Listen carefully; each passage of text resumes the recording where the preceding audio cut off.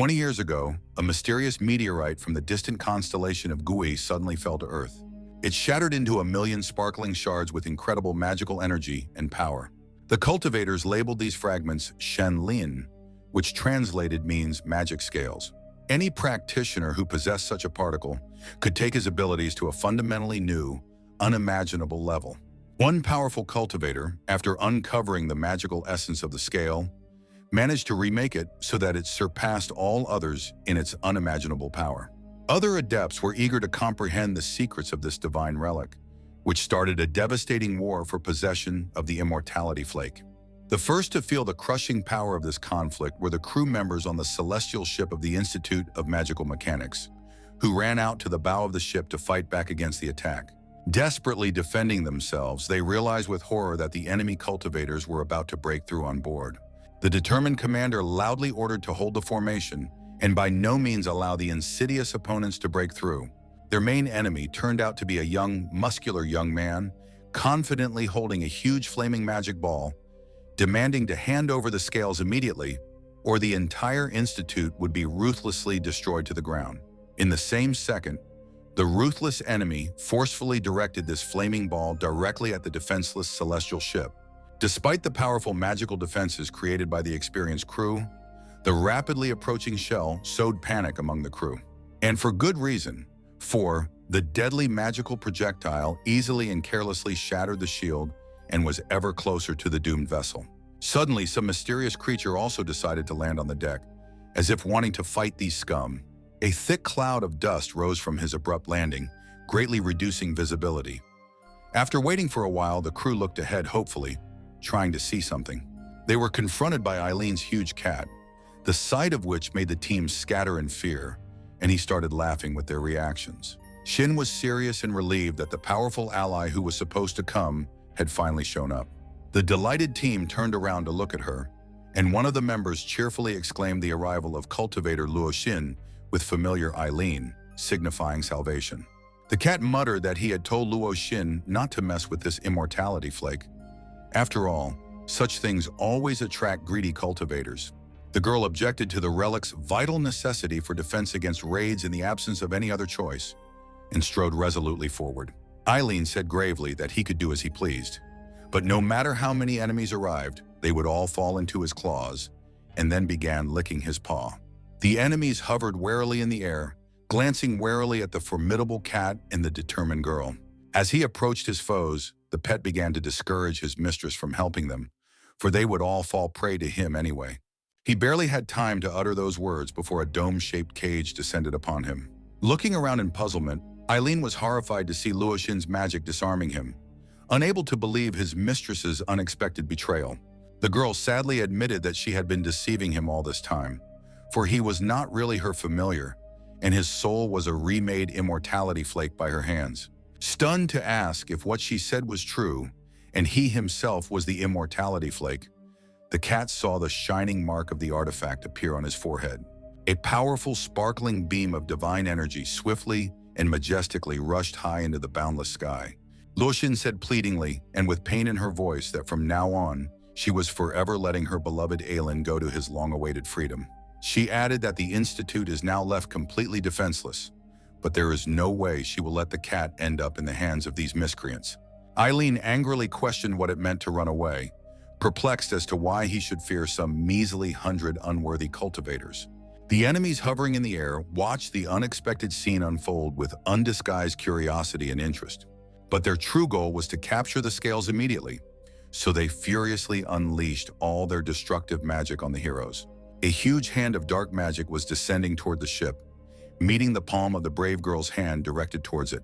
But the enemy's strength was disproportionately superior, and from the monstrous shockwave, the defender collapsed next to the terrified cat. Eileen burst from the cage, feverishly thinking that since Luo Xin had fallen, it meant that the enemies had someone much stronger. With difficulty, the girl stood up and explained that only someone born on a day of pure power could activate the immortality flake. She told the cat to find such a person to become its master and teach it how to properly use the artifact's energy. Luo Xin reminded the pet that only the strength of the scales could resist the heavenly raids. Summarizing that it was up to him, she used magic to decisively send the sturdy cage with the outraged cat into a swift flight.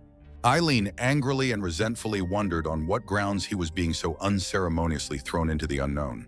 Luoxin cried out about the severed master-familial bond, and that a cat full of energy without a new master should disappear and find that person. Having dealt with Eileen, the girl resolutely prepared to fight the many enemies flying at her with swords. Upon landing, the cat finally freed himself from the constricting magical dome and breathed a sigh of relief. Eileen pondered sorrowfully that his soul was just a remodeled scale, not his true feline essence as he had previously thought. Sitting in the woods and looking wistfully at the city spreading out below, he remembered the girl's parting words over and over again. Realizing he had escaped Luoxin's clutches, Eileen didn't understand why he should be bored and shook his head to put his thoughts in order.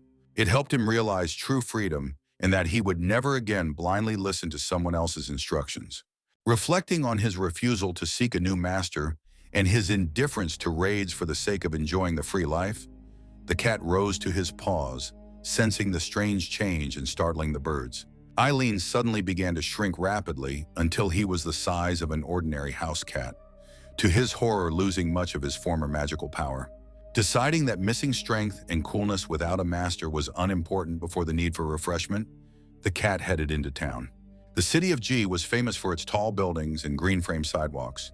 Hualin Temple is not a temple at all, but a street in Beijing selling antiques. The young Chengxuan worked at one of the local shops every day at the same time, not realizing that the familiar routine would soon be shattered. Walking to his place of work, he paid no attention to passers-by, not even to the strangely dressed man. But the stranger turned his attention to the young man when they almost collided. He suddenly grabbed the guy's arm as if intending to stop for a conversation. The man inquired if the odd-looking young man was born on a day of pure power, scrutinizing him closely. Chengxuan abruptly pulled out his hand, mumbling about being late for work due to the rush. Looking at the stranger, the young man thought that although he knew all of Hualin's charlatans, he was seeing this one for the first time, wondering how he knew his date of birth. The man warned of the lad's hard fate, frequent illnesses with the risk of death without a miracle, threatening an unenviable fate if the danger was underestimated. The stranger shouted in an ominous tone, pointing his finger that frivolity to the disease would bring disaster. Without looking back, Chung continued on his way, pondering the strange man's apt guess regarding his frequent ailments. From infancy, the young man suffered from a congenital heart defect, leading a normal life only thanks to medication. After graduating from the medical academy, he could not stand the grueling hospital workload and quit. Chengxuan finally reached his place of work, an old antique shop that held many amazing antiquities.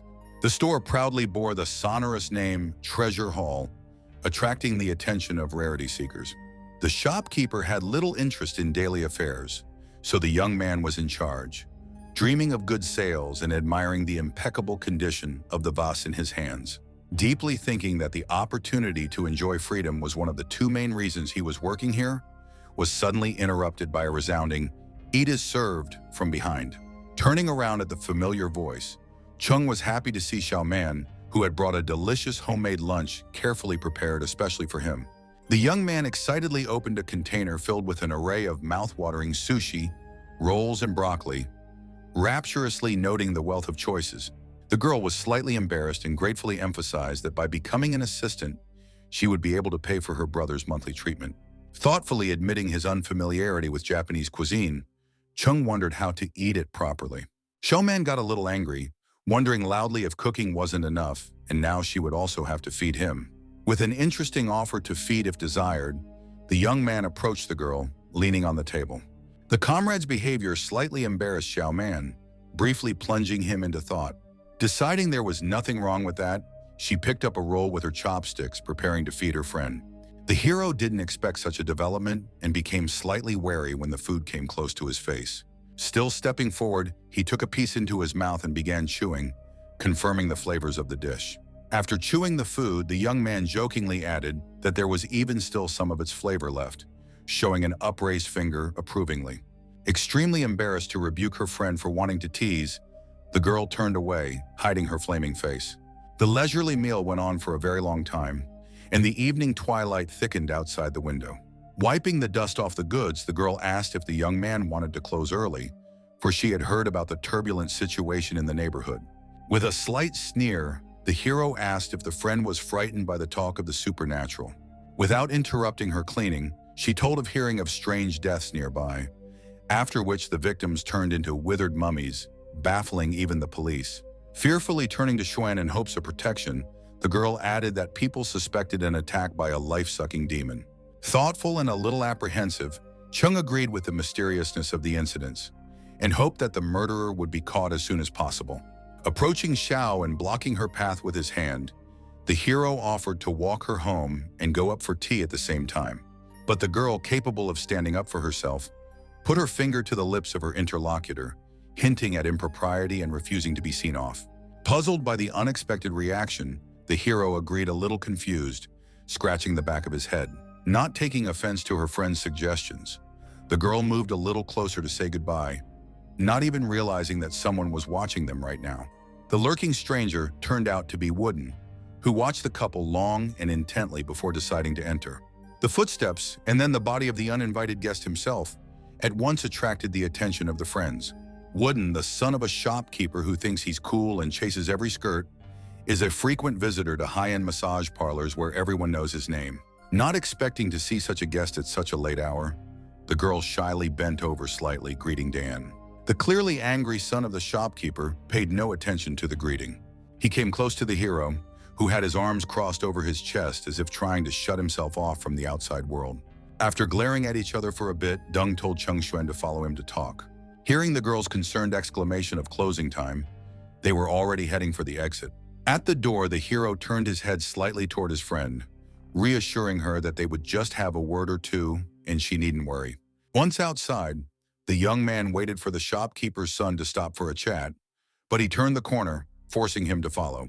Realizing that there was an opportunity to start the plan since Chung had followed him, Dan put 2 fingers up to his mouth, about to emit a whistling sound. This was the signal for 2 accomplices with bats to appear, surrounding Zhuan. The hero was puzzled by the amassed men surrounding him, but he dared to ask what Wooden was up to. With a simultaneous feeling of resentment and anger, Deng wondered if Chung had forgotten the flavor of Xiaoman's food box. Taking the hint, the hero explained that they were just friends and she was grateful for his employment at the shop. Mentally recognizing that nothing would help Wooden's infatuation with the girl, the hero tried to back away from the oncoming thugs.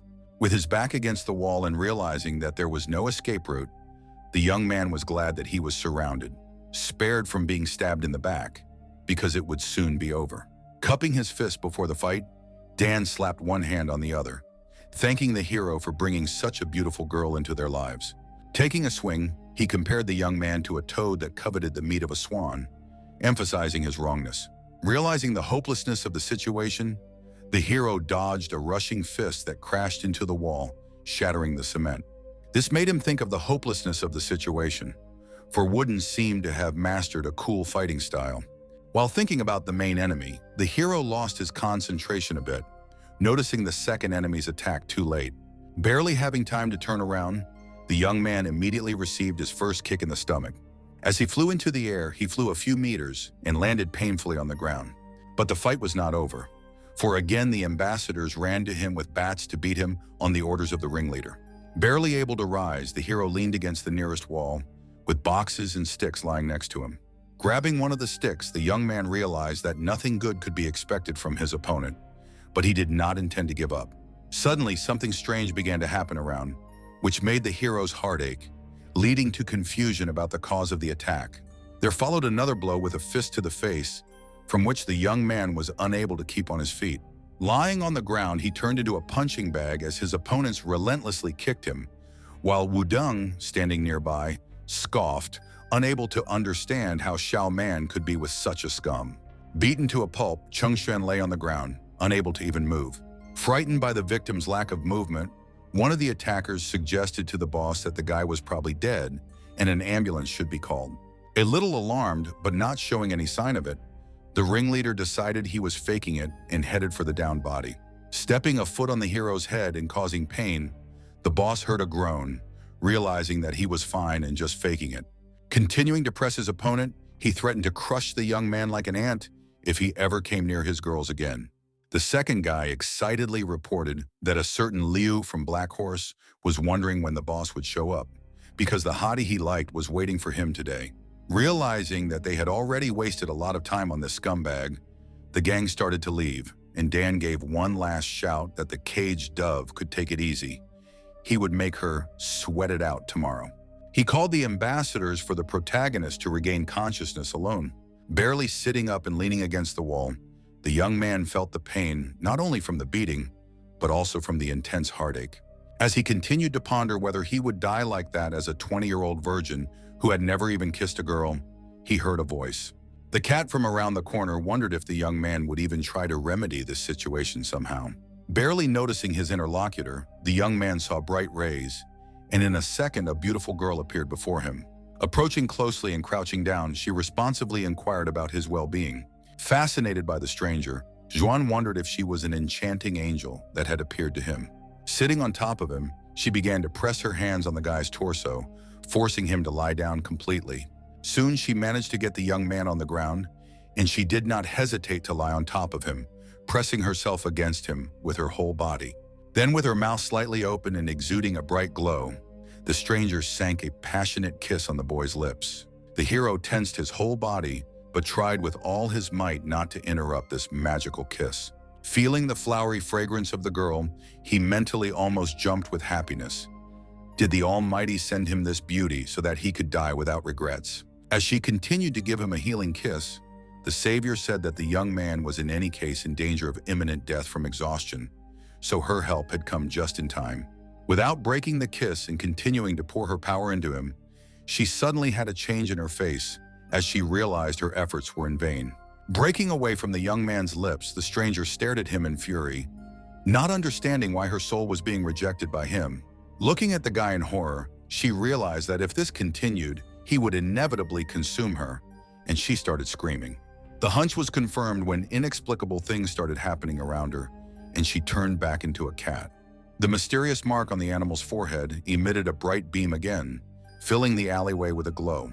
This mystic ray was inevitably directed at Jong, as if attracted by an invisible magical force, enveloping his body.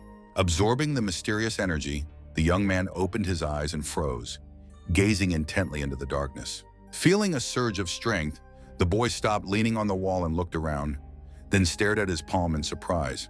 Scratching the back of his head in confusion, he remembered how Wooden's men had brutally beaten him to a pulp, and then a mysterious lovely girl had appeared and kissed him unexpectedly. Jong, trying to comprehend what had happened, pondered the strangeness of the situation. A beautiful girl had suddenly turned into a black cat, and he, against all odds, was still alive. Leaning on his arm and trying to gather his thoughts, he thought that if he'd actually kissed a cat, he'd definitely throw up in disgust. As he was about to make a hasty exit from this creepy alley, he suddenly heard someone nearby exclaim, "I'm the one who's going to be sick!" Turning around with genuine horror and consternation, he was amazed to realize that the black cat actually existed and was even talking, assuming it was some kind of evil spirit. The beast, not hiding his irritation, called his interlocutor an idiot and was already preparing for a swift attack. Eileen swiftly jumped like an enraged predator, but Jong deftly deflected the attack with his hand. Upon landing on the ground, the cat looked extremely displeased with the failed attempt, and his muzzle expressed clear anger at the young man. Wanting to understand the situation, the young man crouched down next to the animal, observing its behavior and next actions. Tailed resented why the guy had touched his soul. After all, he had just recently gained new abilities. Thinking about it, Jong suggested that the person he was talking to might be the assassin from the recent rumors. After examining the boy up close, Eileen realized the man born on the day of pure power he was looking for was in front of him. The astonished young man asked how the cat knew about his birthday, for it was only in the morning that the rogue fortune teller had spoken of it. The animal pondered over Luo Xin's words regarding the immortality scale and the fate that may have brought them together. Eileen gloomed, for he wanted to enjoy a carefree life, not get involved in such stories. Unable to contain his emotions, the cat demanded the return of the stolen soul, letting out a piercing scream. Scratching his ear, Jong replied that he didn't know how to get his soul back, and reminded him that Tailed himself wished for his powers. Eileen realized, now that the scale had chosen a host, he would have to replenish this guy's energy, which didn't make him happy at all. The beast decided to stay until he found a way to get his soul back, and ordered the young man to call him master. The cat threatened Chung that it would swallow his essence at the slightest disobedience, demonstrating its power. The boy was alarmed, but Eileen only laughed as he watched his companion's reaction. Tails explained that their essences were now one, but promised to deal with the young man later. Chung didn't seem to be listening, but he suddenly realized what was being said and fearfully asked if that master was really the master. Now the cat was confused, not understanding what was happening, and stared at the guy in surprise. The young man struggled to make out that his interlocutor appeared to be male, and a drop of sweat rolled down his face. Eileen became indignant, wondering if he didn't need to be respected now, and threatened to retaliate again, releasing his claws. The realization that he had recently been kissed not by a beautiful kitty cat, but by an ordinary cat, caused Chung to have a fit of nausea and disgust. When he came to his senses, the young man decisively grabbed the cat by the scruff of the neck and lifted it to his eye level, scrutinizing its face intently. Chung, barely containing his emotions, asked the cat what he had done wrong to deserve such perfidy. The next moment, the young man was even angrier, demanding an explanation as to why the cat had pretended to be a girl and calling him a pervert. Eileen defensively explained his transformation ability and threatened to eat Chung if he didn't stop being outraged. The hero, unimpressed by the threats, asked the cat why it still hadn't eaten him if it really wanted to do so. Satisfied with his cleverness, the young man let go of the cat, who jumped angrily to the ground, expressing resentment with all his appearance. Eileen, recognizing that he had underestimated the guy, decided not to give up and continue the confrontation, turning his back on Chung in protest.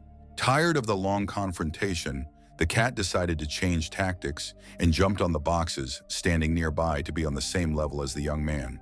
Once atop the makeshift tower, Eileen explained his actions by wanting to fulfill a virgin's dream before he died, once again demanding his soul back.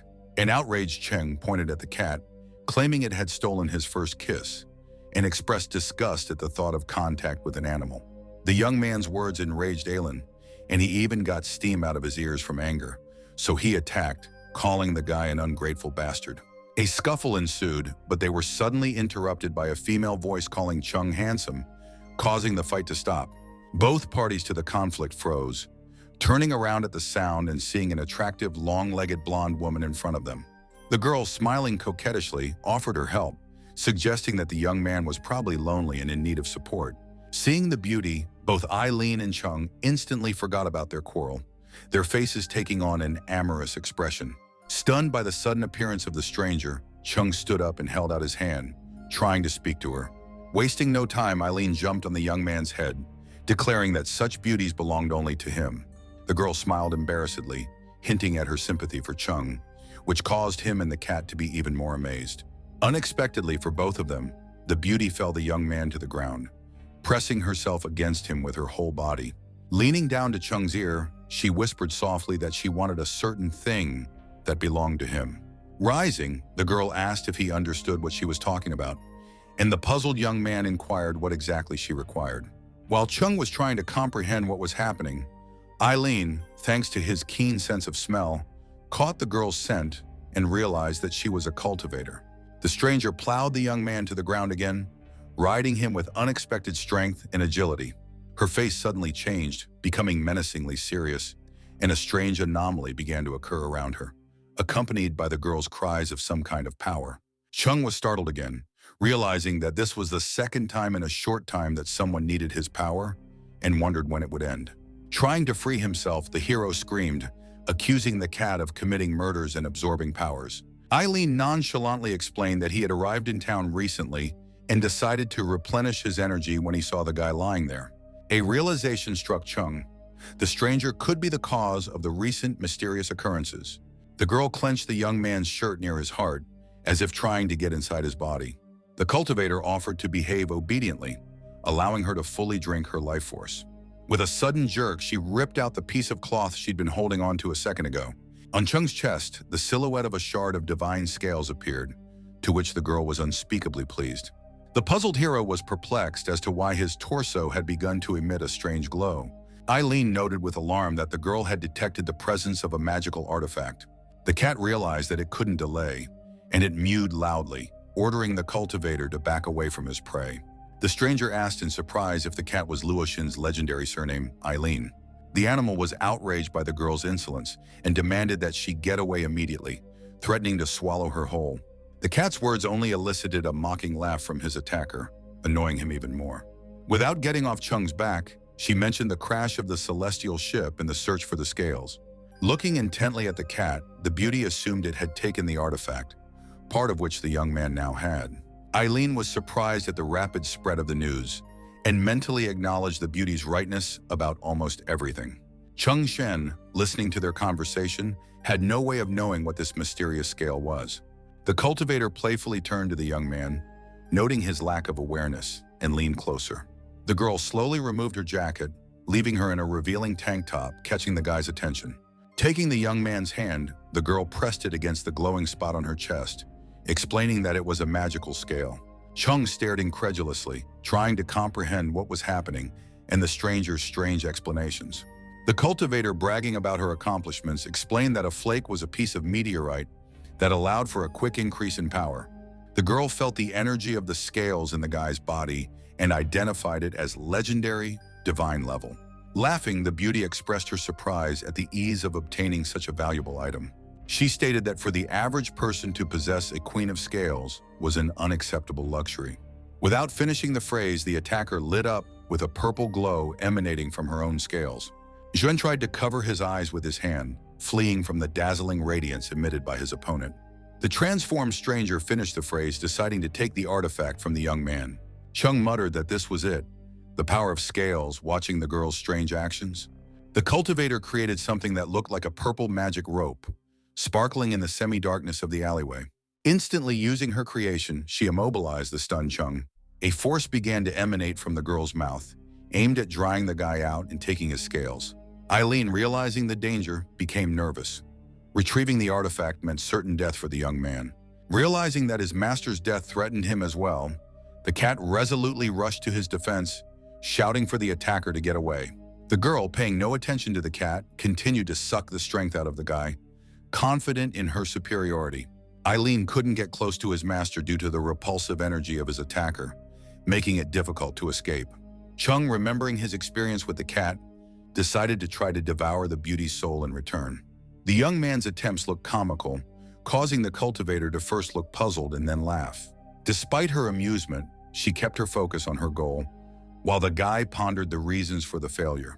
Feeling exhausted, Chung remembered the stranger's words of the morning about the inevitability of fate.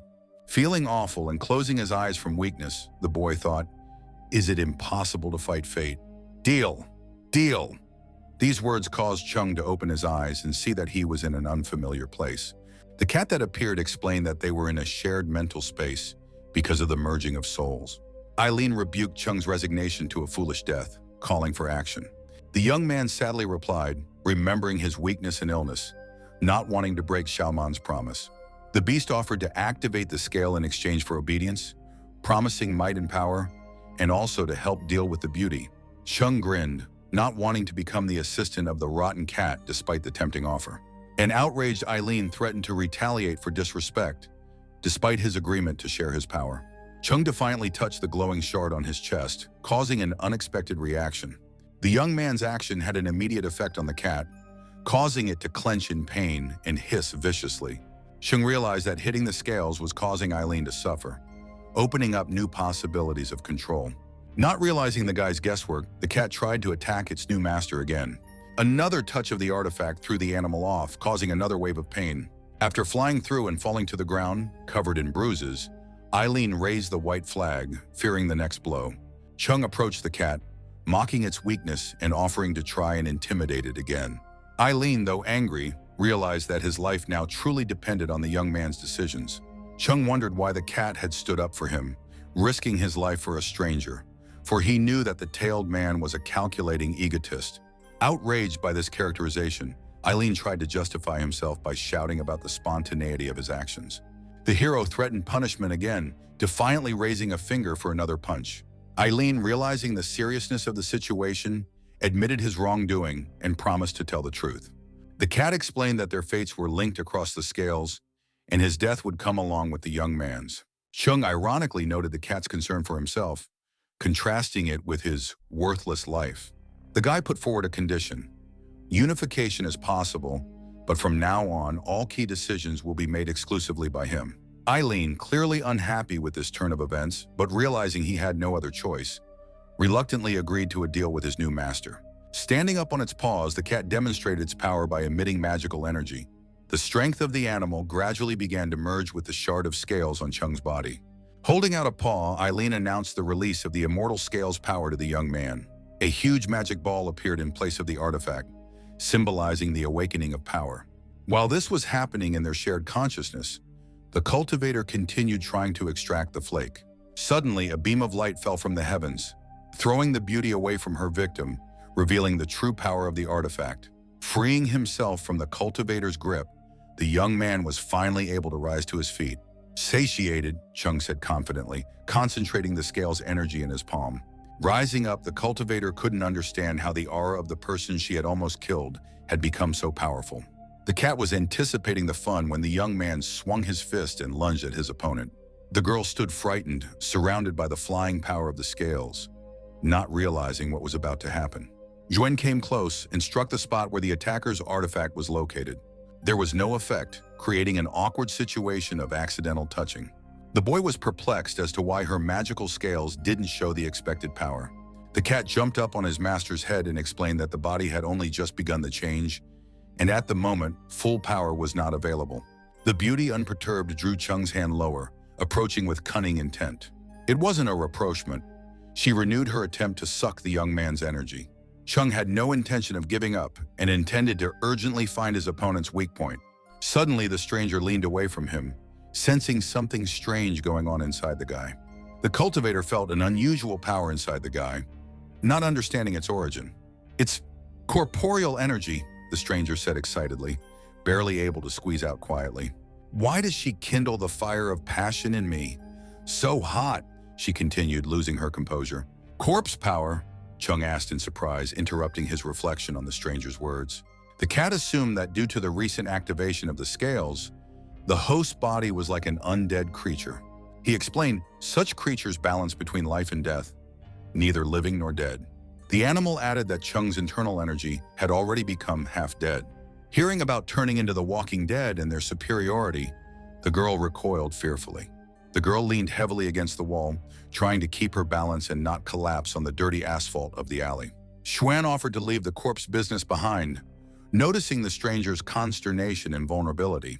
Satisfied with himself, he approached and sarcastically asked if she had gotten sick after satiating his power.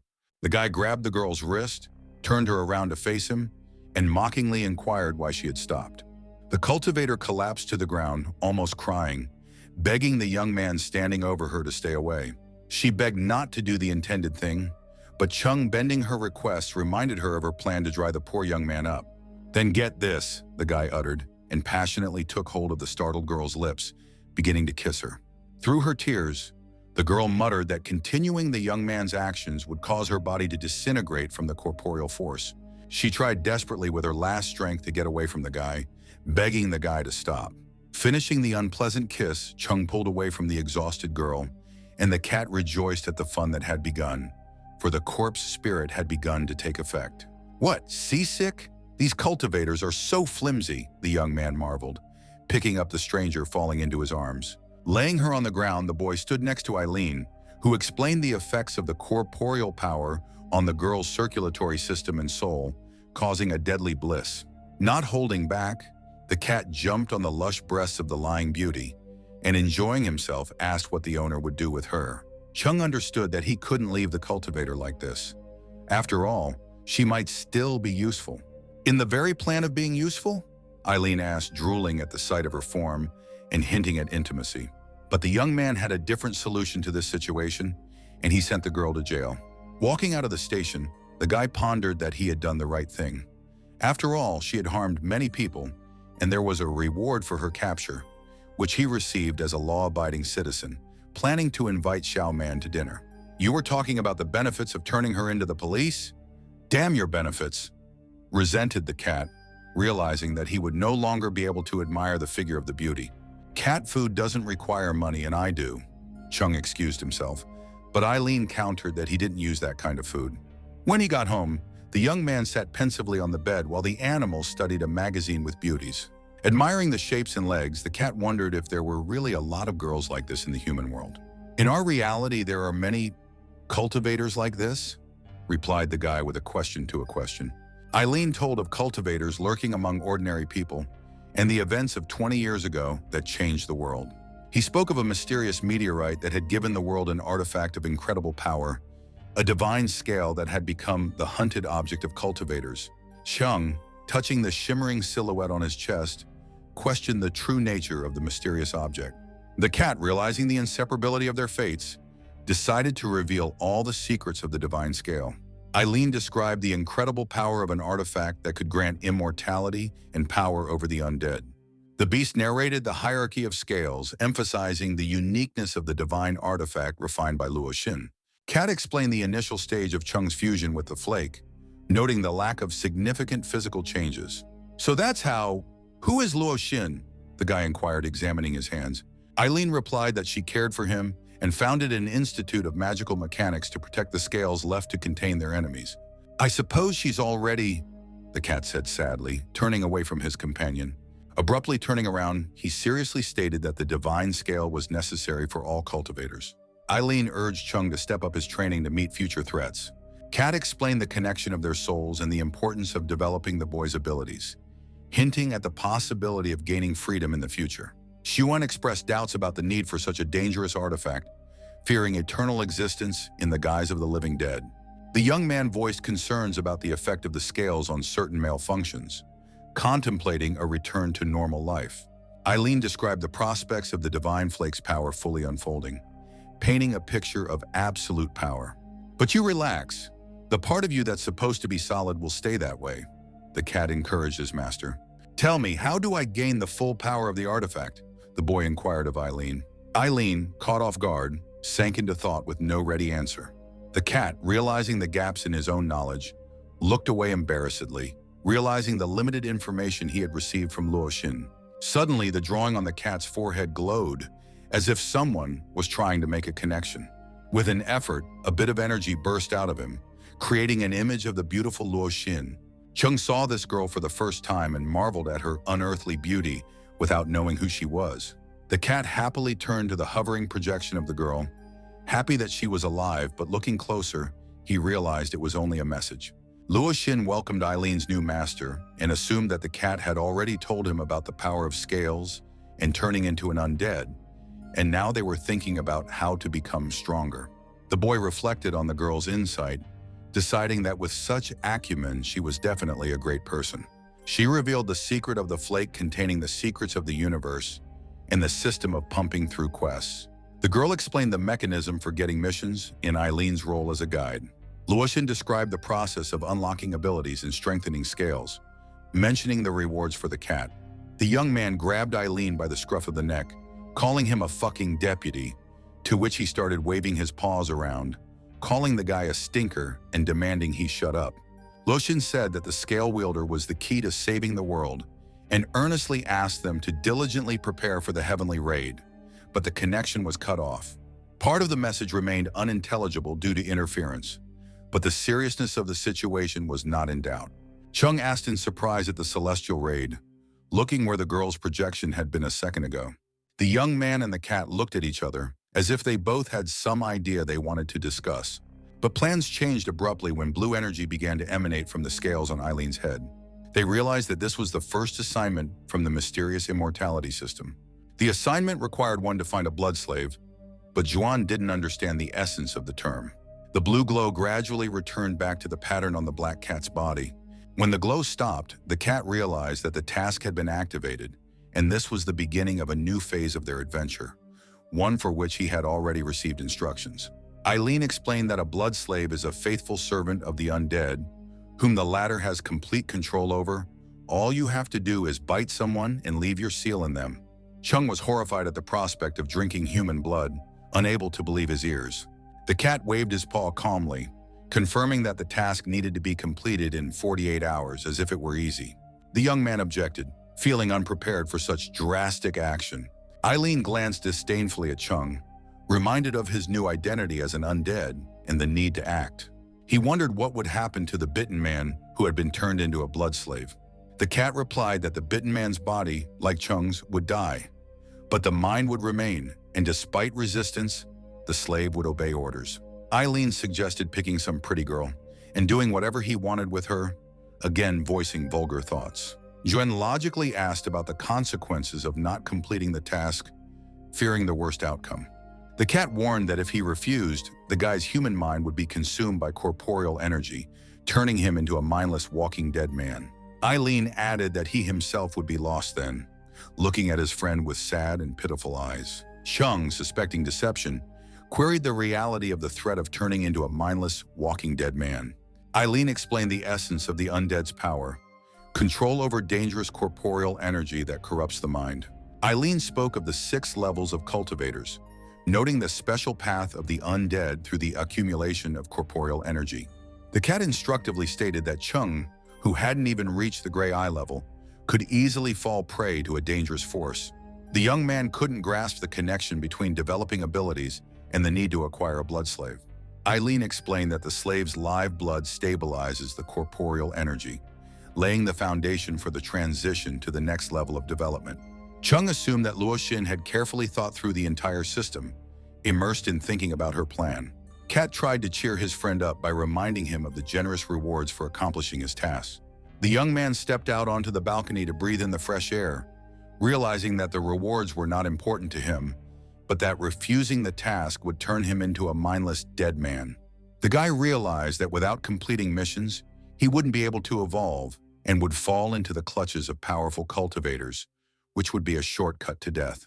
Clenching his fist, Jong decided to move forward despite all the fears and doubts plaguing his mind. Suddenly, his attention was drawn to the distinctly audible voices coming from the neighboring houses. As he listened, the young man could make out the crying of a child asking his mother for a new toy. The guy was surprised that he could hear people talking from miles away and could see their faces, realizing the improvement in abilities after the transformation. But suddenly he heard a call for help. Jong determined that the cry for help was coming from the 10th floor of a neighboring building. Not only could the young man hear better, but he could determine location by sound, remembering the cat's words about entry level and rejoicing at the progress. The boy wondered how cool he would become with constant training and climbed onto the balcony railing, ready to leap forward and test his body's new capabilities. Eileen jumped out onto the balcony, frightened and angry, and asked what his reckless friend was up to again. Jong, balancing on the railing, replied that he was going to rescue a man in need of help. The boy advised him not to worry about nothing and get on with the task at hand, but Eileen jumped on top of him and they rushed down together. When they reached their goal, they stopped at the window, behind which they saw a girl who had just gotten out of the shower. The friends involuntarily lingered, gazing intently at the stranger through the glass, forgetting for a moment their mission. They all looked inside as well, not believing that the scumbags had decided to rob the girl while she was in the shower.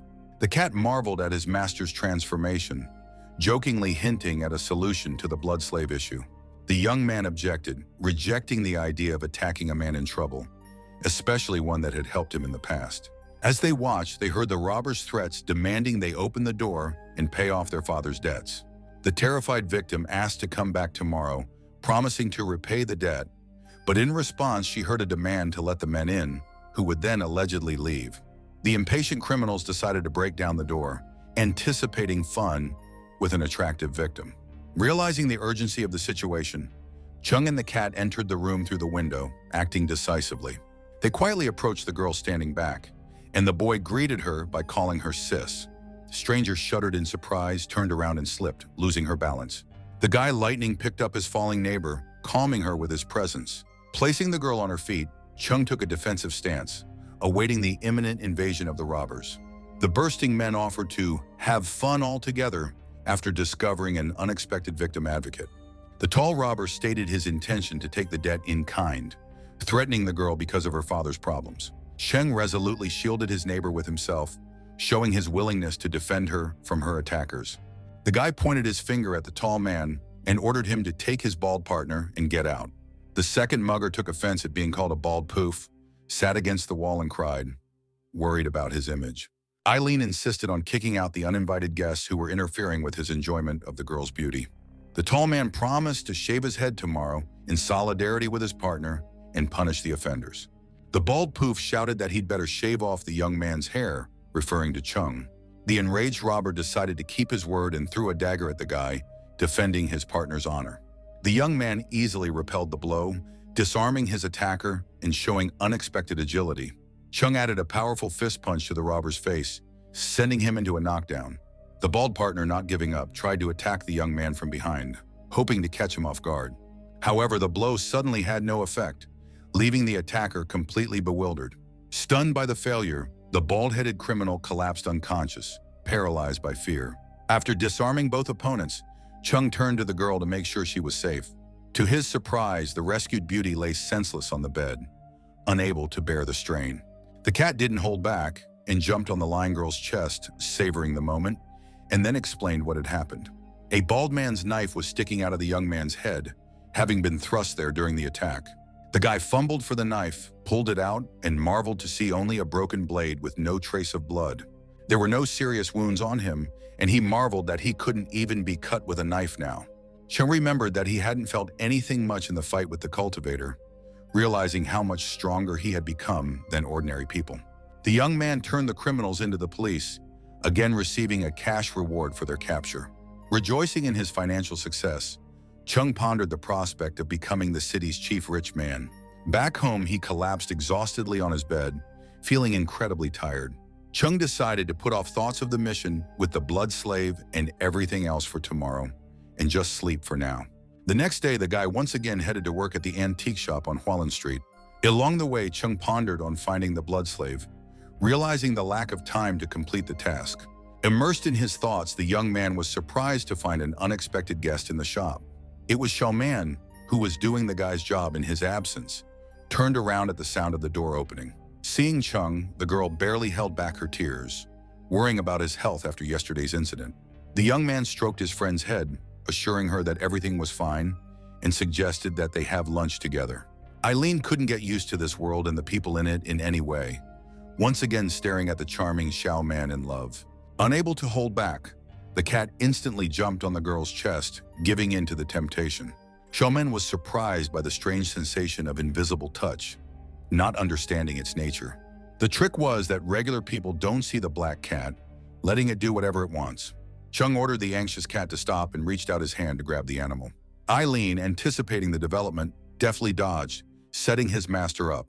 The cat knew the guy wouldn't stop his hand in time and would touch the girl's chest, creating an awkward situation. Realizing what had happened, Chung abruptly jerked his hand away, blushing with embarrassment.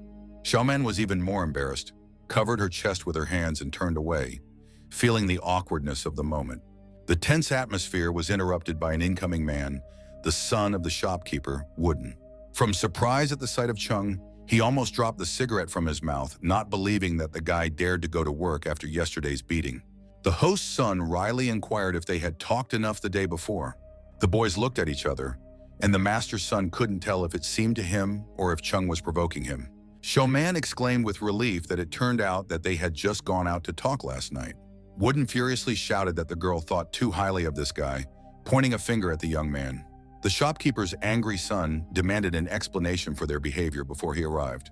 Xiaoman started to make excuses that Chung had just carelessly gotten too close to her. In a fit of rage, Wooden punched the girl in the face, ordering her to get out. The impact caused her legs to give out, and Xiaoman started to fall, but the young man picked her up from behind and tried to calm her down. The son of the shopkeeper rudely demanded to name the amount of money for which the girl would sleep with him, showing complete disrespect. Chung tried to intercede for his friend, not tolerating disrespect for the weaker sex. The cat sitting on the young man's shoulder whispered that since his opponent didn't respect girls, he would have to kill him. Wudeng knew that Xiaoman was moonlighting to pay for his brother's treatment, and threatened that one call from him and the guy wouldn't be admitted to any hospital in the city. Realizing the seriousness of the situation, the girl almost cried, begging not to fire her and explaining that she needed money. Chung interrupted the tense situation by spectacularly tossing 2 weighty wads of bills onto the table. The young man proudly declared that Xiaoman no longer needed Wuding's financial help. The girl, barely containing her emotions, took the money and quietly inquired as to its origin. Chung explained that he had recently earned money and urged his girlfriend to pay the bills without going after the creep. The shopkeeper's son shouted if the young man was looking for death and swung his fist. Wooden approached so quickly that the lad had no time to notice when his opponent's fist struck him forcefully in the chest. The friend cried out in horror, realizing that such a blow would have dire consequences. But Chung stood firm, without the slightest sign of pain on his face, remembering the recent incident with the knife in his head. The guy declared that his strength far surpassed that of Wooden, since even a blade couldn't pierce through his skin. The master's son cried out in pain, as if he had hit a piece of iron with his fist, not realizing what was happening. Concerned, Xiaoman ran up to her friend, scrutinizing the impact site and asking about her well-being. Chung confidently declared himself in excellent condition, hinting at Wooden's obvious problems. Eileen materialized on Chung's shoulder and praised his master approvingly for teaching the disrespectful Wooden a lesson. The insulted son of the shopkeeper, enduring the pain in his injured arm, threatened a violent retribution for the humiliation. As he left, Wooden shouted that Chung would be kicked out and let Xiaoman wait for his brother to be kicked out of the hospital. Showing extreme indignation and hurt ego, he slammed the door shut with a clatter, shaking the walls of the shop. Chung, without losing his composure, confidently declared his ability to deal with any intrigues of the master's son. Repeating his abuser's name, the young man suddenly came up with a brilliant plan to humiliate Wooden, anticipating his submission. The Black Horse brothel, located in the suburbs, had a special status, attracting unusual visitors. Chung, who was standing on a knoll, was preparing to be the next visitor to this establishment. The young man remembered that yesterday, when Dan's friends were fighting with him, Wooden had mentioned today's visit here. This place was heavily guarded, and the search for Wooden could take longer, and failure of the mission before midnight threatened big trouble. The guy reassured that he's been here delivering food, knows the setting, and the VIPs have private rooms. The main thing is to get in. Looking at the guards, the cat doubted it would be easy to break through, marveling at the secrecy of an ordinary brothel. Chung explained that it is a gathering place for criminal elements where many illegal transactions are made. The young man realized the necessity of carefully guarding such a dubious establishment from prying eyes. Cameras and alarms can be bypassed, but there are power grids inside that can fry a mere human. The cat was a little startled to hear of the difficulty and inquired as to the reason for their visit to such a dangerous place. Chung explained that he didn't want to do something stupid and scare Xiaoman to death, so he chose this place. Eileen persisted in expressing doubts about the young man's ability to overcome the high electric fence. Chung, resolutely not listening to the cautions, confidently touched the metal net and started jumping over it. After landing and letting go of the cat, Chung and his ponytail moved forward with a confident gait, leaving the obstacle behind. The unexpected jump caused a noticeable power surge, and the vigilant guards immediately went to check the perimeter. The hastily arrived guard looked around carefully, but found no one, and assumed that the intruder must have been electrocuted. Hidden in the bushes, Chung heard the guard's words and decided to take advantage of the moment when the guards would be distracted by the alarm going off. The cat had almost forgotten that his master had become an undead whose resistance to shock had increased, and was surprised that he had researched his immunity to electricity for penetration. The impressed cat sincerely admired the young man's incredible ingenuity in the unconventional application of his newly acquired, unique talents. Inside the luxurious building, there was a festive buzz of excitement. Many smartly dressed, elegant guests were noisily gathered for some festive event. Xuan slipped inside with ease and blended in with the crowd, going completely unnoticed by the surrounding people. Taking a glass of wine from the waiter, the cautious fellow leisurely began to look around carefully, scrutinizing the unfamiliar surroundings. While the young man was scouting the situation, the cat was jumping on the chest of every girl he met. Having completed his important mission, a satisfied Eileen headed towards his master. They continued their search outside, and the guy said there was a room reserved for Wooden in a small building on the second floor. Since only he had access, the friends decided to sneak in to find their adversary. Seeing the burning light in the room from the balcony, the guy assumed the wanted man was inside. Knowing that Dan gets drunk every time and spends the whole night there, they decided to attack while he was drunk to save their strength and make him a blood slave. As they approached the bed where someone was lying under a blanket, the friends realized they needed to act quickly to avoid trouble.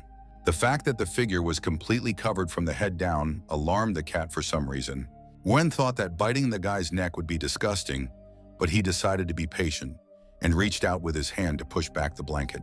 A sudden knock at the door, which turned out to be a maid coming to clean up, did not please the hero, who feared Wooden's awakening. Acting lightning fast, Chung pulled down the blanket while the puzzled cat tried to figure out the source of the woman's scent. Without looking at his victim, the young man sank his fangs into the bound girl's neck, hurrying to finish what he had planned. The stranger felt a corporeal force invade her body, inducing a strange bliss. Realizing the mistake, Chung tried to loosen his grip, but he could feel his strength already flowing into the girl. The young man realized with horror that he had attacked the wrong person, but it was too late to change anything. Weakened by the unpleasant sensations, the girl fainted and collapsed in the hands of the confused Chung. Untangling the ropes she was bound with, Chung laid the girl on the bed, upset that he had bitten the wrong one in his haste. Looking at the victim, Chung was perplexed as to why the bite had affected the girl so quickly and severely. Eileen took advantage of the moment and jumped on the beauty's chest and explained the beginning of her transformation into a blood slave. The young man was surprised at the speed of the process, for he only touched the stranger's neck for a moment. The cat explained the power of the forces of the undead, adding that the girl would soon be completely under Chung's control. After waking up, the stranger slowly stood up and started moving towards the stunned Xuan. Coming up close, she looked at him with loving eyes and said, "Master." Eileen went on to explain that before the transformation was complete, the corporeal powers could cause her to become extremely eager, and she was not herself right now. The young man did not like this behavior and ordered the stranger to stop immediately. The girl got down on one knee and obediently said, "Yes, master." Looking at this scene, the cat explained that this was the master's absolute control over the blood slave, who even after retaining his mind and memory, was unable to resist orders. The boy wondered what would have happened if he had bitten Wooden, and imagined the shopkeeper's son reaching out to kiss him. Such thoughts made Chung feel nauseous and gagging, but he quickly pulled himself together. Once again looking at the beauty sitting on the floor, the young man realized that no one could stand against such beauty. The cat assumed that the process of becoming a blood slave was long enough that the girl would be in that state for some time yet. But suddenly the stranger came to her senses, looked sharply at her hands and position, not realizing what had happened. Surprised to awaken so quickly, Eileen assumed that the transformation was about to be completed. The girl mumbled that she felt hot and strange, feeling bliss throughout her body. The cat explained that the shorter the transformation process, the more the body is suited for corporeal forces, and this beauty had the gorgeous natural data for becoming a blood slave. Coming to her senses, the stranger wondered why the cat kept talking and decided it was a hallucination. Eileen couldn't believe what was happening, because if the girl could see him, then she had already become a true blood slave. Still not realizing what was going on, the stranger tried to stand up, but from lack of balance, she slumped against the wall. Gathering her strength, she moved away from the wall, pointed her finger at the young man, and asked who they were and what they were going to do to her. Chung introduced himself, assuring her that he was not a bad man, and asked the girl not to be afraid, blocking her path with his hand. The stranger started yelling that she wasn't afraid of anyone, and demanded an explanation as to what a not a bad person was doing here. She was confused as to why her heart was racing like that as she looked at the guy, not realizing what was happening to her. Chung explained that he was looking for Wooden and was just about to ask the girl about her identity. Frightened upon hearing Dan's name, the stranger recounted her abduction and wondered if Chung was an accomplice. Quickly realizing what Wooden wanted to do with the stranger, the boy concluded why she was in his room. He asked the girl to relax, assuring her that they were not on the side of her kidnappers. The stranger questioned why she should believe Chung, claiming that he had definitely done something to her. She complained of a strange feeling in her body, not realizing what was going on. The young man embarrassedly scratched the back of his head, averting his gaze, and said that it was an accident that was hard to explain right now. The girl shouted that she didn't care about accidents and demanded they let her go immediately or they would get into big trouble. Frightened by this insistence, Chung met his eyes with the cat, determined to teach the insolent blood slave a lesson for speaking inappropriately to his master. Suddenly, Wooden burst into the room, surprised by the presence of intruders. The girl, glancing unhappily at the entrant, asked, "Wooden?" Clearly intending to deal with him. When he saw the young man, the shopkeeper's son asked in surprise how he had come to be here. Chung told the stranger to hide behind his back with a pointing tone, realizing that a fight was about to break out. She obeyed and took a few steps back, but instead of just standing, she dropped to a knee. The girl didn't understand why her body was obeying the guy's orders, and she couldn't resist, but she decided to trust Chung if he was trying to protect her. Wooden said mockingly that they had apparently decided to play slave and master and accused the young man of taking his women away again. Deng shouted out that Chen Xuan would definitely not get away with such behavior today. Chung calmly released his neck, pulled back the tie, and declared that they would see who was who yet. Eileen, who had jumped onto his master's shoulder, advised caution, for there was a strange odor emanating from Wooden, with a strong tang of blood that hinted at trouble. Dan shouted that anyone who touched a girl he hadn't yet had fun with deserved to die, and punched the young man in the chest with all his might. But Chung managed to put up a block, and the blow had no effect, leaving the guy unharmed. Wooden noted with annoyance that he'd let the guy go in the store that morning for nothing, jumped high and swung his leg. Continuing to accuse his opponent of constant provocation, the shopkeeper's son tried to throw a punch, but Chung easily dodged. Having landed without managing to hurt the young man, Dan became angry and, after briefly thinking, decided to continue the onslaught. He struck a sharp and hard blow to the same place he had struck earlier with his fist, hoping for success. The punch was really powerful, throwing the guy back, and Chung noted his opponent's good knowledge of kung fu, making it difficult to fight him. Seeing his superiority, Wooden laughed and asked if the young man wanted heart trouble again, promising to follow through this time. Flying back to the wall that stopped his movement, Juan listened carefully to his opponent's words and only laughed at what was said. The young man ironically offered not to hold back and fulfill his promise to break 3-4 ribs with his fist. Despite trying to look tough, the shopkeeper's son was also having a hard time, and he assumed that his opponent had mastered the cruel qigong.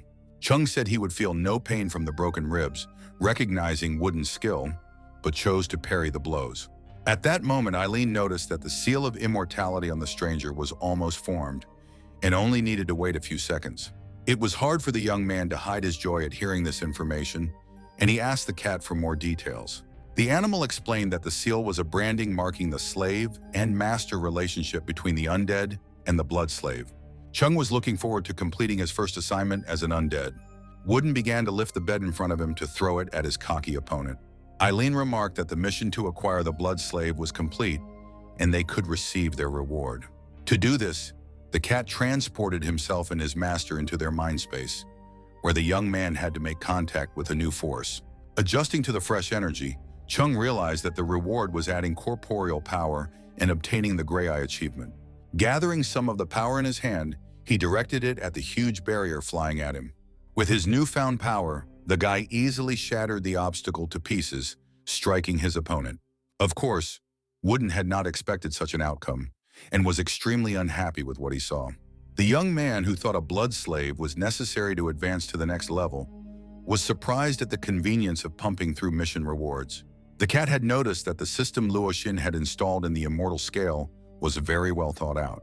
Chung couldn't be happy to learn that there were other rewards besides leveling up. Dan had promised to show the guy real fear and a rage, not even giving him a glimpse of his real power. He vowed to wipe the young man into powder, not giving him even a chance to escape.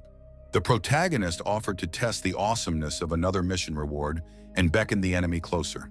Among the honors were Dark Chimera from the Finger and the Book of Acupuncture, empowering new possibilities. As the shopkeeper's son began to fan out to attack, the young man decided to use the Dark Chimera he had just obtained. After running a bit and getting closer, Dan stopped and Chung put his finger forward and ordered the chimera to appear. As it happened, the guy's fingers were a few centimeters away from the face of his opponent, who didn't realize what was happening. Wooden simply chose to strike his fist at his opponent's protruding fingers without realizing the danger. At the touch, the chimera moved from Chung's finger to Dan's hand, coiling around it like a boa constrictor. It didn't end there. The creature had the intimidating face of a cobra, terrifying the shopkeeper's son. Wooden complained that his arm was numb from the insidious thing, not knowing how to resist it. The young man noted that the Dark Finger Chimera was an excellent fighting technique and decided to maximize the powers he had gained. The young man admired the thoughtfulness of the rewards for the tasks Luoshin had prepared, confident that he would become even stronger thanks to such a system, and pointed 2 fingers forward.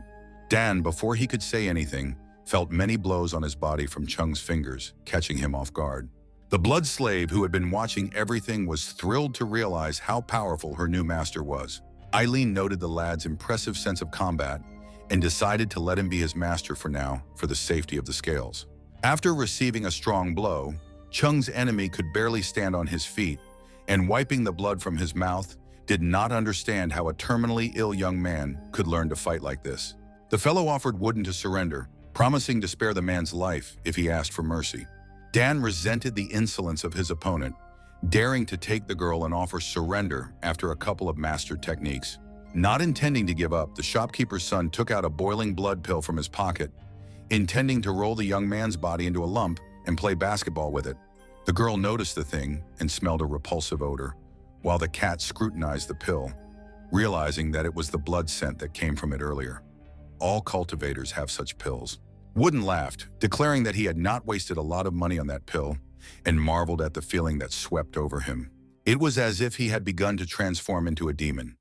With burning red eyes, he moved towards Chung Xuan, asking if he was willing to become a ball. Eileen anxiously noted that by taking this pill, the opponent had ignited his life force and triggered its eruption, becoming as powerful as a foundation-level cultivator. Wooden, still laughing, declared that the young man was finished, and once again swung his hand, from which red-colored life force was erupting. But the protagonist again managed to avoid the blow by deftly dodging at the last moment. Once behind his opponent's back, Chung wondered if the foundation level was really the same as his gray eye level. The opponents have been exchanging blows, but so far to no avail, failing to do any significant damage to each other. Then the young man decided to win the fight not by force, but by cunning, striking at the Tanjun point, the plexus of the arteries, to cause paralysis of the body. This made Wooden laugh even more, asking if the naive young man really thought such a thing would work. Not only did the plexus punch not help, but it allowed Wooden to be too close to Chung to unleash his power on him. The cat shouted loudly that the dark chimera from the young man's finger was still at the initial level of pumping and couldn't close the opponent's acupuncture point. Watching the battle, the frightened stranger realized that it was impossible to lose, and the closest chance for salvation would come only if her new master gained the upper hand. After dodging another blow, Xuan felt a surge of strength and joy after realizing something important. He realized that in order to win and save his own life, he needed to focus the strength of his entire body. The opponents once again made contact with their hands, clashing their different energies and powers. The clash threw the opponents apart due to the significant difference in skill. The shockwave threw even the black cat, who was watching the fight, back against the wall. The young man realized that Dan's abilities had increased significantly, and things were not going well right now, for they were not inferior to each other. Dan, chuckling, stated that he hadn't expected such a benefit from the pill he'd gotten from Lu. Chung enviously noted that the blood pill increased his opponent's strength and restrained the strikes on the acupuncture points. Wooden shouted for the guy to say goodbye to his life and fist-bumped him. Showing agility, the guy easily dodged the impending blow once again. He began circling around his opponent, taunting him and throwing punches in unexpected places. Recognizing the tactic, Dan turned around and tried to block the guy's path with a sharp movement of his arm. However, Chung once again showed agility, dodging the targeted attack. Angry that the hero had avoided the attack, Wooden felt the young man's hand touch his back, realizing that the dark chimera was about to appear. The cat shouted, reminding him that the guy's strength wouldn't be enough to cover his opponent's acupuncture point. Ignoring Eileen's advice, Chung continued to fight, trying to provoke and annoy his opponent. The shopkeeper's son, about to strike again, suddenly felt a sharp pain and nausea in his stomach. The urge was so strong that Wooden instantly vomited. Along with the vomit, a pill also fell out of his stomach, which Chung immediately crushed with his foot. Seeing the bewilderment in his opponent's eyes, the young man explained that he had changed tactics and cleared his points. The guy solemnly announced that he had helped Dan improve his stomach function tenfold, causing the pill to come out naturally. Eileen opened his mouth in amazement, unaware of this use of pressing the dots, and the stranger rejoiced at Chung's victory. Trying to stand up, Wooden declared his willingness to continue the fight even without the magic pill. But suddenly he felt intense heat and pleasure throughout his body, not realizing what was happening. Dan, falling to the floor in bliss, admitted that he had overestimated his own strength and underestimated the young man's skill in affecting the points. The cat praised his master enthusiastically, noting that the enemy was now unlikely to be able to do anything about it. Chung explained that he didn't want to put Wooden in this state, but the dark chimera was his only technique. Eileen advised the guy to diligently complete his assignments to learn more techniques and rebuked him for almost being overcome by a common drug addict. The young man laughingly asked if the cat really thought he could lose, and assured him that an iron-headed man like Dan couldn't beat him. No sooner had Chung taken a couple steps toward the exit than guards burst into the room. The boy resolutely covered the blood slave with himself and prepared to put his skills to use in a new confrontation. With perfect handling techniques, he had the men on the floor in a second, preventing them from leaving the room. Realizing the path was clear, the young man threw the screaming stranger onto his shoulder, ordering her to be quiet. The girl resented the prohibition to speak, starting to get angry at her unexpected savior. Chung went outside carrying the stranger on one shoulder, the cat on the other, and dragging the defeated Woden by the leg with his other hand. Dan's capture was no accident. There was another important unfinished business ahead. To get away from there quickly, the fugitives stole Dan's car, not wanting to waste time. They tied up Woden himself and threw him into the back passenger seat, immobilizing his opponent. They drove in silence for a while, but suddenly the stranger mumbled, "Thank you," and turned away from the window a little irritably. The young man behind the wheel glanced in her direction and said that he had originally gone there to see the son of the shopkeeper. He asked if the girl was afraid of revenge, since Dan had even dared to kidnap her. The guy's question turned her companion as if into an enraged demon, and she screamed that she wasn't afraid of anything. The stranger vehemently declared that their family would not let Woden go alive if he dared to retaliate against her. Chung looked at the girl again and asked again if she was a member of the Xia family, the most powerful financial group in the city. Realizing that the young man had guessed, the companion introduced herself as the daughter of the president of Lingxia Corporation, Xia Shan, named Xia Yi.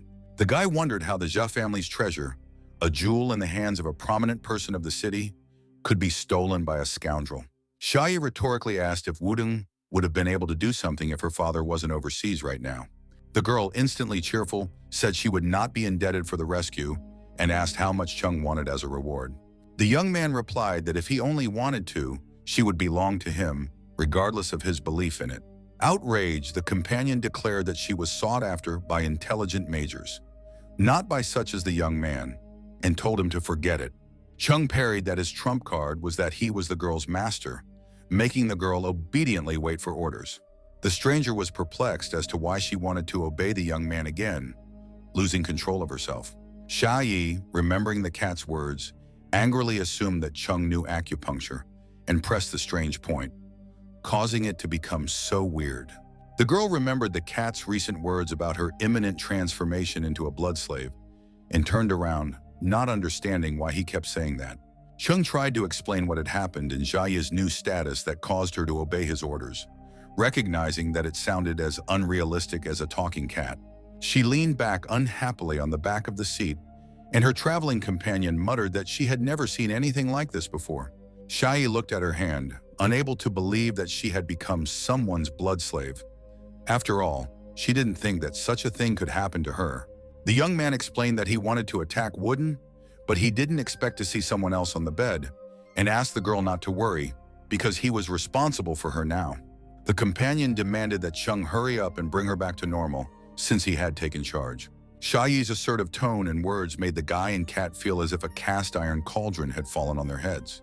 The young man summoned Eileen, who had jumped on his shoulder, and asked if there was any way to break the seal, for it was his mistake. The animal began to explain that it was impossible to break the seal, and while he understood his master's self-condemnation, the bite of the wrong person had turned out to be a good thing. The cat asked his master if he would like Wuding to hit on him, and they shuddered together as they imagined him kissing Chung. Eileen concluded that Xia Yi would still be better in the role of a blood slave than a shopkeeper's son. The animal remembered the words of the past mistress about the heavenly will and advised the girl to trust fate, since she was destined to become a slave of this scoundrel.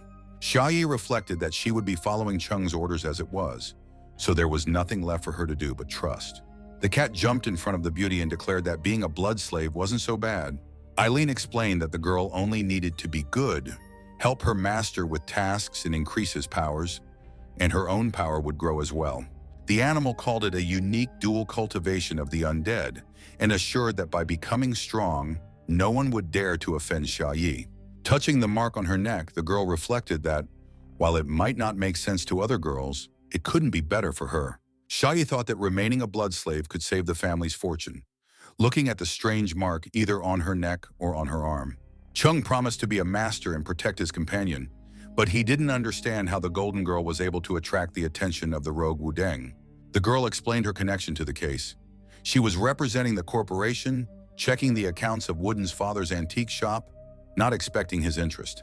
The young man was surprised to learn that the shop he works at belongs to Xia Yi's family. The traveling companion said in disgust that the creep wanted to get close to her, to suckle on her family's wealth, and turned to look at the scumbag lying behind her. Chung noted happily that he had luckily gotten there in time to prevent Wooden from hurting the girl. The cat jumped on the lying guy, preparing to disembowel him for trying to hurt Xia Yi.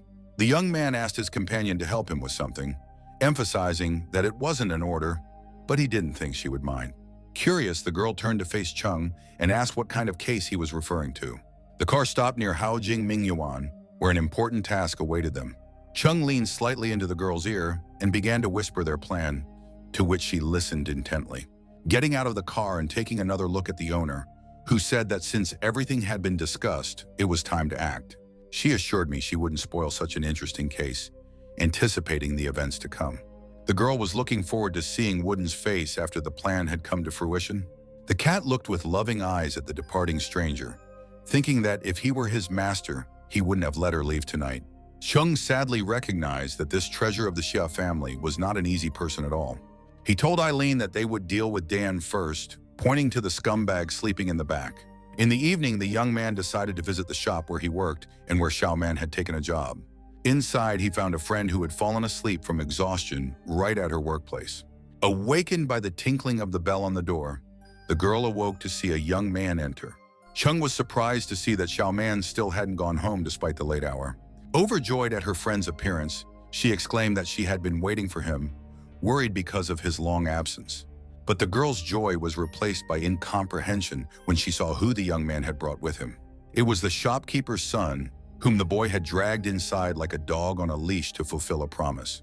Part of the plan was also to find an abandoned building for the intended cause, which they successfully managed.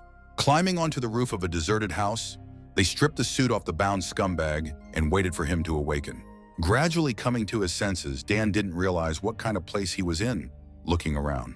To bring the captive to his senses faster and to punish him at the same time, the cat decided to improvise and hit him between his legs with all his might.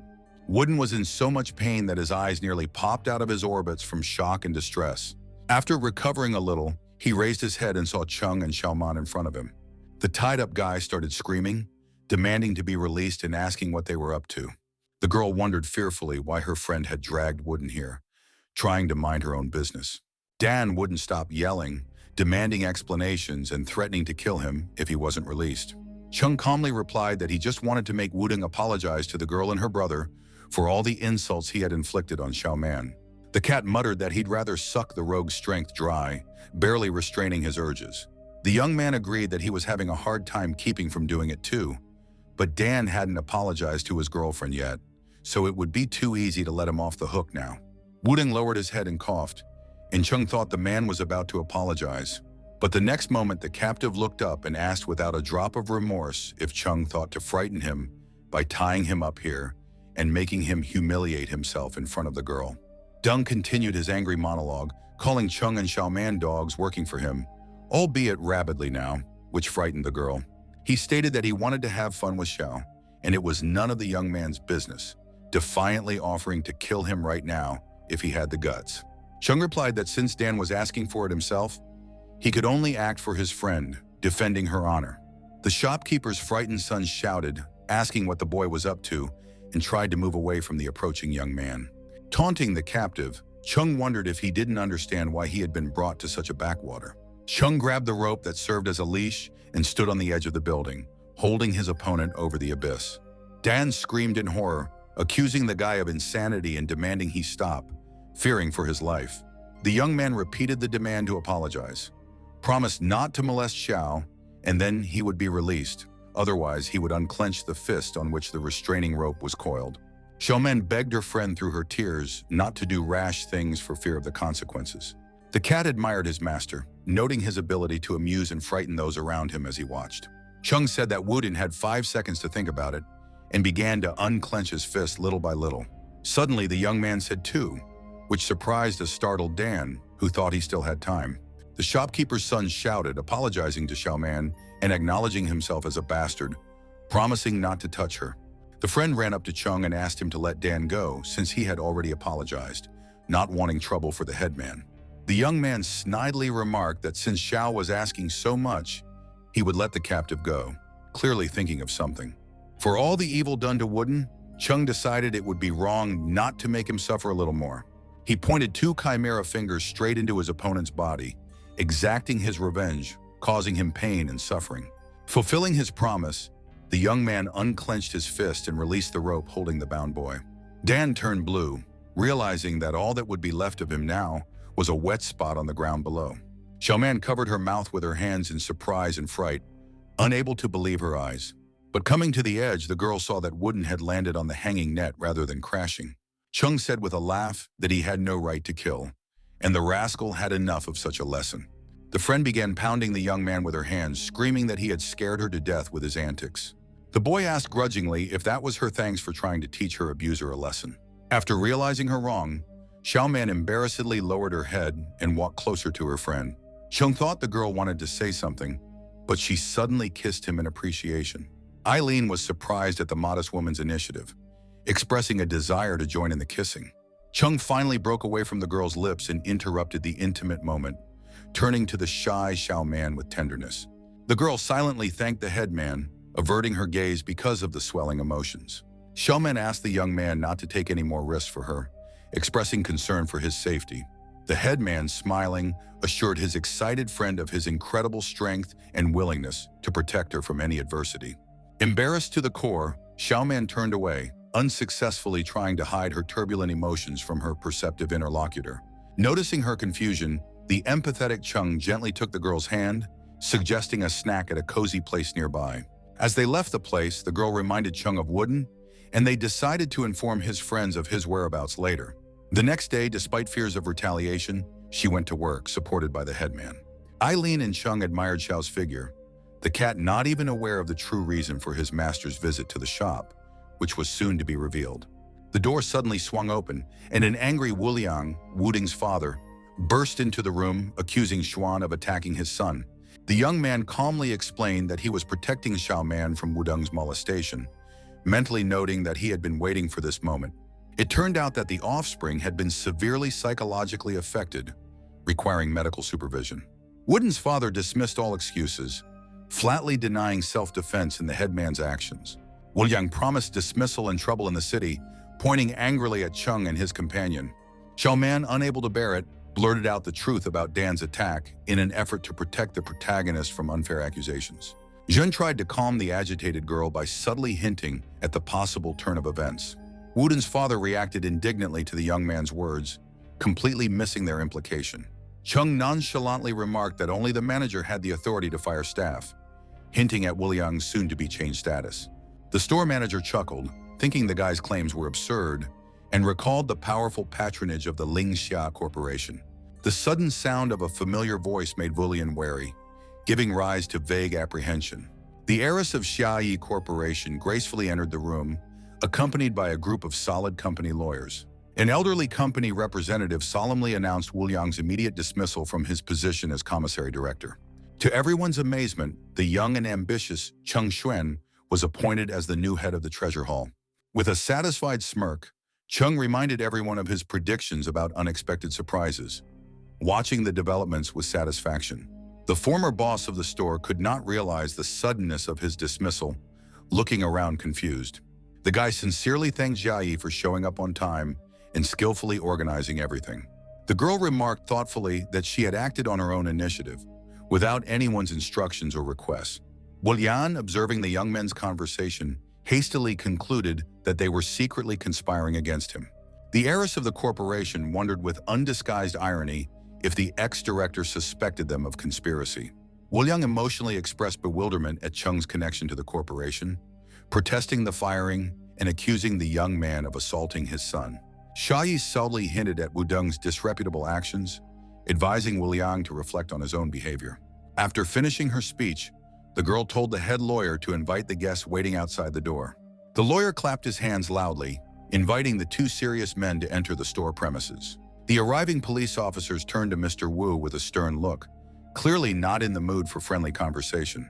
The senior officer produced a document with the results of the audit, accusing Wulian and his wife of financial fraud.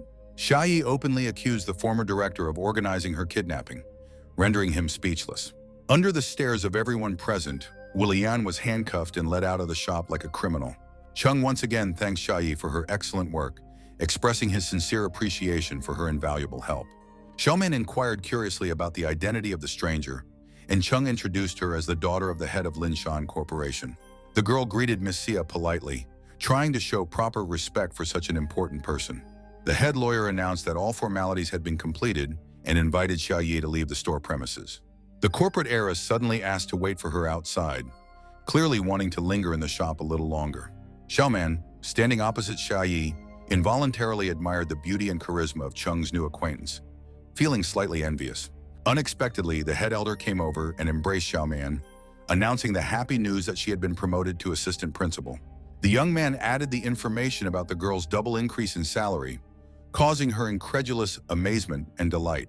Overwhelmed with emotion, Xiaoman hugged Chung tightly, thanking him for the opportunity to pay for her brother's treatment and promising to work harder. Eileen mentally noted his master's foresight in anticipating Wulian's reaction and preparing evidence of his crimes in advance, resulting in an unexpected promotion. Xiaoyi, sending the lawyer away, hinted at the need to discuss another important matter with Chung in private without outsiders. Realizing the delicacy of the situation, Xiaoman decided to discreetly withdraw under the pretext of cleaning the shelves at the far end of the store. Leaving the room, the girl met Xiaoyi's gaze, involuntarily feeling a prick of jealousy at her beauty and confidence. Xiaoman became saddened as she realized that the headman would be alone with the attractive and powerful heiress of the corporation. Left alone, Chung asked the girl to talk about a case that required a private conversation. The girl, frowning, asked seriously if there was a separate private room where they could quietly discuss things that couldn't be talked about in front of outsiders. The boy asked with obvious curiosity what the girl needed such secrecy for, pointing with his hand to an inconspicuous door behind. Xiaoman watched anxiously as the pair headed toward the warehouse, suspecting a possible intimacy between them.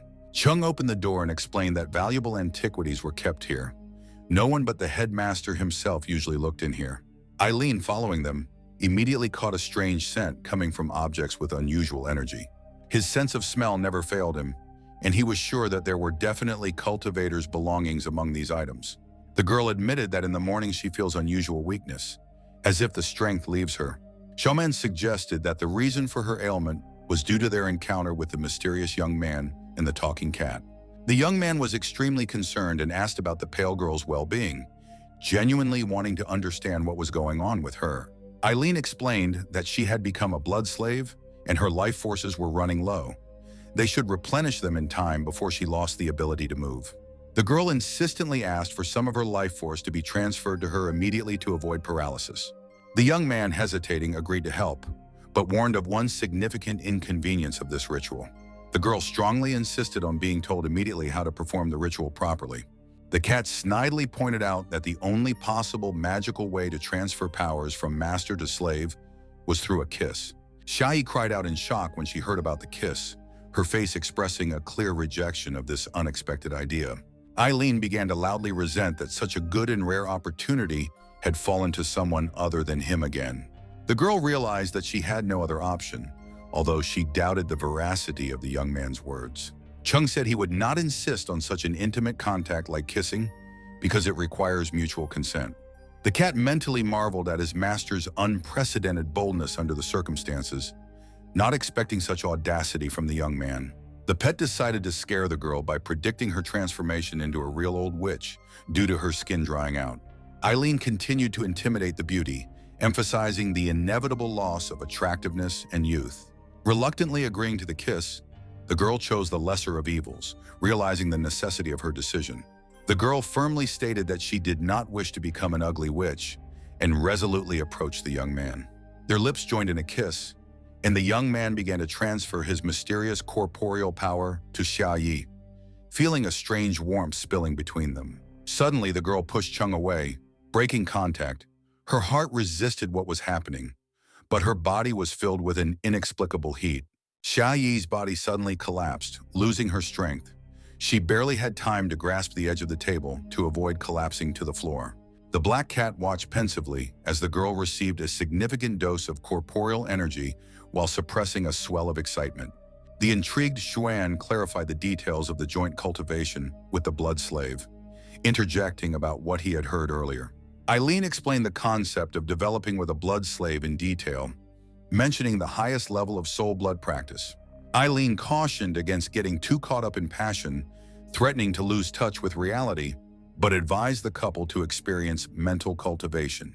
Tailed, anticipating an interesting sight, offered to start practicing immediately, his eyes glistening with curiosity. Xia, angered, rejected the idea of kissing a loser for the sake of transferring strength, loudly protesting against cultivation. The young man's face contorted with anger upon hearing the hurtful nickname. His patience was clearly wearing thin. Grabbing the slave girl by the arm, Chung laid her down on the table, warning her against such insults from now on. Startled by the sudden reaction, the girl cautiously inquired further about her master's intentions. An unexpected announcement of a new assignment caught the couple's attention, interrupting the tense moment between them. Chung, lifting the girl up, put his arm around her waist and inquired about the new task. Jia Yi, resenting the closeness, began to beat his arms, trying to break free. The owner, tired of the cat's behavior, asked when he would correct his perverted nature, clearly implying that the comments were inappropriate. Eileen nonchalantly voiced the essence of the task, to raise the blood slave's level, giving the pair free rein. The cat vividly urged to start cultivating, anticipating not only a level increase, but also an exciting sight. Suddenly, someone's touch interrupted the tailed one's joy. He froze confusedly, grabbed by the scruff of his neck. Xia, enraged like a devil, grabbed the cat, threatening to teach it a lesson for its inappropriate double cultivation suggestions. Chung, annoyed by the situation, turned his attention to the additional explanation of the task, hoping to clarify the point. After reading the explanation, the pair became furious. Completing the task threatened to explode, and the death of the master meant the end for the cat as well.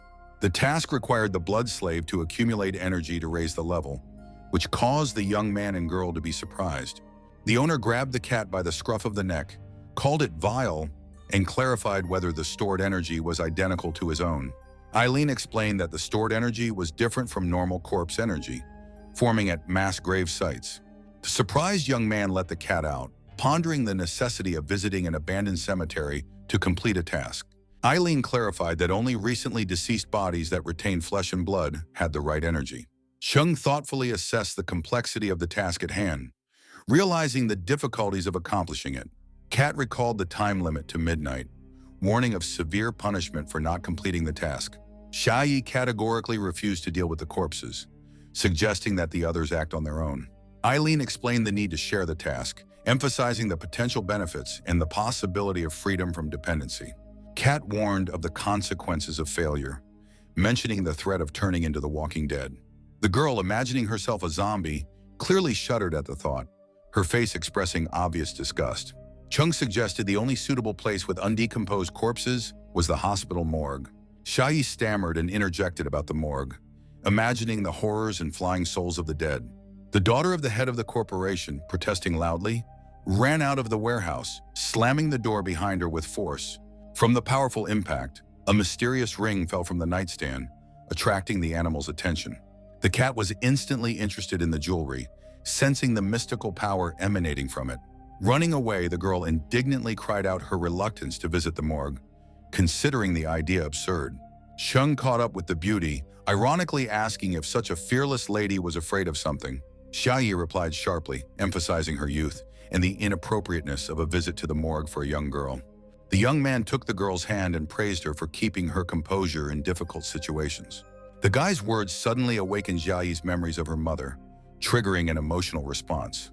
The girl remembered her dying mother's admonition to always remain courageous, even in her absence.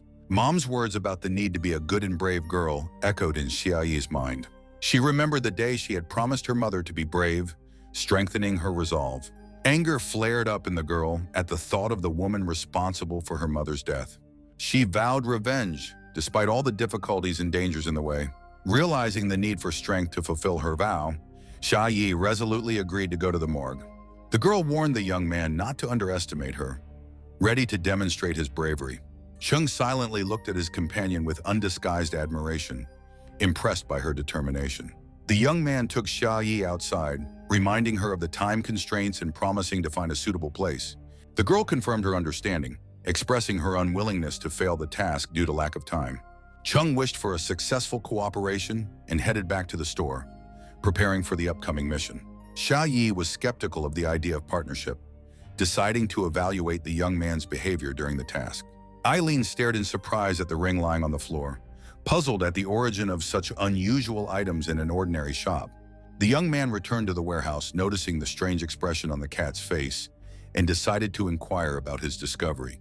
Chung picked up the ring, scrutinizing it and inquiring about its features, intrigued by the pet's reaction. The young man was surprised to note the strange vibration of the jewelry, as if an unknown force was trying to escape within it. The cat explained that the movement was caused by psychic forces, confirming the magical origin of the artifact. After realizing the value of the find, Chung thought about the possibility of using the numerous artifacts from the warehouse. The young man enthusiastically questioned the cat about the abilities and uses of the mysterious items. Eileen admitted to a lack of knowledge of the rare analysis techniques needed to unlock the potential of the artifacts. Deciding to put off examining the find, Chung focused on his current task, looking for a place to store the ring. Placing the artifact on the shelf, the young man pondered on the Xia Yi family's true motives in the antique business. Chung's attempt to leave the warehouse unnoticed failed, disrupting his plans for a stealthy retreat. Xiaoman inquired about Chung's conversation with Miss Xia, mentioning that she had heard their argument. The young man tried to reassure his friend by explaining the business discussion with his boss as a normal exchange of ideas. Chung decided to withhold the information about cultivators and the undead from Xiaoman. For now, after all, he understood the irrelevance of this information in their dialogue. Noticing the girl's uneasiness, the young man anxiously inquired as to the cause of her agitation. It turned out that Xiaoman was rushed to the hospital because of her brother's deteriorating condition. Chung let the girl go without hesitation, deciding to close up store and mind his own business. Reflecting on the complexities of life as an undead, the young man headed to the hospital to look for corporeal forces. Remembering his past practice at this hospital, Chung decided to check the situation before visiting with Xia Yi. Eileen enthusiastically joined his host, delighted at the opportunity to admire the attractive nurses.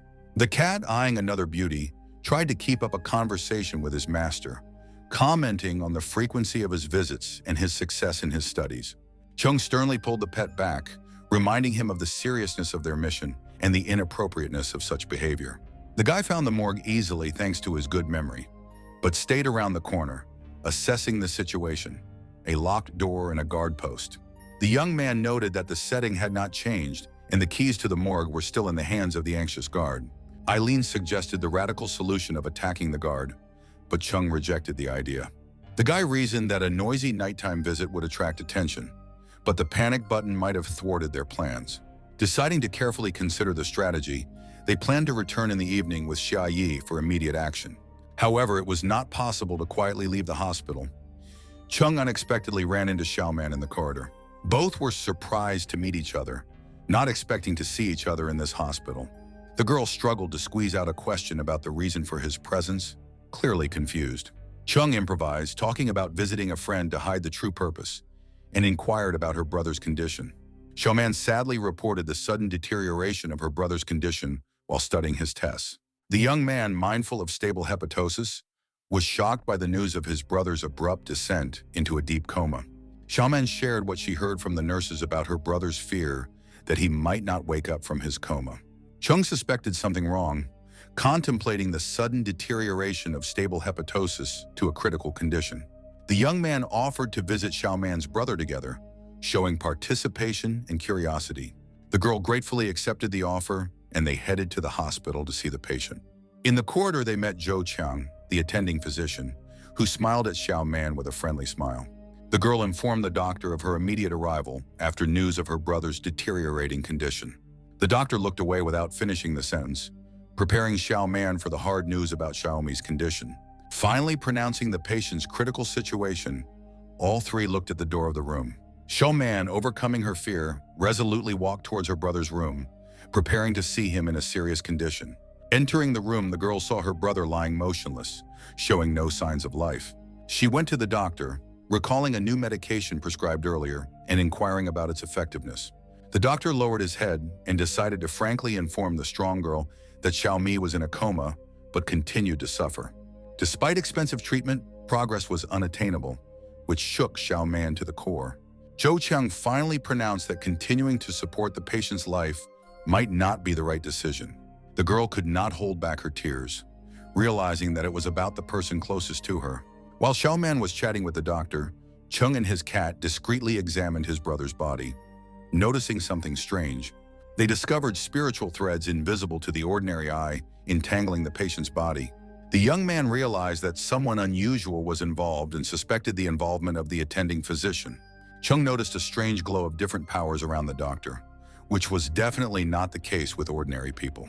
The cat wanted to take a closer look at the doctor, but his master stopped him, warning him against rushing into action. The young man warned the pet to be careful, suspecting the doctor's unorthodoxy.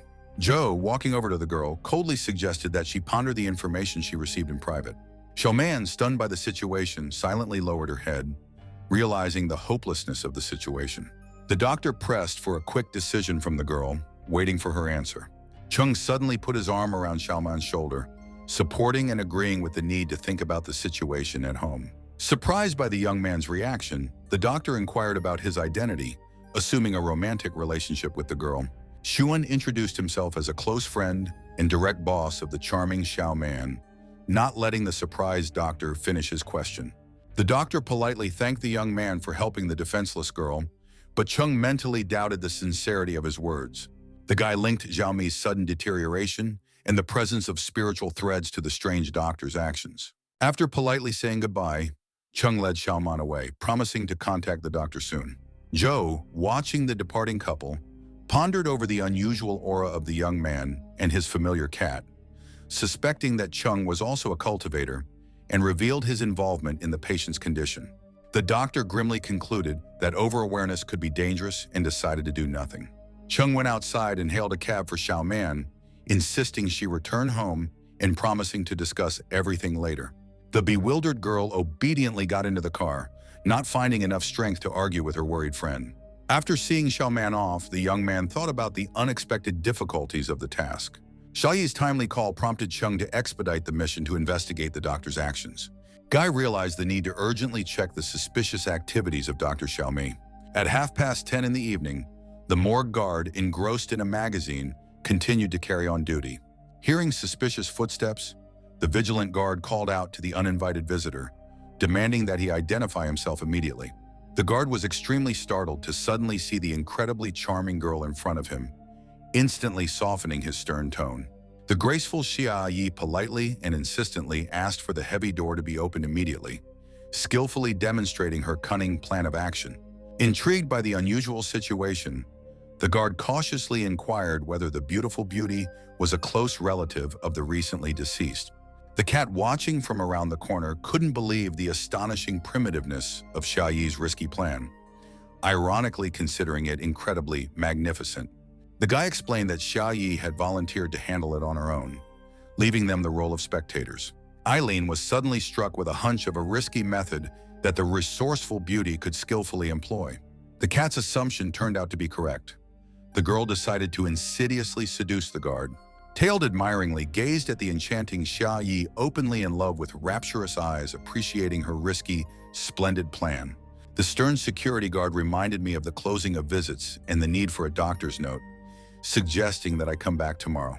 Surprised at the ineffectiveness of her charms, Xia Yi tossed a thick wad of large money to the guard. The girl insisted on opening the locked door of the morgue, convincingly emphasizing the extreme seriousness of her secret intentions. The guard, wavering between the rules and the lure of easy money, expressed doubt about the legitimacy of the request. Xia Yi continued her attack, gamblingly pelting the bewildered guard with bills and insisting on her own. The annoyed girl hurried the guard while he rejoiced at the unexpected wealth. The situation escalated when the guard roughly grabbed Xia Yi's arm, insinuating that the bribe was insufficient and demanding an explanation for entering the closed morgue. The fatty, finally seduced by Xia Yi's beauty, insistently suggested to discuss the delicate situation in detail in a private room. The girl, outraged by this attitude, grabbed the man by his t-shirt, threatening him with trouble if he disobeyed. Xia Yi suddenly called out to the lurking Cheng Xuan, signaling the start of the next phase of the plan. The position of the guard was designed so that he could not physically reach the panic button. The young man used the dark chimera technique, disarming the guardian and confirming the success of the decoy tactic. Inspecting the defeated guard, a satisfied Jong noted that he would sleep until morning, and Xiaoyi expressed her satisfaction at the greedy man's punishment. The impressionable cat, stunned at the coordinated and ruthless actions of the pair, in genuine horror, wiped the cold sweat profusely appearing on his soaked forehead. Taking out a bunch of keys from the guard's pocket, Jong reminded him to act quickly to complete the task and check on Xiaomi's condition. Xiaoyi clarified the information about the mysterious cultivator attacking Xiaoman's unfortunate brother. The young man confirmed the danger of the situation and the need for the patient to be treated as soon as possible. Jong reminded again of the time limit of the task and the threat of turning into the walking dead if unfulfilled. Unlocking the massive lock, he firmly offered to expedite matters and discuss the rest later. Once inside, the girl felt uncomfortable and looked around warily. She noted the coldness of the room and wondered if there were indeed corpses in all the closets. After admitting her obvious dislike of the ominous place, a note of fear slipped clearly into her trembling voice. The young man put his arm around her shoulder, promising protection even from monsters that might come out of the closets. The beauty, proudly raising her head, rejected his concern, confidently declaring her complete self-sufficiency. Juen thoughtfully noted the significant sharpening of all senses after the recent transformation, especially in regards to the corpse odor. Kat clarified that people call it corpse odor, but it's actually the scent of corpse energy. Thinking deeply, the tailed man suddenly caught a glimpse of not only a corporeal energy in the musty room, but something else entirely. Guy urged everyone to concentrate on the important task at hand so that Zia could efficiently accumulate corporeal energy. Eileen jumped up and vigorously set about teaching the complex technique of absorbing corpse energy, offering to carefully follow his visual example. Adopting a horsewoman's pose with legs crossed and arms neatly folded, they were surprised to find this strange technique surprisingly effective. The next pose was called doggy style. The partners sat the same way, but with their arms stretched forward. After learning the basics, the girls started practicing, beginning to absorb corpse energy, skillfully applying the knowledge she had just gained. Wen was amazed at his companion's speed of learning. Having mastered the technique after a single demonstration, the cat was also impressed with the girl's cleverness, noting her superiority over the first-rate bloodfish. While the companion was practicing, the young man discovered a mysterious cabinet without any energy emission. Cautiously moving closer, he was amazed to notice strange threads on the old cabinet, surprisingly similar to those on Xiaomi as well. The hero assumed that there was a cultivator operating in the hospital. Perhaps it was the attending physician himself.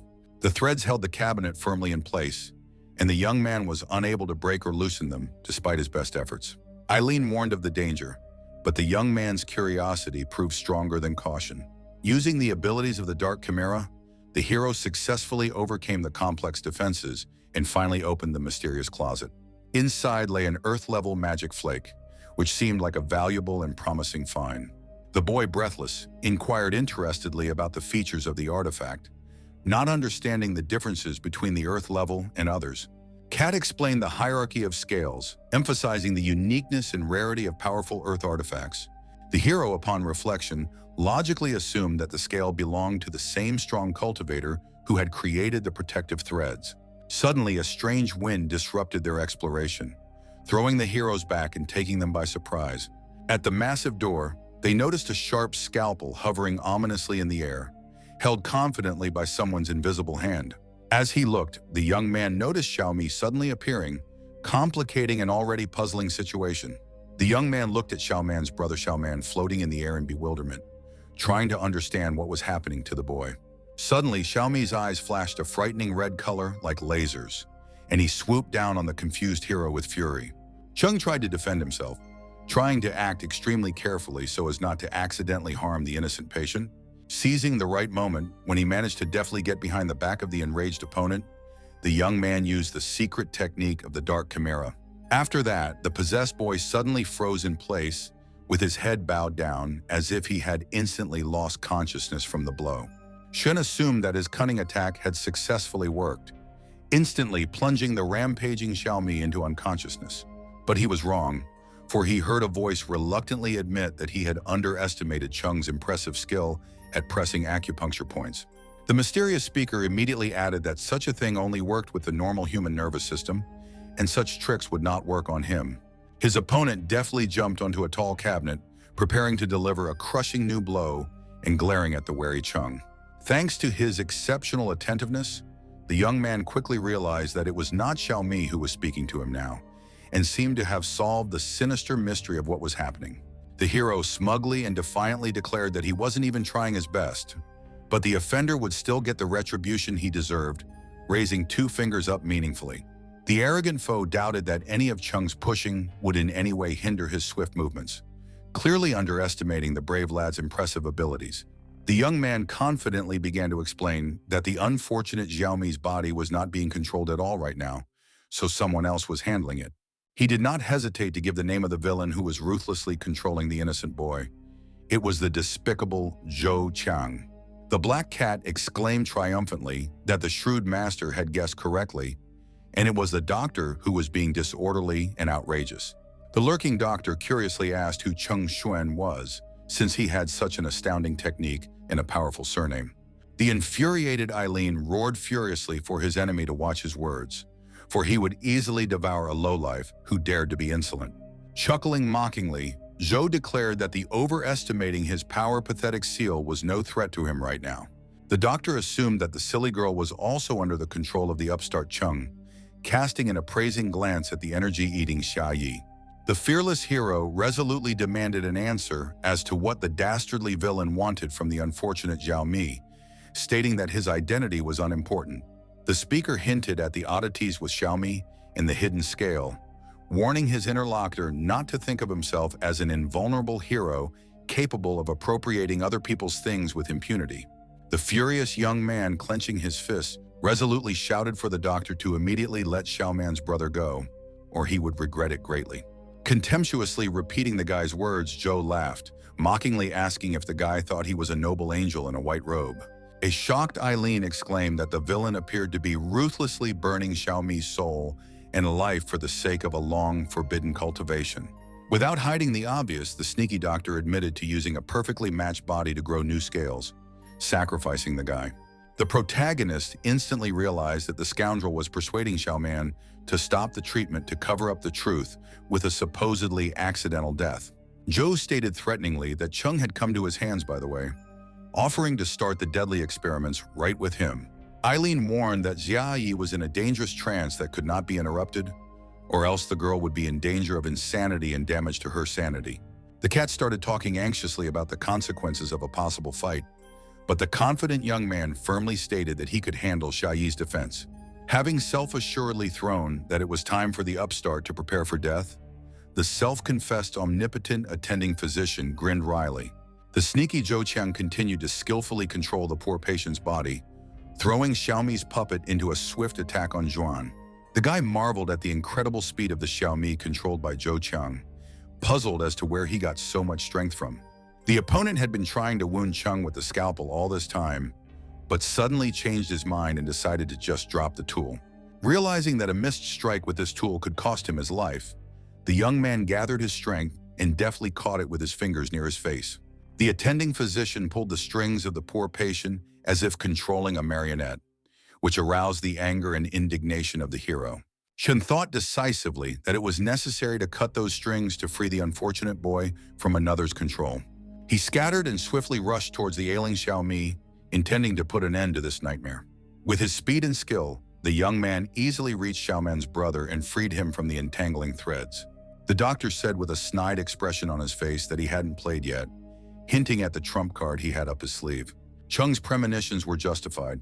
The guy was once again entangled by threads, but this time they were bright red in color. The new scarlet threads seemed to have instilled a demon in Xiaomi, causing the boy's eyes to glow red and his rage to become even stronger. Cheng, defending himself from the attacks, realized that he would have to fend off Xiaomi endlessly until he attacked Zhou directly. With the appearance of the patient, the morgue became unusually dark, hiding the ends of the threads and the whereabouts of the doctor, who used the ability to hide in the darkness. But the attending physician had clearly used these threads to control Xiaoman's brother, which meant that the other end was connected to himself. Since his eyes couldn't help, Cheng touched one of the threads, which indicated its origin somewhere in the darkness behind the cabinets. Confident that that was where the puppeteer was hiding, Jong abruptly jumped over his attacker and rushed in the direction indicated. Moving closer, the young man could already make out the silhouette of a lurking man in the semi-darkness, confirming his hunch. Just as the protagonist suspected, Jo Chang was in the same room, controlling the unfortunate patient from a distance. Convinced that his conclusions were correct, Chung summoned a dark chimera and lunged at his new opponent, challenging him to a duel. The doctor is startled to realize that his hiding place has been revealed and will now have to deal with the enraged hero face to face. Before Jo could even blink an eye, Chung was already at his side and aimed a dark chimera at him, depriving his enemy of any chance of escape. Triumphant over the victory, the hero smilingly put 2 fingers to the doctor's neck, as if measuring his pulse, and jokingly announced the capture. The doctor asked with suspicious calmness if Chung was sure of his success, making the young man doubt and feel a growing fear. Gloatingly grinning, Jo stated that in their game, the hero had made a wrong move, because the Dr. Xiao Mi controlled Dr. Xiao Mi was already standing beside Xia Yi. Hearing the doctor's threat to kill the girl, the young man was next to her with incredible speed and covered her from the blow just in time. While protecting Xia Yi from the double attack and fighting the enemies at the same time, Chung realized that he would have to act tougher. Xuan folded his fingers again and decided to summon a dark chimera, intending to target Xiao Mi. The cat was scared at first that the boy might die, but upon closer inspection he realized Chung was tagging the chimera in the holding threads. Losing the support of the threads, Xiao Mi fell to the ground, freeing himself from the control of the villainous puppeteer. The young man remembered how he had dealt with the handsome cultivator in the alley, realizing that the corporeal energy of the undead was their worst enemy. The hero realized that by forcing the corpse energy down the thread, you could attack the enemy at the other end of it. The threads disappeared, and a sinister corporeal energy appeared on the doctor's arm, causing him to moan in pain. Chung noticed with a chuckle that Dr. Jo seemed to have some important threads severed. The doctor was surprised to realize that the young man was an undead, who were the subject of legends describing their incredible abilities and strong bodies. Jo, marveling at the strange nature of the undead turning themselves into something between the living and the dead, prepared to create new threads. Outraged by the doctor's hypocrisy, Zhuan pushed him away, preventing him from conceiving and accused him of using people to cultivate scales. Eileen, resenting the doctor's loss of conscience, asked Chung to give the rascal a good lesson. The young man, dubbing Jo weaker than Wudong, suggested that he finish the task soon and rescue Xiao Mi. Already going to leave, the guy suddenly heard his name behind him, said by the awake doctor. The doctor came to his senses and menacingly ordered the heroes not to even think about leaving the place today.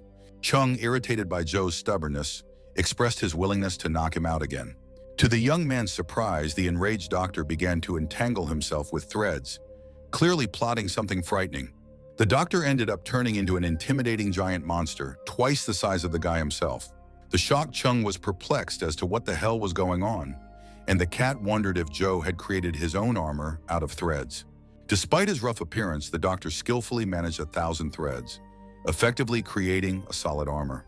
The cat, while not feeling joyful, noted that such a subtle mastery of powers was only within the grasp of those who had reached the 2nd level of Cultivator. The monster swung its fist towards the young man with a loud shout, displaying Zhou Qiang's true power. The doctor shouted a death wish to the hero, but he managed to bounce to the side, avoiding the fatal blow. Eileen warned that even with the advantages of the undead, Chung's gray eye level strength wasn't enough to overpower 1,000 strands of the enemy, and suggested running. The young man objected to fleeing, stating the need to safely take Xia Yi and Xiaomi with him.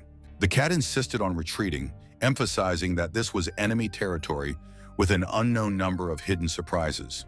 The hero asked with a smile to take his time, assuring that he had already figured out a way to defeat the monster.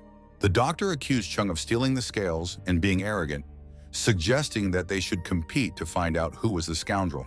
Chung pondered that despite Zhou's second-order strength, he still had a chance to defeat and protect Xia Yi. All that was left was to fight.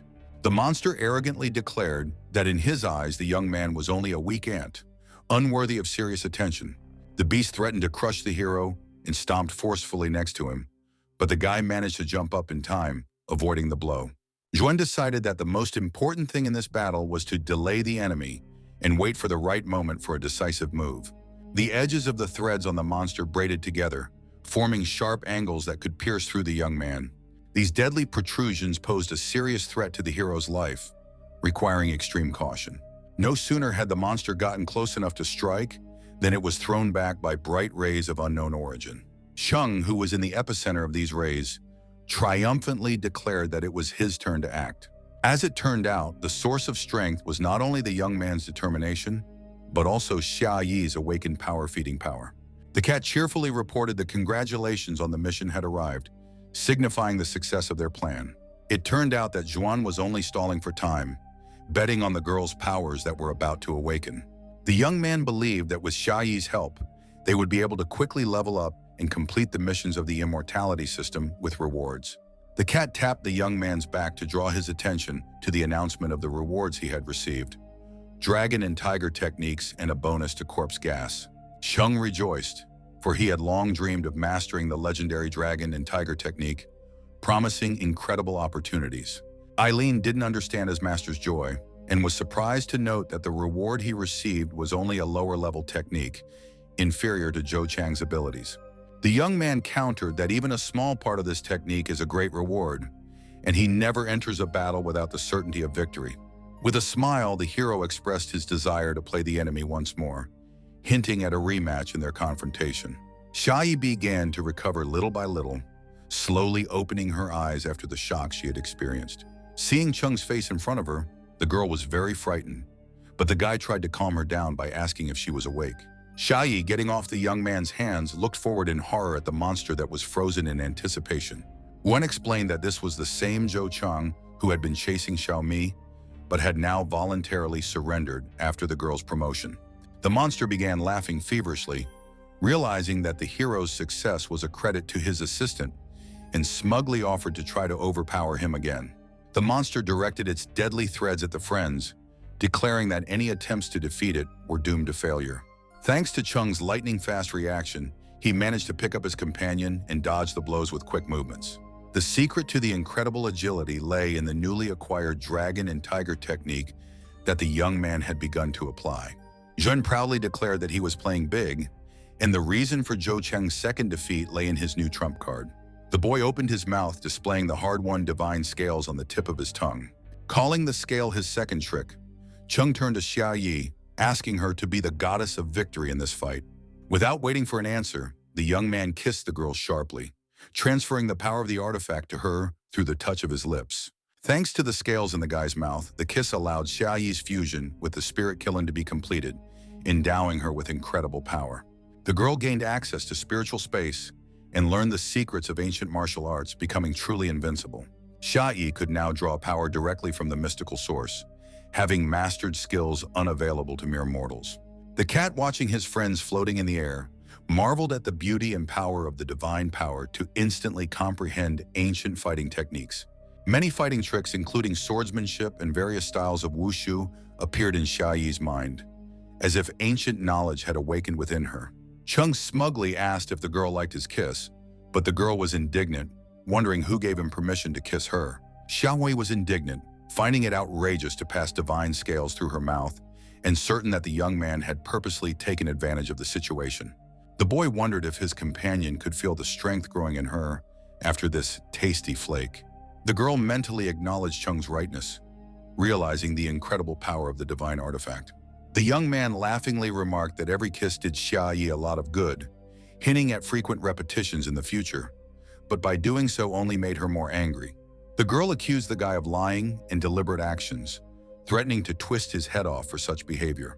Chung reminded him that they still had to deal with the enemy, and then his companion could do whatever she wanted with him. Xia Yi snidely agreed, anticipating the young man's reprisal in the future and intending to take advantage of his promise.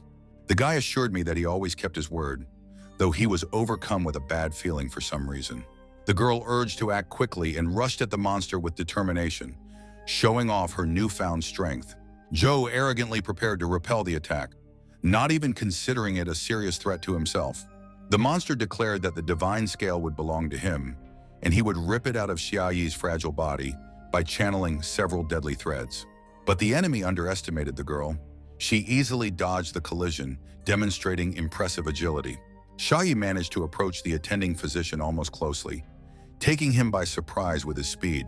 The girl swung to strike with her fist, but Joe put out his, and they clashed in a fierce battle, though the monster realized she was inferior in ability.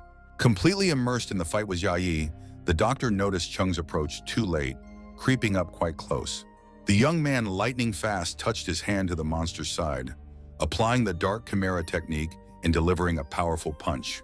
The blow threw Joe back against the wall, but he managed to get up after gathering his strength, shrieking loudly in rage. With a cry of, "And that's a blow?" the doctor pushed himself off the ground and flew toward his friends, intending to finish them off. Outraged by the monster's disrespect, Jia decided to use her new power and pointed her hand at the approaching enemy, from which a dazzling glow burst out. The energy release threw Joe back again, but he managed to stay on his feet, though he staggered.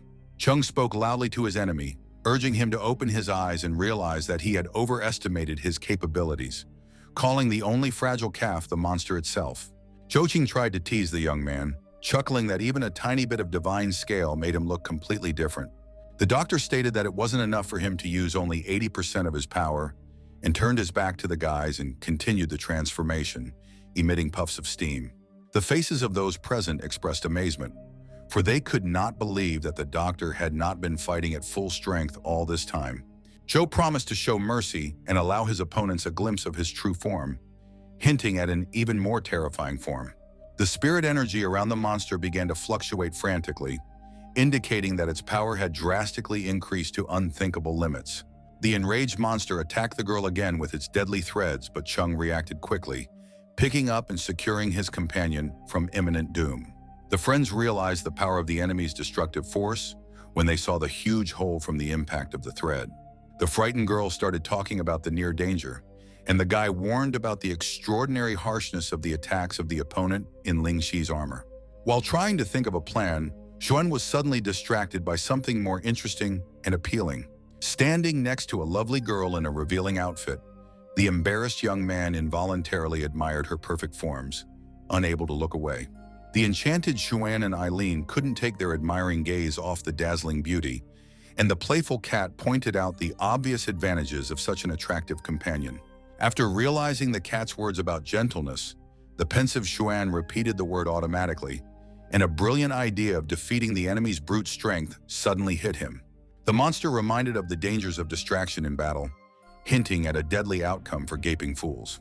Joe once again fiercely attacked the fragile girl and boy, but the two skillfully dodged his swift blows, showing off their agility. Xiaoyi demanded to find an effective way to remove the powerful enemy's impenetrable armor at all costs, knowing full well the absolute impossibility of victory without it. Sheng, apparently having thought of something, leaned over to his companion's ear and began to whisper the details of his cunning plan to her quickly. The blood slave enthusiastically accepted Chung's proposed trick to defeat the mighty opponent. The beauty mentioned an ancient martial art made of divine scales and began strange movements with her hands, summoning her power. The doctor warned the presumptuous girl of imminent death if she failed to perform the extremely dangerous technique. Joe directed all his accumulated energy at the plucky beauty, intending to finish her off once and for all. The fearless Jia Yi, without stopping her mysterious movements, nonchalantly met the furious attack of the infuriated monster, displaying unyielding fortitude. Joe was eagerly waiting for his crushing power to destroy the defiant opponent. To the monster's amazement, its attack did not kill Xia Yi, but was somehow miraculously intercepted by her. The friends explained to the defeated enemy the principle of the triumph of tenderness over rudeness, declaring the seizure of his power. Xia Yi channeled the captured energy back at Joe, preparing to deliver a crushing blow. The doctor realized in a panic that he didn't have time to react to the girl's unexpected counterattack. The powerful blow partially destroyed Joe's impenetrable suit, exposing his vulnerable body. Chung seized the moment and rushed at his enemy, calling for a glimpse of him without protective armor before his imminent doom. However, Joe confidently rejected the possibility of his defeat, not losing his composure even at such a critical moment. The monster claimed to have reached the peak of its life force, displaying an incredible rate of armor recovery.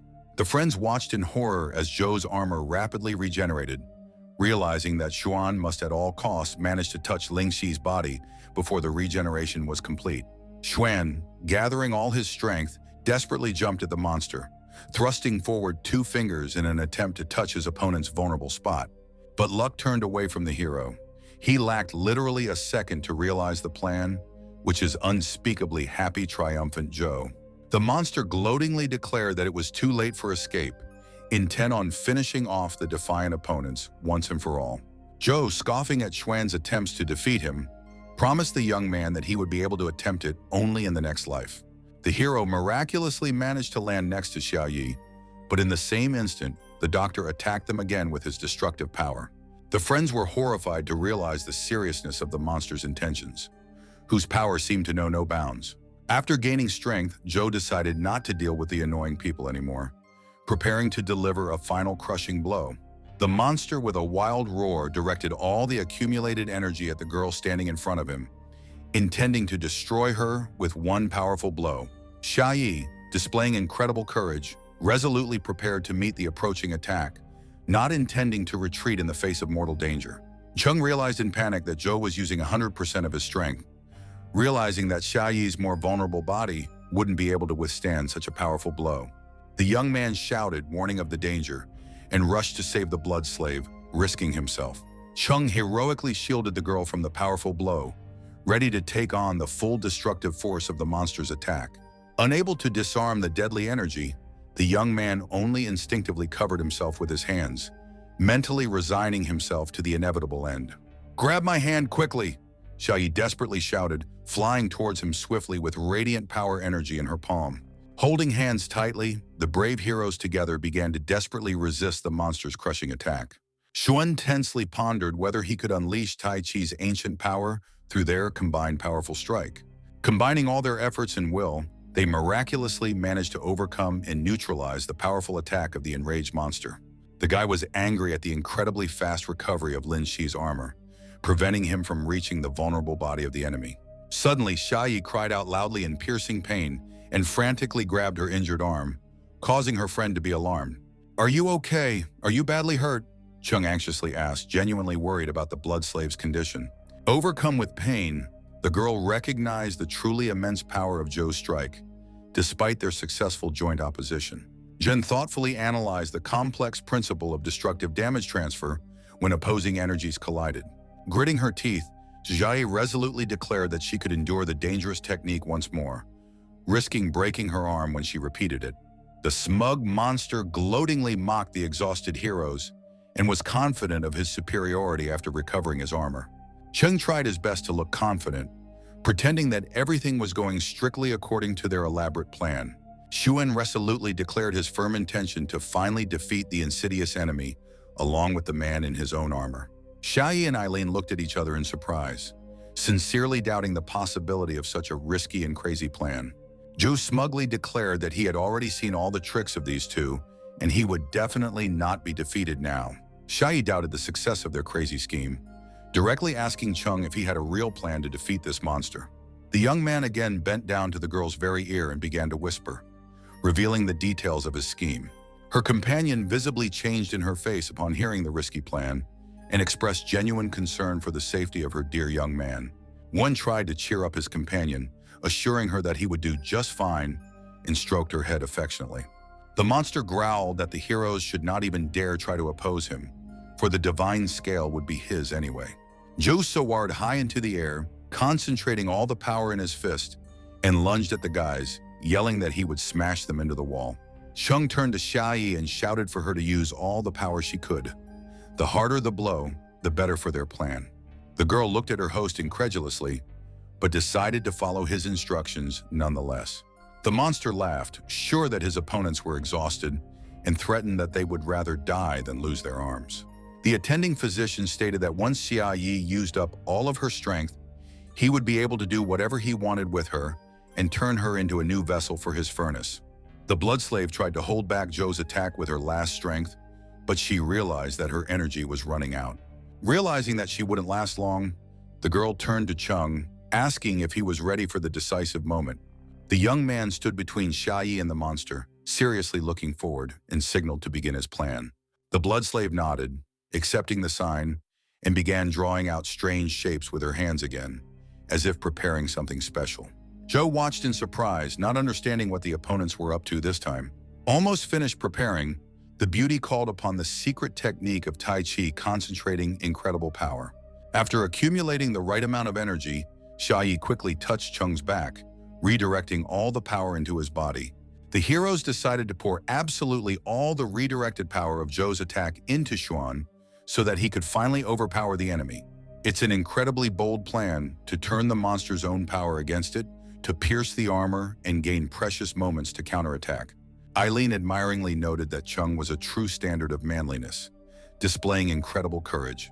Approaching close to the enemy, the young man began to form his special technique, with which he had previously been able to break Zhou's armor. The monster couldn't believe his eyes, marveling at the guy's recklessness. Was he really stupid enough to fall for the same trick twice? Cheng threw a powerful punch, but the monster, confident in its invulnerability, mockingly asked if this amused the young man. The guy explained that at such close range, the enemy's armor simply wouldn't have time to regenerate and recover.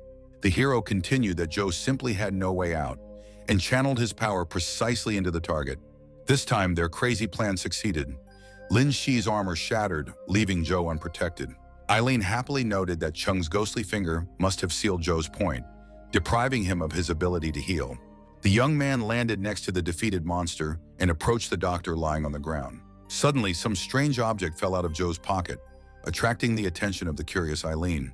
The cat surprisingly suggested that it might be a legendary soul gem, not believing his eyes rounded with amazement. One resolutely ordered the enemy to get away, standing beside Jia and preparing his strength for a crushing final strike. The defeated Zhou could barely squeeze out a few words as he realized his imminent end was approaching. But it turned out to be far from that simple. The mysterious pearl, which had fallen out of the pocket of the stricken doctor, suddenly distinctly exclaimed, "Brother!" and began to shine dazzlingly bright. The wary friends carefully stepped back, well aware of the potential danger posed by the unpredictable mysterious object. A black-haired girl in a white dress appeared from the pearl, whose sudden presence shocked even Zhou himself. The stranger gazed at everyone with a penetrating gaze and swiftly rushed over to attack the dazed Cheng and Xiaoyi. The young man once again managed to push his friend out of the line of impact, saving her from imminent doom at the last moment. But the hero himself was hit. The girl attacked him, managing to pierce even the tough skin of the undead. No one expected that Cheng would have to fight a real demon that appeared from the netherworld. Even the black cat, who had seen many things, was shocked to realize that the doctor had forged a seal not only to create undead, but also to raise demons. Eileen assumed that this witch was an incredibly dangerous, malevolent spirit that Zhou had ruined quite a few people to feed. An icy chill ran through the friends at the thought that the stranger clearly intended to kill them all here and now. The young man ordered Xiaoyi to be careful and covered the blood slave with his hand, protecting her from the demon's touch. The witch once again flew into the air and began to radiate frightening power, but her true target was not the heroes at all. Dark energy enveloped Zhou Cheng, who was lying on the floor, as if trying to devour him without a trace. And the two of them together, surrounded by dark energy, discreetly left the building through the emergency exit. Xiaoyi shouted furiously that the demon wanted to take the doctor with her, but the cat stopped her, urging her to take her time. Cheng grabbed the irascible girl's arm, forbidding her to chase after the elusive enemies headlong. The young man explained that being closest to the demon, he had sensed its immense power, far surpassing Zhou's. The hero grimly stated that in that case they simply had no chance of defeating the witch. Picking up a red pearl from the floor, he reflected on the fact that the stranger who had gotten out of there had called the doctor brother. After pondering, Cheng decided to forget about Zhou and the demon's riddles for now, as they had far more important things to do, and hid the artifact in his pocket. The guy reminded that Xiaomi was still in shock and needed their help, to which Xiaoyi completely agreed. Saving people was more important than anything else. The friends looked anxiously at the unconscious boy lying there, wondering how he was there and what was happening to him. Xiaomi swayed from side to side, looking extremely painful and clearly in unbearable suffering. Cheng assumed that the cause of the torment was due to the strange object the boy had between his eyebrows, which the doctor had handed him to purify the divine scale. The cat agreed that the artifact implanted directly into the brain was draining the life force from the child, and the doctor was a real bastard for doing such a thing. Eileen realized with horror that without Zhou's control, the divine scale was about to burst out of Xiaomi's body, killing him in the process. Xiaoyi interjected in despair. Could the boy really die if they didn't urgently think of something? Xuan resolutely stated that he would not let the boy die, and he immediately had an idea on how to retrieve the item. The young man leaned his hand against the mark on Xiaomi's forehead, assuming there was a special organ to protect the artifact from being stolen. It was confirmed by the thin threads from the mark, wrapping around Cheng's palm, causing the cat and the girl to shriek in fright. The hero grinned, noting that if it were anyone else in his place, he would have lost his arm. But he, Cheng Xuan, was immortal. The boy added that even Zhou's skillful trap could only slightly scratch his skin and tore the threads entangling his fingers. In the process, one of the threads did scratch the young man's hand, and a drop of his blood fell directly onto the divine scale's mark. The symbol on Xiaomi's forehead glowed, reacting to Cheng's blood, which extremely surprised the guy and made him guess about the reasons. Realizing that it was impossible to delay, the hero used his power and managed to pull the scale from the boy's head outward. Everyone present froze in amazement, unable to believe their eyes and amazed at the ability to retrieve an artifact in such a manner. Holding the glowing scale in his hand, the young man noticed that the symbol on his own chest had begun to shimmer as well. Watching what was happening, the cat assumed that the extracted divine scale had resonated with the guy's existing one. The mark on the black cat's forehead also glowed, and the friends were congratulated for acquiring the heavenly divine scale. Spirit Eye. Cheng perplexedly looked at his hand, wondering if obtaining a heaven-level artifact was so easy and such things were found everywhere. The cat resented the underestimation of the uniqueness of the celestial scale, marveling at its easy retrieval, and also attributed the artifact's attraction to the young man's dark energy and his immortal relic. Cheng thought about the number of rare divine relics in Zhou Cheng's hands and his true essence, sensing his opponent's extraordinary strength. Shai grabbed the guy's hand and began to examine the celestial scale, surprised that it didn't look so intimidating. Suddenly, the symbol on Xuan's hand began to emit a bright light, attracting the attention of those present. The blood slave, startled, abruptly let go of the young man's hand and stepped aside, watching warily. "Damn, looks like the scale hasn't fully adapted to you since you're losing control," the cat suggested worriedly. The worried host began to panic, not knowing what to do, and Eileen himself had no idea what to do in such a situation. Pet noted that the true power of the Eye of the Spirit is unknown, and if the artifact detonates, the consequences could be unpredictable. The cat suddenly exclaimed that the result of releasing the scale's energy could be truly amazing, but his excitement was not at all due to the danger. In fact, Eileen had just seen the beautiful Xiaoyi in her underwear and couldn't contain his admiration for the adorable sight. The cat marveled at the Spirit Eye's magnificent ability to penetrate through clothing and see the hidden from the outside world. The girl, noticing the guy staring at her, became indignant and looked up in shock, realizing the reason for their strange behavior. Xiaoyi angrily questioned what they were staring at and slapped her master with all her might, unable to bear the insolence. The young man rubbed the huge bump on his head and pondered over the power of the Spirit Eye, comparing it to the increased power of Xiaoyi's scale through ancient martial arts. The animal explained that what makes the celestial scale special is its unique ability to grow, although at first glance it may seem stronger than the earthly scale. Eileen added that immortal scales have phenomenal latent potential, capable of reaching invincible levels over time. The cat assumed that the Eye of Spirit would constantly intensify, completely eclipsing the power of any earth divine scale. The young man and the pet, while passionately discussing the divine power of the new skill, didn't even notice the furious Xia Yi standing behind them. The girl scolded her friends as shameless and swooped down with her fists, showering them with clouds of dust and setting up a notable scuffle. Cheng, flaunting 2 bumps already, suggested that we get out of here before the police rushed in. He added that Xiaomi felt much better after the scales were extracted, and it was safe to worry about him for now. Xiaoyi reminded her that Xiaoman was worried about her brother, and the young man urgently needed to bring the boy to her for reassurance. Xiaoyi politely declined Cheng's kind offer to walk her home, saying that she had already summoned her butler, who should be arriving shortly. Turning around, the girl added with a smile that she was much stronger now and didn't need overprotective care. Xuan agreed, thinking that underestimating Xiaoyi's fighting ability and her self-esteem was definitely not something to underestimate. It was getting dark, and an anxious Xiaoman went outside to wait for Cheng, who was supposed to talk to her about her brother. Seeing the approaching guy, the joyful girl called his name loudly, letting him know that she was already waiting for him here outside the store. Xiaoman anxiously asked the headman how he managed to bring her brother, fearing the worst. Wen was confused as he realized that he had forgotten to think of an excuse about Xiaomi, thinking only of meeting Xiaoman. Chung wondered about the lack of information about the incident at the hospital where Xiaomi was lying, which was the reason why they had to take the boy away. Xiaoman opened the news and made sure of the collapse of the hospital morgue.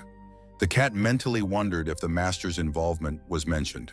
Tearing herself away from reading, the girl was pleased to see her brother awake and looking at her, immediately asking if he had come to his senses. Chung, assured that the boy would be fine, offered to take him to the warehouse to rest while they talked quietly.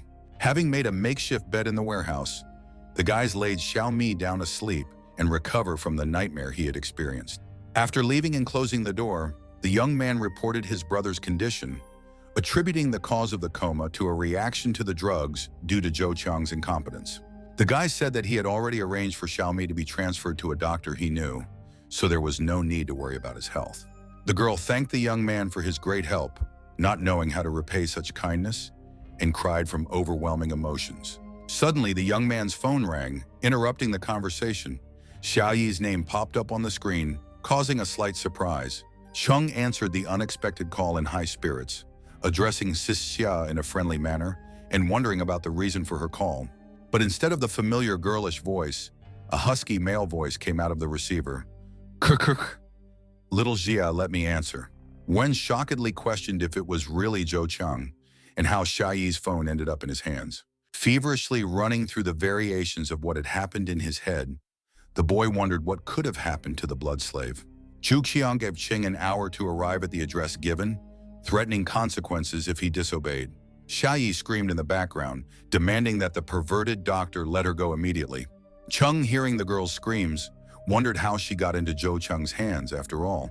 She was supposed to be traveling with the butler. Realizing that Xiaoman was nearby, the guy asked her to check on her brother, not wanting to involve her in a dangerous situation. The girl agreed and headed to Xiaomi's warehouse, leaving Chung alone with anxious thoughts. Seeing his friend off with a glance, the young man feared that the clever Xiaoman had already guessed everything despite his efforts. With anger in his voice, the guy demanded the doctor explain what he wanted in exchange for the hostage's freedom. Zhou Qiang ordered the return of the soul pearl and divine scales from Xiaomi's body, promising to keep Xiaoyi alive. No sooner had Chung voiced his indignation at the blackmail than he heard a beep in the receiver, signaling the end of their conversation. The young man realized that the injured doctor could easily manipulate them using Xiaoyi and began to study the address of the upcoming meeting. Chen was sure that Zhou Qiang had a few trump cards up his sleeve and was planning a trap to destroy them. Reflecting on his enemy's words, the guy speculated that the soul gem might be even more important to him than the spirit eye. Suddenly, a notification came in to activate an emergency mission related to Xiaoyi's capture and the threat to her life. The message said that the blood slave must be rescued immediately, or the master would be severely punished for failing. Eileen was worried that the system was warning of danger to the girl and called for a rush to help her. But Chung gestured for the cat to stop, immersed in intense contemplation of his next actions. The pet was indignant that procrastination was unacceptable, for there was no telling what punishment awaited them for their failure, and demanded that they move out immediately. The young man remembered how he had caused Xiaoyi to become a blood slave and was determined to save her regardless of the mission. The cat was perplexed as to why Master was procrastinating, risking missing the chance and allowing Zhou Qiang to change his mind and harm the girl. Xuan declared that he was not afraid of the foolish doctor's devious schemes, but Xiaoyi's kidnapping was a real blow to him. The guy realized that the beauty was now under the control of the madman, and her powers were unreliable, so he must act and seek a way of escape himself. The hero's thoughts on Xiaoyi's fate were interrupted by Xiaoman's frightened cry coming from the storeroom. Chen rushed over there, asking what was wrong and preparing for any trouble along the way. The girl reported in a trembling voice that the ring on the floor was moving on its own and pointed to the jewelry that had previously interested the cat. Looking at the artifact, the young man asked Eileen if it was the ring the pet had described as precious. In an effort to defuse the situation, Chung jokingly suggested that her friend was very tired and was already seeing things in her eyes. Xiaoman tentatively agreed that she really could have been dreaming due to overwork and stress. When the guy tried to pick up the ring, the jewelry suddenly shone with a bright light and started moving strangely. The protective coating on the ring seemed to evaporate, revealing the gold base and confirming its status as the legendary phantom ring. Chung realized that the spirit eye was also able to determine the authenticity of other artifacts in addition to its X-ray abilities. Eileen cheerfully stated that perfecting magic weapons with divine scales opened up incredible possibilities. The young man wondered what the true function of this mysterious ring actually was, studying the information that had surfaced about it. The guy exclaimed that with God's help, this piece of jewelry would be the key to saving the distressed Xia Yi. The bound girl sat in the cave and shouted at Zhou Qiang, demanding that he release her immediately. But the doctor, without even dignifying the captive with a glance, merely snapped his fingers, setting his devious plan in motion. Suddenly, Xia Yi's hands surged upwards and were tightly tied with strong threads, immobilizing the helpless victim. A female voice mockingly chided Zhou Qiang for roughly treating the beautiful hostage while watching the girl's torment. The enraged doctor vowed to kill all enemies as soon as they appeared with the spirit eye and the priceless soul gem. The man was angry, realizing that the woman precious to him, who had left the pearl to save him, might soon die. A stranger swimming in a body of water doubted that the boys would fall for an obvious trap on purpose. The girl reproached Zhou Qiang for being heartless, comparing him to an animal, which greatly hurt the doctor's ego. The attending physician reminded them that all they had to do was lay low after catching and eliminating their opponents, ensuring their temporary safety. She irritably cut the doctor's speech short, calling it meaningless nonsense, and started to climb out of the water. The stranger, who turned out to be a half-woman, half-spider, threatened that she was very displeased with Zhou Qiang, but would obey his plan for now. Broken Soul Hill, originally an unnamed peak, is located away from Ji City and commemorates those who died in the Qing-era battle. An alarmed developer, having been warned of an ancient curse of buried souls, abandoned plans to build on the mysterious hill. The place has turned into a deserted territory, where even the most desperate dared not dare to set foot, fearing the wrath of the ancient spirits. The young man was worried about finding Xia Yi in the huge graveyard Zhou Qiang had chosen for the meeting. Crouching down, Chung found a ghostly web at the entrance to the dark cave, and the cat confirmed his finding. A mysterious web, as if pointing the way, stretched from the entrance deep into the vast, light-absorbing cavern. Realizing the obviousness of the trap, but driven by a desperate desire to save the blood slave, the friends resolutely headed inside. The cat smelled Zhou Qiang's scent, but noted with alarm that the mysterious web belonged to someone else, an unknown and perhaps even more dangerous creature. Eileen speculated that the spider web that was discovered might belong to an unknown guardian spider spirit. The cat explained that a guardian spirit is a being that makes a pact with its master in exchange for energy to evolve. The host can extract many things from the guardian spirit, including taking advantage of its powers, which is what the doctor did with the spider. Chung assumed that this spider protector was Zhou Qiang's main trap in his devious plan. Guy ironically asked the cat about his abilities as a guardian spirit, to which he recalled the gift of immortality and rebuked him for his ingratitude. The friends took their time entering the cave, looking around carefully for Xia Yi. Soon they saw a girl suspended in strange clothes, and Chung wondered if Zhou Qiang was a pervert. The cat whistled approvingly, appreciating the beauty's outfit, but the young man told him to keep quiet, sensing a trick. The guy explained that spiders often use bait to catch prey, and here Xia Yi was clearly serving as the bait, and he and Eileen as the victims. If they rush to save the girl, the trap will slam shut and the heroes will be finished. That was the enemy's cunning plan. Chung noted that because of the captive's high position and flat walls, her release would take a long time, something the enemy would definitely take advantage of. The cat begged his master to let him rescue the beauty for once, dreaming of how he would heroically free her and be rewarded with gratitude. But Eileen's reverie was cut short when the young man abruptly grabbed him by the scruff of his neck, not wanting to waste precious seconds. Yelling about the lack of time, the young man tossed the pet upwards, ordering Xia Yi to be released immediately. Crashing between the girl's breasts, Eileen instantly left the offense behind, enjoying the soft landing. The young man thought the plan ahead, deciding to use the ring for a quick retreat as soon as the cat freed the captive. Touching the artifact, Chung felt something strange and realized that the enemies had already noticed their presence. The worried fellow began to look around, fearing a sudden attack by the lurking opponents. Watching through the portal, Zhou told the Spider Spirit Guardian that it was her time to join in. Spider Girl looked Chung over appraisingly and giggled, anticipating fun with the handsome man. Eileen continued to hang on Xia Yi's chest, studying the arrangement of the threads and looking for a way to free the captive. Without ceremony, the cat proceeded to gnaw on the threads, realizing that the count was on seconds. But even Eileen's sharp teeth didn't immediately tackle the sturdy web, causing the pet to become confused. A nervous Chung hustled the cat, wondering if the cat couldn't bite some strings. The young man anxiously said that he could already hear the enemies approaching and the situation was becoming critical. After stating his reluctance to become spider food, the boy urged Eileen to push on due to time constraints. Finally, the cat managed to chew through the ropes and he and the girl started to fall, but Chung rushed over in time to catch them. After releasing Xiaoyi, the friends collapsed to the floor, and at this moment, the wall next to them began to break apart from the powerful tremor. The cat rushed to run away from the rocks falling out of the wall, but turned around and was startled by the sight of the enemy. The stranger approached the heroes lying on the floor and said with feigned tenderness that she was touched by their rescue attempt. The Spider-Woman playfully remarked that to eat such a handsome boy at once would be an unforgivable waste. Chung wondered if this attractive person was Zhou Qiang's guardian spirit and not the ugly demon he had imagined. The Spider-Woman approached the young man's face and mockingly declared that his sweet speeches would not save him. Attempting to lift Chung up, she inquired with feigned severity if he would be an obedient boy. The Spider-Woman bound the young man, putting on a collar and hinting at submission games to enjoy her power. The guy questioned the witch's variety of entertainment, wondering if she had done similar things to Xiaoyi. The guardian proudly confirmed her authorship of the girl's gorgeous outfit, marveling at the result. The insidious guardian spirit playfully called the charming Xiaoyi an adorable doll, confessing his longing to play with her at least once. Spider-Woman suggested forgetting about the extraneous girl, focusing on the pleasure of time spent together.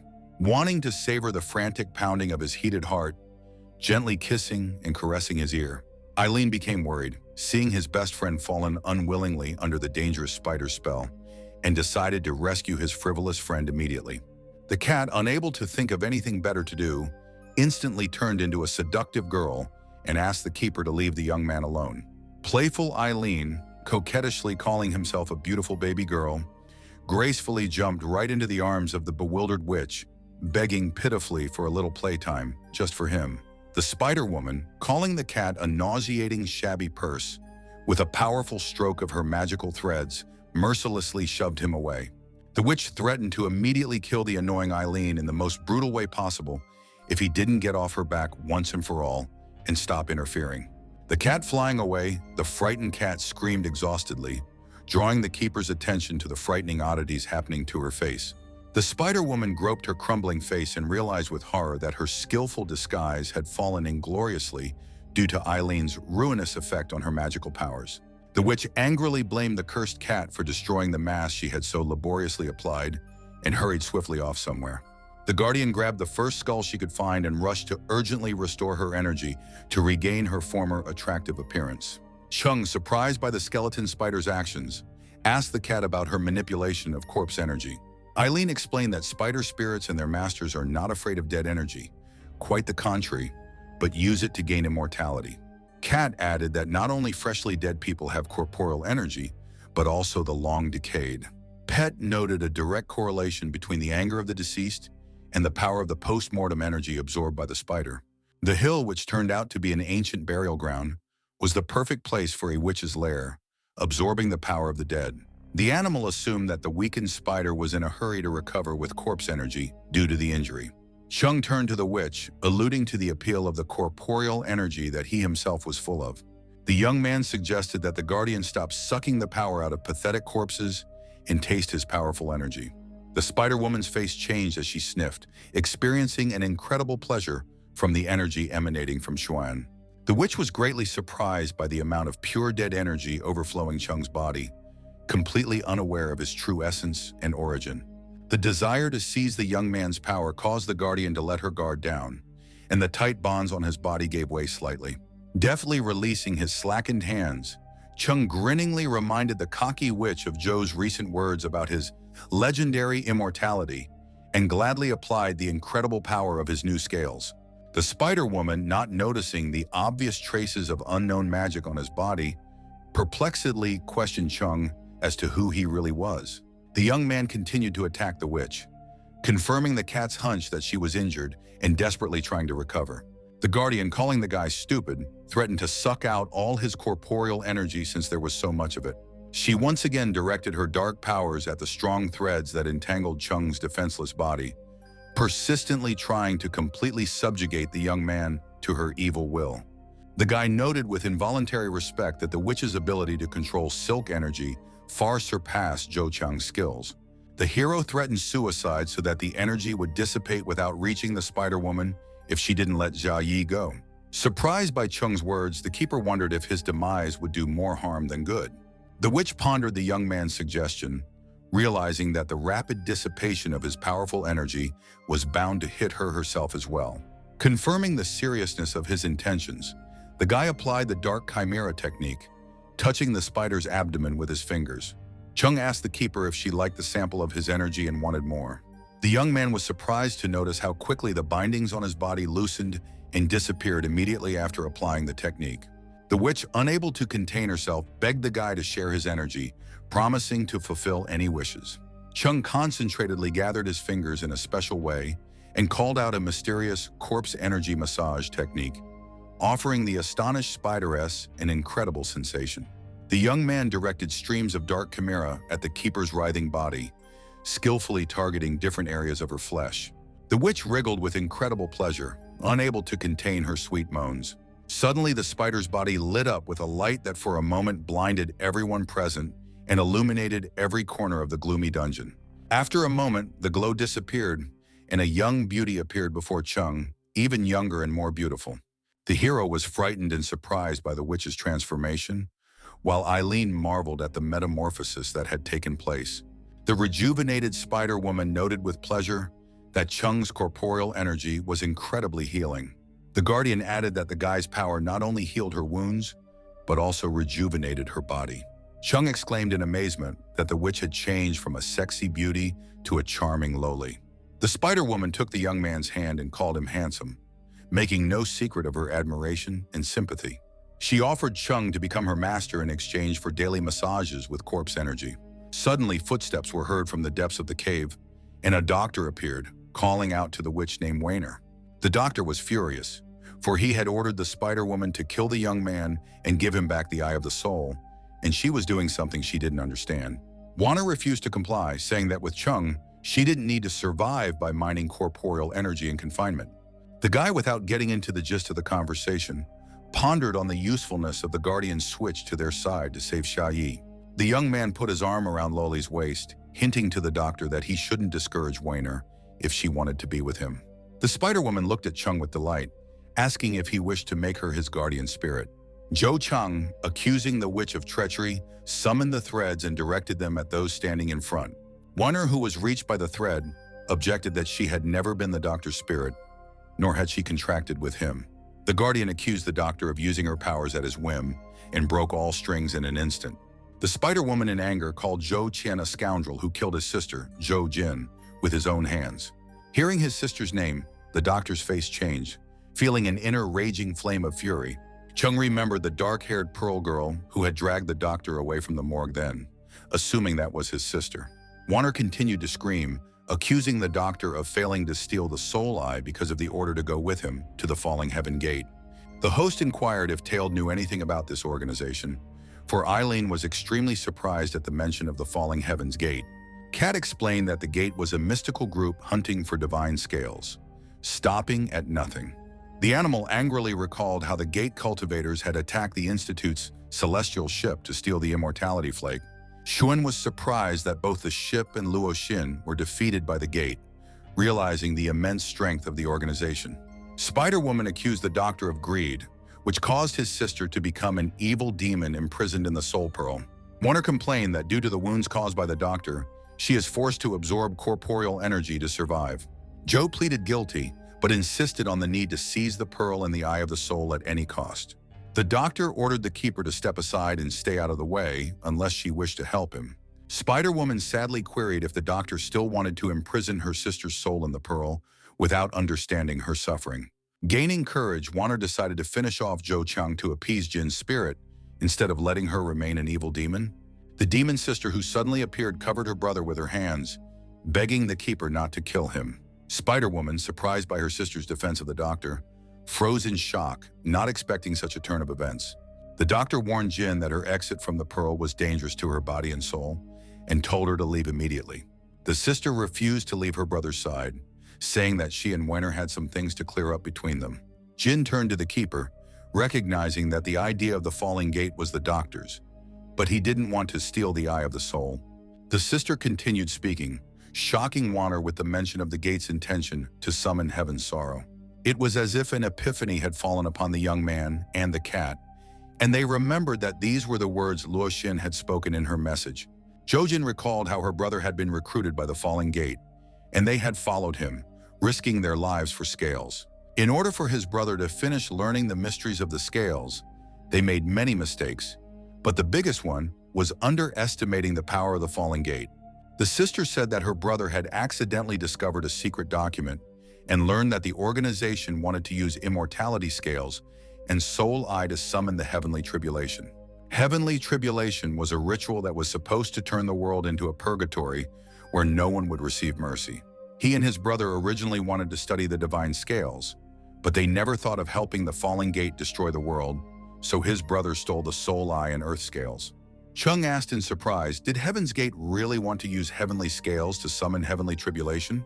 Wanner clarified, clarifying if she had understood correctly that Zhou had wanted to betray the gate from the beginning and stop the ritual. The doctor objected that she should not exaggerate, for he had only studied the scales to ensure immortality for himself and his sister. Chu explained that he had stolen the soul eye to continue his research, as the heavenly tribulation would have destroyed everyone. He added that all he wanted was to spend eternity with his sister, but the falling gate people had killed her, and he could never forgive them. Jojin gently stroked her brother's face and gently reminded him that she was always there for him, ready to support him at any moment. She told of their orphan childhood and how he encased her soul in a pearl after his death. Jojin explained to Wanner that her brother was hiding the truth for fear of failing to resurrect her and hurting the Spider-Woman's feelings. The doctor accused Chung of stealing the artifacts, threatening his sister's soul, and demanded that they be returned. The attending physician, with a wild cry that no one would dare stand in his way, made a desperate leap at the young man, swinging his fist for a blow. The guy met the doctor's attacker with a powerful punch right in the face, contemptuously calling him a worthless asshole unable to soberly assess the situation. He said that he would return the pearl by taking it out of his pocket, and that Zhou Chang gives too much to the extreme, never listening to what he is told, but immediately yelling and getting into a fight. As he continued to speak, the young man condemned the doctor's methods of turning his sister into a demon and kidnapping an innocent man. Chung's words shamed Zhou, and his sister apologized for her brother's stubbornness. The young man promised to return the pearl after the situation was resolved. Zhuan promised to help with the soul eye for his sister's resurrection, but made a condition, pointing to the scale mark, and intrigued the doctor. The hero demanded that Zhou Chang reveal all the information about the Falling Gate. The doctor warned him that it was a formidable organization and recommended that he find out more about it or he could easily be killed. Guy recalled Fallen Gate's plans to use scales to summon heaven's sorrow. He added that he now possessed the immortality flake and the soul eye, so they should be coming for him soon. The young man insisted on information to help prepare for their attack. Eileen supported the idea, mentioning his personal accounts with the Fallen Gate. The hero, watching the cat's reaction closely, thought deeply about his true motives, recalling the complicated and confusing history of his relationship with Luo Xin. Zhou Chang, after weighing the pros and cons, finally agreed to share valuable information, but only in exchange for the promised help. Suddenly, the oppressive silence of the cave was broken by a fierce cry of "No way!" And at the same instant, the doctor's body was mercilessly pierced by a spearhead. The frightened Zhou Jin shouted, "Brat!" and ran to her brother's fallen body together with Wanner. Jin began to look around for his attacker, asking loudly who had hit him. The cat gingerly began to look around as well, wondering why that voice seemed familiar. A beautiful girl emerged from the darkness of the cave, clutching her power in her hand, which she had just used to kill Professor Zhou Chang with. In surprise, Eileen opened his mouth and covered in sweat, not believing his eyes. It was Luo Xin. Barely breathing from his wounds, the doctor struggled to squeeze out a question as to whether Luo Xin was really a Falling Gate assassin. The news that Luo Xin was a Falling Gate assassin shocked everyone, especially Eileen. The Tailed One recognized his former mistress Luo Xin and decided to rush towards her, jumping off the young man's shoulder. Chung managed to grab the cat by the tail, ordering him to wait. After all, this girl was nothing like Luo Xin from the immortality system. Luo Xin accused Professor Zhou Chang and his sister of a criminal escape from the organization, deserving retribution, and asked if he wanted to give up secrets. The girl aimed a powerful punch at the doctor, hitting his sister standing nearby as well. Luo Xin declared that the traitors of the organization would be wiped out today, putting strength into her fist. The girl then turned to Wanner, who, gripped by panic terror, was already preparing to swiftly flee from imminent doom. Not thinking of giving even the slightest chance of escape, the ruthless Luo Xin directed all her power at the fleeing lowly, intending to finally destroy her rival. Though the blow hit the wall and not the girl was scared and ran into the same wall with her eyes closed. The cat was finally convinced that it was indeed Luo Xin, recognizing her Ice Moon martial spirit technique. The young man realized that he couldn't delay and needed to rescue Luo Xin Zhou Chang and his sister, who were shrouded in Luo Xin's power. The guy took out a pearl in a leap and told Zhou Jin to immediately hide inside. The girl agreed without hesitation and disappeared into the pearl while the young man was still landing. Everything happened so quickly that Chung barely had time to notice Zhou Jin was inside the magic item. The young man pondered whether this Luo Xin was really different, whether she had been brainwashed after the gate attack. Looking at the approaching girl, noticing her gaze, Chung grew nervous, fearing that she was plotting something terrible against him. Luo Xin immediately directed her power at the young man and asked if the soul eye the doctor had stolen was really his. After receiving many wounds from her technique, the guy realized that the girl was incredibly strong and dealt serious damage with a single sweep of her arm. Chung realized that with his current abilities, he wouldn't be able to deal with a powerful opponent. Luo Xin continued that the immortality flake they were looking for was also in the young man's possession, and they knew about it from the beginning. The girl declared that she would take the artifacts now, creating a huge slashing hand that almost grabbed the guy. Eileen, seized with panic-stricken terror, shrieked frantically, begging his master to evade the attacks, for their lives were inextricably linked, and the death of one would inevitably entail the death of the other. Looking at the creepy monster reaching for Chung, he realized that things were not good at all. Chung decided to take a chance and experiment, as suddenly a shimmering energy shield appeared between him and the monster, safely protecting the guy. Surprised, the young man turned around and saw Zhou Chang bleeding, who had created a magical defense for him.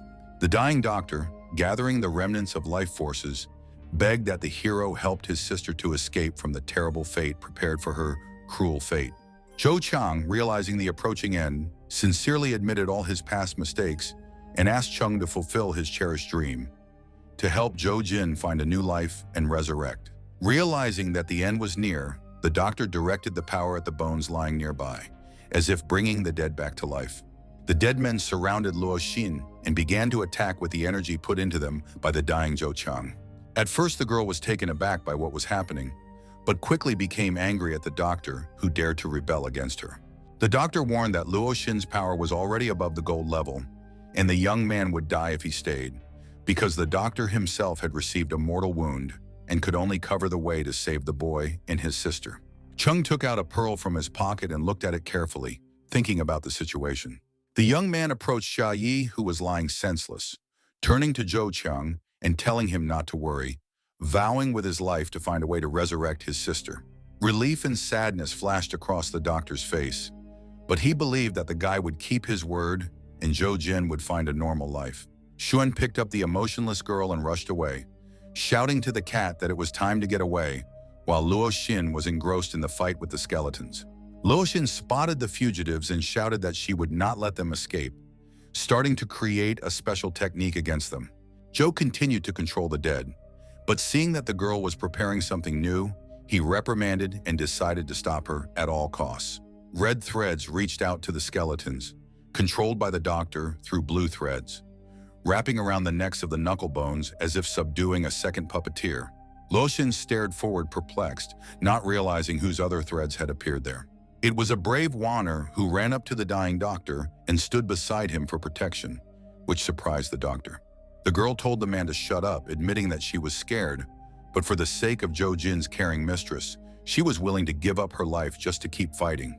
The spideress endured the pain and desperately urged Zhou Chang to join forces to apprehend the hated opponent together for the sake of her mistress. The exhausted doctor, gathering the last shreds of strength, hoarsely agreed, emphasizing that he was doing it solely for his sister's sake. The two defenders soared into the air, emitting a bright glow that was transmitted to the skeletons under their control as well. Luoxin cried out in horror as she realized that these madmen were going to blow themselves up along with the bone puppets. Before she realized it, there was a deafening explosion of incredible force that shook everything around her. The young man with the girl in his arms barely had time to jump out of the cave before it began to collapse after the explosion. Luoxin laughed wryly, asking if second-level Zhou Qiang seriously thought that he could defeat her at the cost of his life. The girl smugly declared that the doctor had only wasted some of her time by coming out of the cave in one piece. The guy turned around in horror after hearing Luoxin's words that her prey had yet to escape. The former mistress, Eilina, told the young man to kindly give up the soul eye in the immortality scale, hurling her technique at him. The blow reached its target and Chung collapsed to the ground. But what was Luoxin's surprise as she approached her defeated foe? Chung and Xiaoyi's bodies were enveloped in a dazzling radiance, completely baffling the experienced warrior who couldn't believe her eyes. A broken ghost ring was lying nearby, capable of creating exact replicas of its owner with identical breath, throwing pursuers off the trail. The artifact confused Luoxin, depriving her of the ability to track down the real guy by breath. The girl was furious when she realized that the young man had dared to deceive her, but she vowed that she would not let him go so easily. Luoxin firmly decided to return the two heavenly scales that were in the runaway guy's possession. At that moment, a crippled but alive Wainer began trying to get out from under the rubble. Back home with his cat and little sister, Chung pondered that the ghost ring was meant to escape from the doctor, not expecting to come in handy against Luoxin. The young man realized that without the help of the doctor and the spider woman who bought him time, he wouldn't have been able to discreetly use the ring and deceive former mistress Eileen, and didn't think that Zhou Qiang would end up saving his life. Eileen, seeing his former mistress in such a horrifying state, completely fell down, unable to hide his deep shock. Xuan, after weighing all the circumstances, decided to first wait for Xiaoyi to awaken, take her home to get her home safely, and then get busy comforting the pet. Gently laying the fragile girl on the bed, the young man involuntarily admired her unearthly beauty and incredible seductiveness. The sight of sexy Xia made the guy horny and mentally prayed that his cock wouldn't stand up at such an inopportune moment. Chung's thoughts were interrupted by a knock on the door. He wondered in surprise who could have come at this hour. When he opened the door, he saw a frightened Xiao Man on the doorstep. He was so surprised by her visit that he could barely ask what she was doing here at this hour. The girl said she was worried about him after yesterday and came to check on him, crying with excitement at the sight of his wounds, which Chung himself had completely forgotten about due to the lack of pain. A close friend seriously feared he was involved in something dangerous and was afraid she would never see him again. The young man gently finished hugging the sobbing guest, stroked her head and assured her that she was not in trouble, which made her feel better. Cradling Xiaoman against his side, Chung reflected that after today's events, he had become convinced of the Falling Gate's close surveillance of him and the need to find a way to overpower them so as not to make his girlfriend worry anymore. Waking up at dawn, Xiaoyi looked around, trying to figure out where she was. Peeking out through the ajar door, the girl noticed her master hugging Xiaoman in the next room. Downcast and sad, the blood slave sank into heavy thoughts about her situation. Although the headman had a long talk with Xiaoman, but she still didn't calm down, helped him bandage his wounds and left to look after the store. After seeing his guest off, Chung promptly rushed over to check on his dear little sister Xia's condition. Quietly entering the room and closing the door behind him, the young man turned around and was amazed to see the girl changing clothes. Blushing with embarrassment, the boy hurried out of the room, leaning against the door outside and mentally chastising himself for the untimely intrusion. She rudely followed him out, and the dumbfounded Chung stared in surprise at her inappropriate appearance. Blocking his path with her hand against the wall, Xia asked him rudely why he was shy since he had seen it all before. A confused Cheng mumbled her name, wondering why she was acting so strange all of a sudden, even though he had seen the girl in her nakedness. The blood slave told him to come in and tell him what happened last night after she passed out. While getting dressed, Xia complained that she had arranged for the butler to pick her up, but was attacked before he even arrived, not expecting so much to follow. Also, the spider had dressed her up in tasteless rags. The young man told him that Zhou Cheng entrusted his sister Zhou Jin to him, But after she returned to the Soul Pearl, she never responded again, and now he doesn't know how she is. The guy thought that the most important question was what kind of relationship Luo Xin and the Falling Gate were in, because Eileen looked depressed after seeing her, and the master couldn't see the pet like that.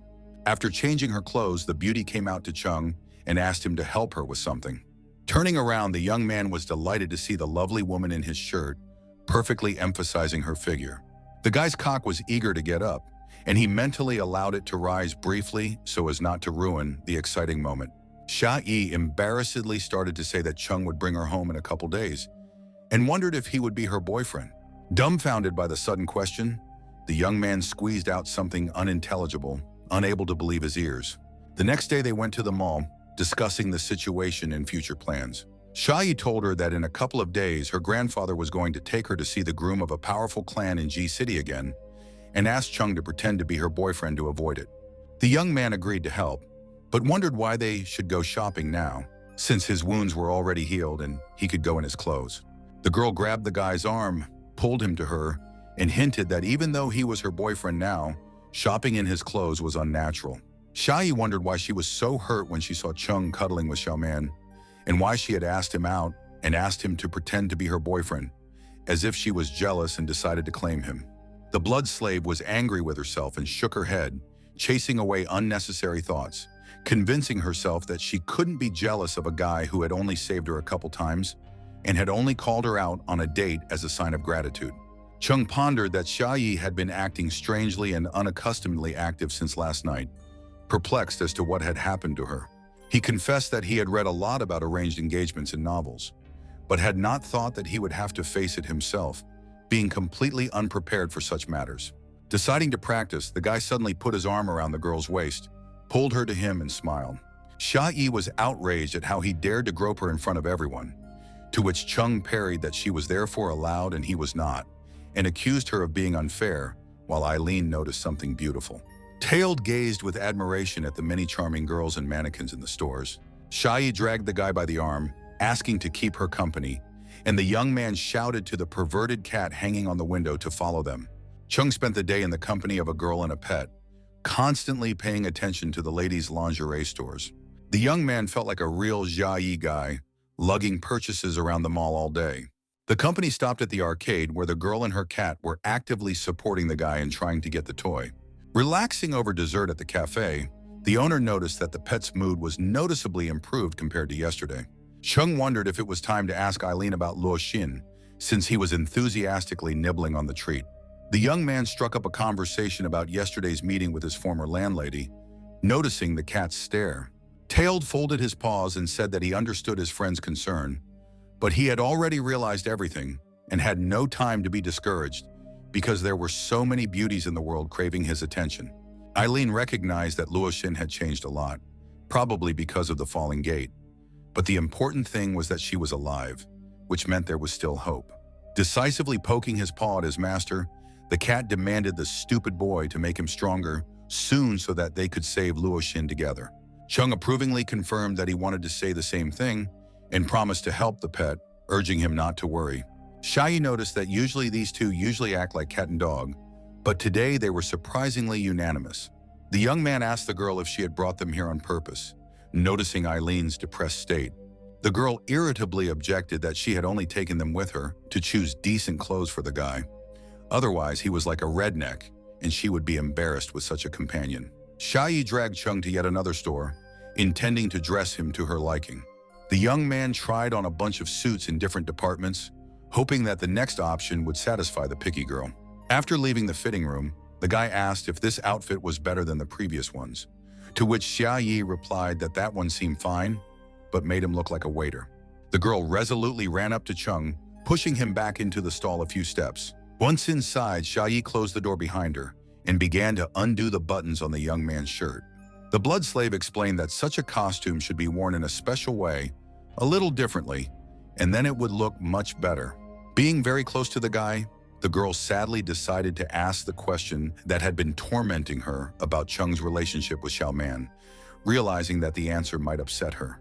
Suddenly, she felt something pressed against her leg and wondered if the young man had stashed a candy bar in his pocket. The embarrassed Chung, realizing his blunder and the emptiness in his pocket, awkwardly apologized for the unfortunate embarrassment, feeling the paint of shame flood his face. Screams came from the fitting room, making passers-by envious of the classroom activities only available inside the stall. They were interrupted by a knock at the door, which opened to see Eileen, skillfully reincarnated as a charming girl. The cat said he barely found them by the noise. Otherwise, he would have looked for them for a long time, but the boys were more interested in his blue short dress. Tails explained that he had to change his clothes when everyone left, which angered Jiayi for turning into a girl.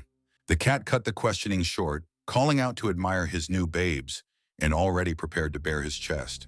The indignant owner turned away, begging his pet not to traumatize his eyes with such a demonstration. Eileen, however, had other plans. By exposing a portion of his chest, he revealed the inscription of a new high-ranking mission to find the heart of a lord, which was given 2 weeks to complete for an unknown reward. The dumbfounded Chung interrogated what kind of high-ranking mission had descended upon them, completely confused by what was happening. Leaving the mall, they headed home. The dear young man kept pondering about the top-ranked mission that had descended upon them.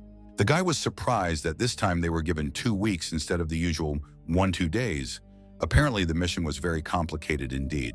The mysterious Heart of the Sky Lord had been bothering Chung because the immortality system usually gave at least some clues. But now, not even the slightest hint, the cat complained.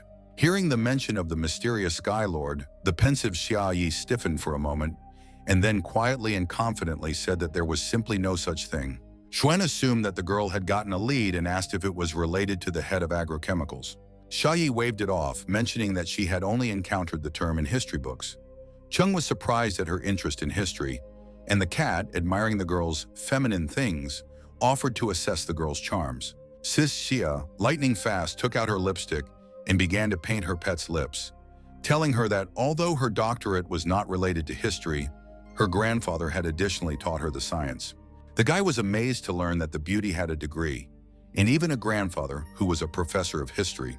Her companion strained her memory, remembering that she had seemingly encountered the term Lord of the Sky in her grandfather's writings, but had forgotten the exact meaning. Chung figured that in 2 days they would go to Xia Yi's house and be able to personally question her grandfather in case they could get a clue to the mission. Suddenly, the silence of the night was broken by the shrill squeal of brakes, and a black car stopped beside the frightened boys, making them shudder with surprise. A girl with a gun jumped out of the auto and, showing incredible agility, leaped high into the air. The stranger, rapidly gaining speed in flight, violently lunged at the stunned young man, aiming to strike him. Tailed, instantly assessing the danger of the situation, excitedly warned his master that the attacker was clearly a level 2 cultivator, or even higher, urging him to exercise extreme caution. After taking a sniff, Xuan noted that the attacking girl's aura had some unusual, earthy odor that was not typical of ordinary opponents. When the enraged damsel swiftly approached and furiously swung her sword to strike, Chung tensed up, preparing to defend himself.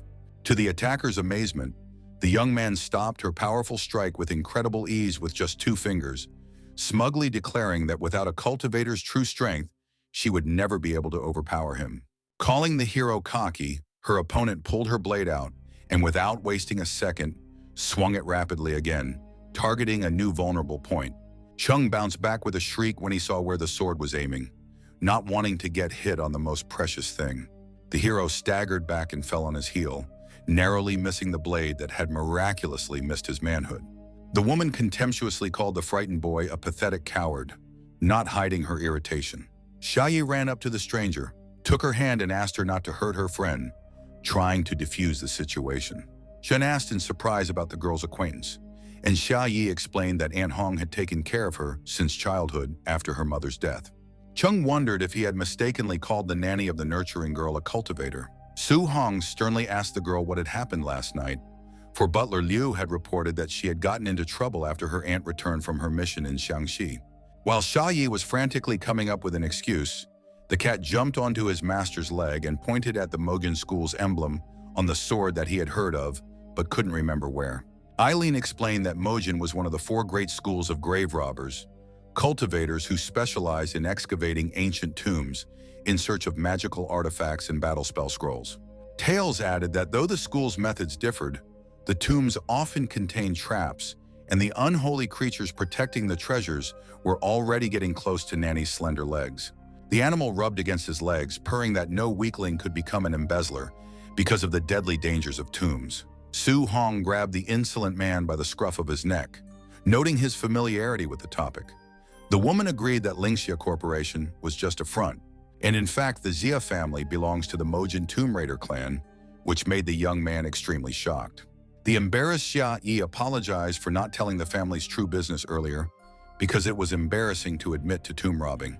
Chung guessed about the uneasy origin of his friend because she was not afraid of Eileen at the first meeting, and in their antique store was a lot of magic things, so now everything fell into place. Su Hong asked if the kindergartner's boyfriend was the jerk she had told her grandfather about, refusing to go to the Jong family's son's viewing party. Xia Yi began to defend the young man, saying that Cheng Xuan was not a jerk at all, but a hero who had already saved her life many times in the most dangerous situations. Cheng proudly declared that as Xia Yi's boyfriend, he had done the only right thing, secretly hoping for some well-deserved praise and recognition for his heroic actions. The aunt suddenly grabbed the young man by his shirt and pulled him to her, making him startled at such sudden and aggressive behavior.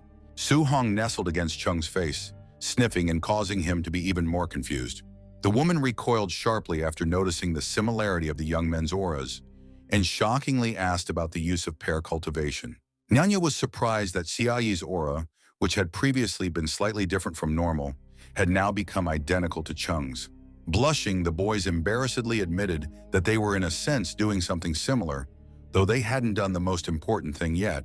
Auntie clutched her shoulders, reminding her that her father wanted a normal life for her without cultivation because he loved his daughter very much, and she had gotten involved with this guy. Xia Yi snapped back that her father had never really cared for her, and now she had a good years-old reason to be stronger. The girl firmly declared her intention to gain unprecedented power to finally avenge that mysterious woman for the death of her mother. Su Hong and Cheng, stunned by Xia Yi's frightening statement, silently looked at each other, unable to find the words to respond to such an unexpected intention of the young girl. The nanny told of Xia Yi's matchmaking with Zhang of the Banshan clan, warning that Cheng must outdo the groom for the girl's sake. The young man smugly declared that not only would he show himself well, but he'd save the best welcome gift for himself, not letting someone take his girl away from him. Su Hong yelled at the boy, telling him not to show off, and dragged the student home to finally change into normal clothes. Getting into the car, Xia Yi turned around, waved goodbye to the hero, and said she would see him in a couple days. The cat and her master marveled at the Xia Yi family's secrets, noting that a real battle awaited them. Cheng decided to show himself to help the girl and learn about the Heavenly Lord from her grandfather. Zhuan firmly stated his intention to accomplish the mission and become stronger, regardless of the end goals. Meanwhile, in the VIP room of the karaoke bar, Jong and his cronies were discussing his upcoming viewing party with the Xia family's eldest daughter and the lavish gift prepared for her grandfather, clearly setting themselves up for victory. The smug groom declared that he would effortlessly get Xia Yi, stroking the beauty sitting on his lap. Lingxia Corporation is the richest in the country, owning half of the real estate market and other areas. Looking at the huge main house, Cheng marveled at the powerful family of grave robbers behind the corporation. Xia Yi revealed that her father Xia Shang runs the Lingxia Corporation, and her grandfather Xia Shihe heads the Mojin clan, one of the 4 grave robber clans. Cheng pondered the incredible power of the ancient clan heads, wondering with trepidation how the mysterious grandfather Xia Yi would turn out to be when they met in person. Xia Yi, dressed in a luxurious gown, came down the stairs accompanied by a caring nanny, greeting her dear friend joyfully and casually. The boy and his faithful cat companion, not hiding admiration, admired the unearthly beauty of the girl, jokingly competing among themselves in assessments. Su Hong reported Xia Yi's father's absence, but the girl only grinned bitterly, having long since resigned herself to his indifference. Xia Yi offered to escort Cheng to her grandfather's library until Zhang Yang arrived. The young man, feeling the growing excitement before the upcoming meeting with the influential head of the clan, decided to show maximum discretion, sincerely hoping for a favorable outcome of this acquaintance. Suddenly, an unfamiliar voice sounded behind Cheng's back, causing him to freeze in place in surprise. When he turned around, he saw a stunted old man with a penetrating gaze who scrutinized the young man from head to toe, obviously noting his outstanding qualities. Xia Yi rushed to hug her beloved grandfather, and Su Hong respectfully bowed to the esteemed head of the family. The grandfather praised Cheng, emphasizing his guardian spirit and perspective, which pleasantly surprised the young man with his friendliness. The shrewd cat with supernatural sense was extremely surprised not to sense the usual powerful spiritual power of an experienced cultivator from the Mojin clan head. Xia Yi had the courage to ask her beloved grandfather to cancel the planned viewing, arguing that Cheng had long since become her chosen one. Grandpa resented it, sternly reminding him of the many years of strong friendship with the esteemed Jong family and the extreme importance of this traditional event for both clans. The head of the family, weighing all the circumstances, insisted on giving Zhang Yang a fair chance, meaningfully pointing to Cheng as a very promising son-in-law for their esteemed family. Cheng mentally chuckled at the old man's pragmatism, but inwardly rejoiced at his careful preparation for this important meeting. The young man respectfully presented the esteemed Mr. Xia with an exquisitely wrapped gift, hoping to make a favorable impression. To everyone's surprise, the gift was a rare book, 300 Tang poems, to which the wise old man was unspeakably pleased, and in his eyes appeared genuine delight. The young man, encouraged by the response, detailed the fascinating story of acquiring this valuable book from a mysterious Taoist priest at the ancient Hualin Temple. Zhang Yang, who had arrived, did not hide his contempt and wryly ridiculed Cheng's gift, categorically calling it an obvious and inept fake. He confidently pointed out the book's characteristic similarity to Tang-era style, which he said often misled many inexperienced and gullible people. Zhang Yang, demonstrating his vast knowledge, exposed the forgery by arguing the true historical origin of the 300 Tang poems. Xia Yi was embarrassed by Xuan's blunder, and the old man smiled enigmatically, anticipating the denouement of the story. Zhang Yang snapped his fingers with a triumphant look, ordering his gift to be brought out, and said that he hoped that Mr. Xia would be favored. Servants brought out a rare ancient book, the Sutra in 42 Zhang, a Buddhist scripture that had arrived in China from India. The fourth son of the Zhang family proudly declared that after careful inspection, he could vouch for the authenticity of this precious relic, even though it was compiled during the Qing dynasty. Cheng nonchalantly parried that it was not a matter of authenticity, but of tongue-twisting skill, and since he was being accused of being a fake, he should check both books. The young man summoned the magical scale resting on his hand, and its power lifted both books into the air, beginning the inspection. To everyone's amazement, the cover of the 300 Tang poems brought by Cheng turned into the Sutra in 42 Zhang, revealing the true appearance of the book. Su Hong shouted indignantly that the young man's gift was a sutra from the beginning, which he had purposely concealed, displaying his vast knowledge of ancient folios. The head of the Jia clan grinningly praised the young guest's wit and ingenuity, admitting that things were getting more and more interesting. Under the influence of magical power, the real 42 Zhang Sutra revealed its luxurious binding to the world, while the fake one presented by Zhang Yang turned to ashes, much to the amusement of old Xia. Cheng defiantly stated that he had intended to give Mr. Xia a sutra rather than Tang poems from the beginning, and had now proven the authenticity of his book, whereas Xia Yi would hardly be to the taste of a show-off like Zhang Yang. The hapless groom's furious friends descended upon Cheng with angry yells, accusing him of cheating and willfully destroying the supposedly authentic book. Zhang Yang shouted angrily that this boy had dared to burn a folio that was worth a fortune, and he would personally deal with him, throwing his fists at the offender. Su Hong tried to intervene, urging the hot youngsters not to put up an ugly fight, but old man Xie blocked her path with his cane. Grandfather blocked Nanny's path, forbidding her to interfere and expressing his desire to observe the coming conflict. The old man encouraged his granddaughter's admirer, urging him not to be timid in front of his rival and to act decisively. The young man, not wanting to disrespect the head of the Xia family, enthusiastically agreed to the duel, preparing to teach the arrogant Zhang Yang a lesson. Zhang Yang angrily shouted that the marriage between him and Xia Yi was a foregone conclusion because their families are longtime business partners, and Cheng, the bloody bastard, ruined all his plans. He fiercely ordered his opponent to die and directed the energy he had just stored at him, intending to wipe out the young man. Su Hong and the others watching the battle noted that Zhang Yang had reached the peak of the Juji level and would soon break through to the next stage, surpassing Cheng's strength despite his intimidating aura. Sha-yi, worried about her friend, looked at him pleadingly, asking him not to lose this decisive fight.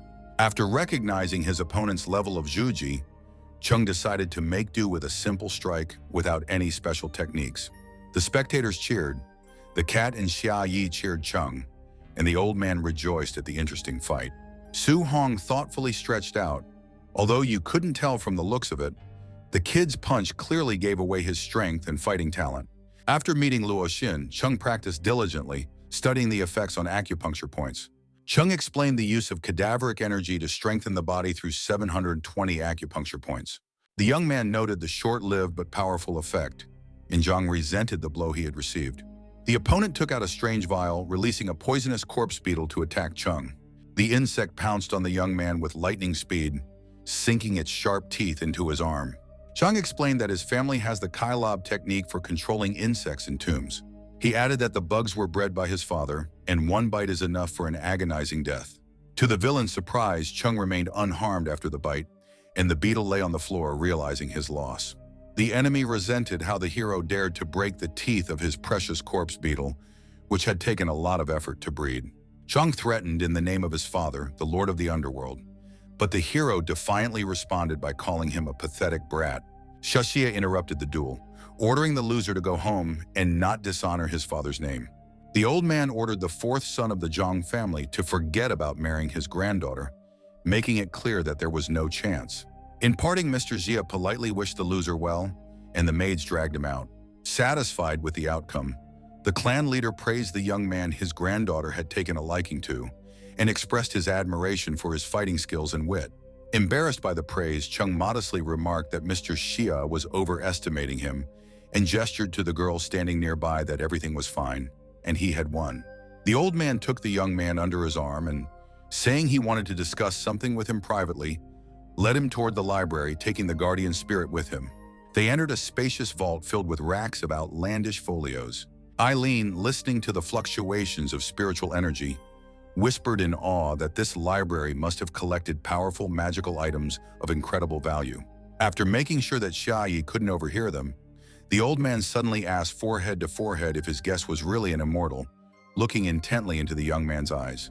Although his granddaughter didn't say anything to him, but after watching Shashihi's battle, he understood everything himself, not only for immortality, but also for Xia-yi becoming a blood slave.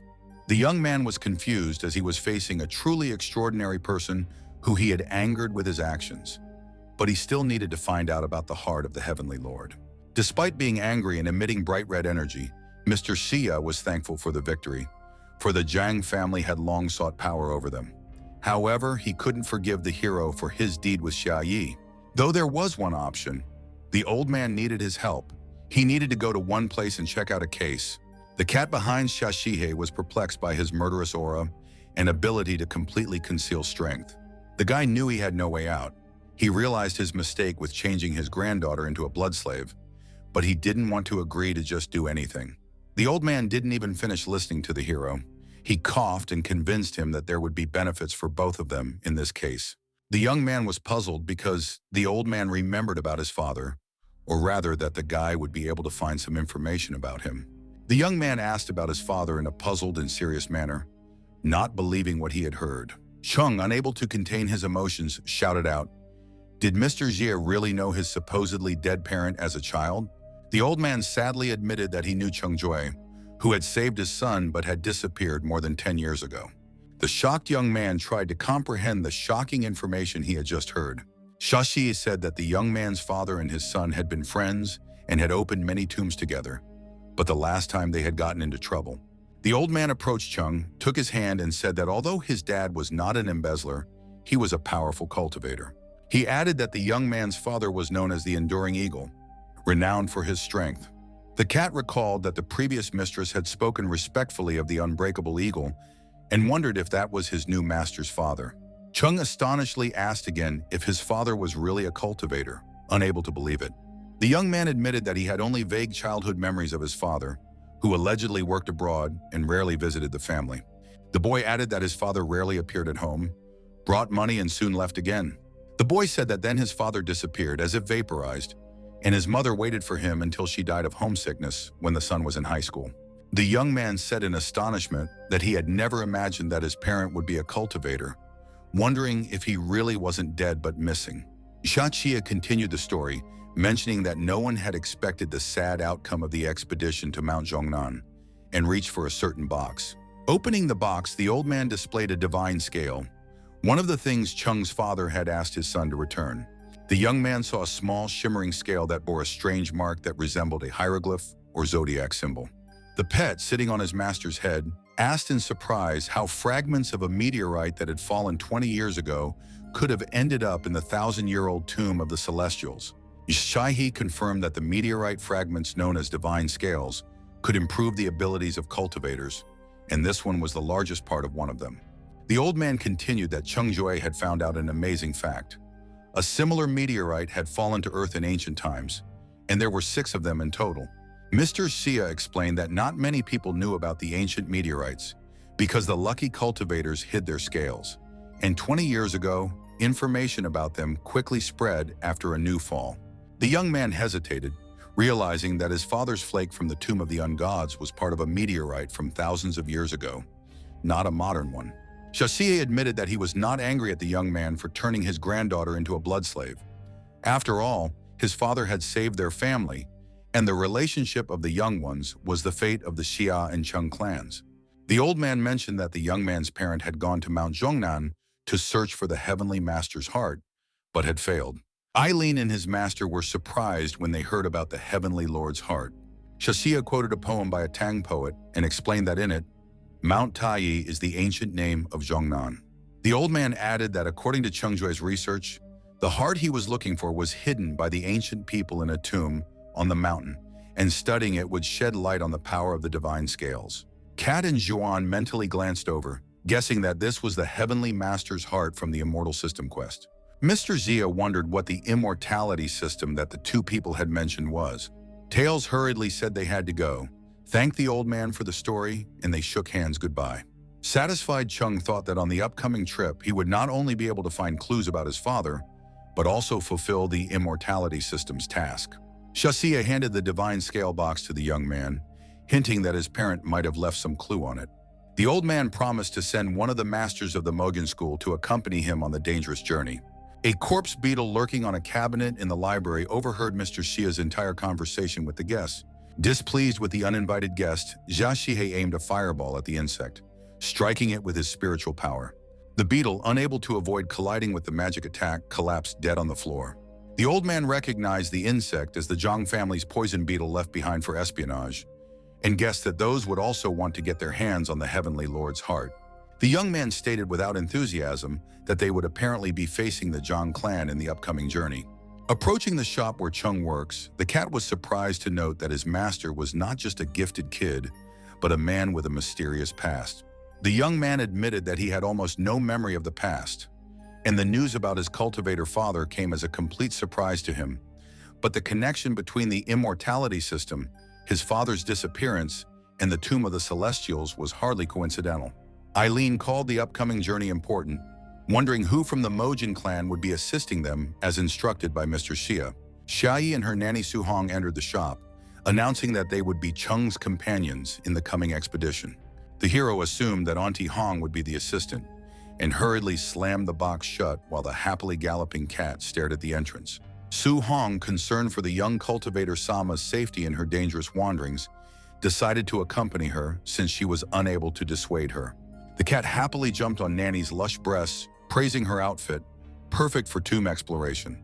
The babysitter easily threw the cat back against the wall and warned that there might be demons and ghosts there. Su Hong mentioned the special means of protection against demons and ghosts that might be encountered in ancient tombs, and told the companions to change into special uniforms prepared under Mr. Xia's instructions. The friends gasped as they looked at the contents of the case, and Jiayi hesitantly glanced at her traveling companion as if she sensed a trick. Cheng noted that the suits look weighty but become incredibly light when put on, thanks to weight reduction spells and special defense techniques. Eileen, who was dressed in a little bee costume that was completely incongruous with his brutal temperament, was extremely displeased with his indignation. The changed Jiayi complained embarrassedly that her outfit was too revealing, but she had no choice but to wear what she was given. Chuckling at his friend's costumes, Chung nonchalantly wondered what was so scary about them.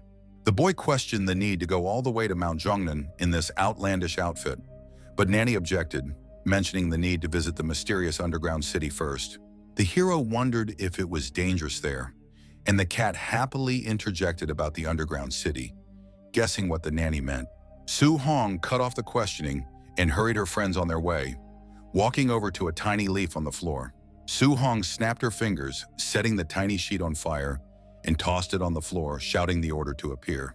In a matter of moments, a stone-ugly head sprouted from like a smoldering vegetable crumb that was as big as the guys themselves.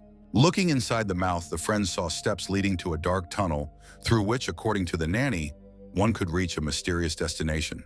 Su Hong, the first to hide in the depths of the stone monster, told the others to follow her. Shayi gingerly looked around in the eerie darkness of the tunnel, wondering where the praiseworthy city her mentor was talking about was. Eileen explained that Underground City was short for Underworld City, a secret market on the border of the underworld that had gained popularity among cultivators. Shayi frighteningly asked if they were really heading to the underworld, chilling with horror at the thought of it. Tailed confirmed, recounting an ancient legend about Lord Yanluo Wan that allowed cultivators to descend into the underworld to trade with its inhabitants after receiving a gift of a magical artifact. Eileen added that enough Lin could buy anything in the underworld, from the chance to be reborn as a rich man to the rare curiosities that attracted treasure hunters. Kat said that some people visit the afterlife market to exchange valuables, others to make deals, and others do business here, opening shops and forges. Chung stretched thoughtfully that this was the first time he had heard of the ability to change his past lives for a favorable rebirth, pitying the disenfranchised dead. The young man, surprised by the existence of commerce in the afterlife, even contemplated opening his own business here. Su Hong cut off Chung's raptures once again, reminding him that they had come for shopping and not for profit, mentioning their intention to get hold of a certain Yinming Tongbao relic. The woman told Chung to find the relic using his authenticity evaluation skills, and the cocky young man assured with a smile that everything would be at its best. The companions approached the high gate, behind which, according to Nanny, the mysterious marketplace of the dead lurked. The friends entered the beautiful and bustling city, looking around in shock and marveling at what they saw. The hero marveled at the crowdedness of the other world, and the cat admitted that he himself was the first time in such an outlandish place. Shayi, shaking with fear, gingerly looked around and shrieked fearfully when some entity wearing a creepy mask roughly shoved her out of the way. The trembling girl ran up to her aunt and inquired who the rude man was who had dared to push her, to which Nanny told her to keep quiet with her finger to her lips. Su Hong explained that the offender was one of the ghost guards hired by Yanluo Wan to keep order, and insulting such entities was fraught with trouble. Before the girl could recover from the experience, she was startled by a new incident. The patrolman threw a young man to the ground right in front of her eyes. The poor man, who called himself Liu San, bowed humiliatedly to the guards, begging for mercy and making excuses for bad deeds, while a second ghost spoiled his goods in his shop, demanding payment for 3 days' rent arrears. A whistleblower emerged from the crowd of gawkers, urging the fearful ghost not to believe the tales of the moneyed liar merchant. The informer was a prophet who had found out that the poor man had obtained a rare Yinming Tongbao artifact a few days ago, and demanded that all of his belongings be confiscated in order to force him to pay the debt. The friends looked at each other fearfully, realizing that they risked losing the coveted relic after hearing its name from the lips of the trickster. The prophet presumptuously declared himself the eyes of the underground city, knowing every valuables in the hands of the citizens, and assured the guards that the debtor was hiding him among his goods. Shayi happily offered to go and buy the relic from a vendor who needed money to pay taxes, but Auntie objected that they would offend the ghost guards that way. Su Hong explained that in the underground city, shopkeepers are obliged to pay tribute to Yanluo Wan, and the guards keep order and collect taxes, having the right to confiscate the goods of debtors. Chung guessed that the ghosts were eager to snatch a piece of the confiscated items, and by buying the artifact now, they would deprive the guards of their profit and incur their wrath. Nanny confirmed that the city is full of profit informers, finding out for the guards who has valuables and tax debts, receiving coins for their services. The friends only had to watch as Lu San opened his bag of goods, trying to convince the guards of his poverty. The vendor begged the old prophet not to listen to the old man, saying that he only had trinkets for sale, and there was no such rarity as Yin Ming Tung Bao. The ghost thoughtfully and frustratedly agreed that the sack was indeed just bling of little value. The bewildered informer scratched the back of his head, wondering if his information was wrong, and the merchant did not have the coveted artifact. Lu San mentally laughed at the hapless prophet, glad that he was not able to figure out his trick of hiding a powerful magic item. This rare item is protected by a level 5 cloaking spell that only an outstanding master can recognize. Lu San reluctantly handed the guards a few trinkets, promising to repay the debt in a couple of days and take back the confiscated goods. The prophet intervened, saying that this junk would not be enough to cover the debt, and demanded that the seller be stripped clean. The ghost agreed, slinging the sack over his shoulder and promising to return the goods only after the debt was paid in full.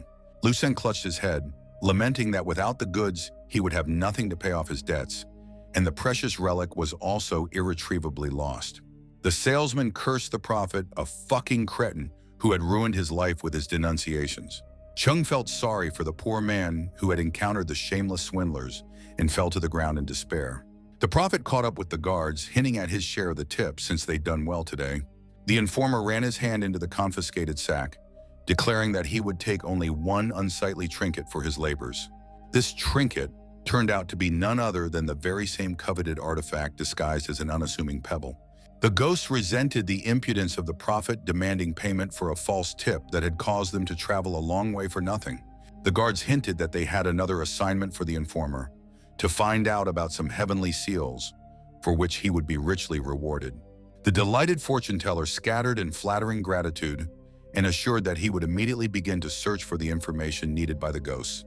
The seer mentally chuckled that it wouldn't be easy to find the heavenly seals, the spiritual relics of the Taoist deity Yuanxi Tiansong, but if he succeeded, he would appropriate them for himself and earn Yan Luowan's appreciation.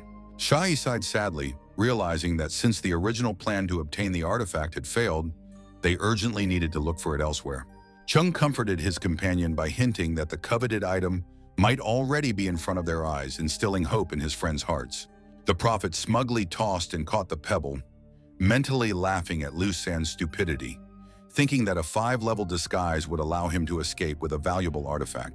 The informer envisioned how rich he would get if he opened a gambling house in the city of the dead and used the powerful relic to attract gullible simpletons. The prophet's thoughts were interrupted by a girl who offered to buy a pebble for 500,000 lin, which made the greedy man's eyes flash with greedy sparks. Su Hong confirmed that she was willing to pay the amount and threw the weighty bag right in the dumbfounded man's face. The prophet realized that the buyer wanted a pebble that she ignorantly mistook for a trinket and decided that 500,000 was too little for such a rarity. The slicker pretended to agree to sell what they needed for $500,000, carelessly letting it slip out of his hands as if carelessly. The pebble fell into a pile of other trinkets, momentarily lost among them as the seer stirred the pile of treasures in a deliberately clumsy manner. The informer hypocritically said that he could not give the relic directly because here is a gambling establishment with its own rules, and offered the buyer to try her luck. Su Hong angrily exclaimed that she did not want to participate in dubious games after she had already given the money, but the rogue stubbornly stood his ground. The prophet ingratiatingly explained that 500,000 linas entitles him to one attempt to guess where the right pebble is, and if he fails, he will keep the money. The informer snidely wondered which of his friends would risk trying their luck, confident that they had no chance of finding the artifact. Chung resolutely volunteered to play, but he demanded that the old geezer should clearly state all the conditions and strictly abide by them. The prophet laughed so loudly that the decorations in the city of the dead rang menacingly, as if from a gust of hurricane-force wind. Eileen suggested beating up the petty old man and taking the stone, but Xiao Yi objected that it was useless, as the rogue was a henchman of the guards. Su Hong doubted that the stone stolen by the prophet was the same artifact and warned Chung to risk losing 500,000 ling if he failed.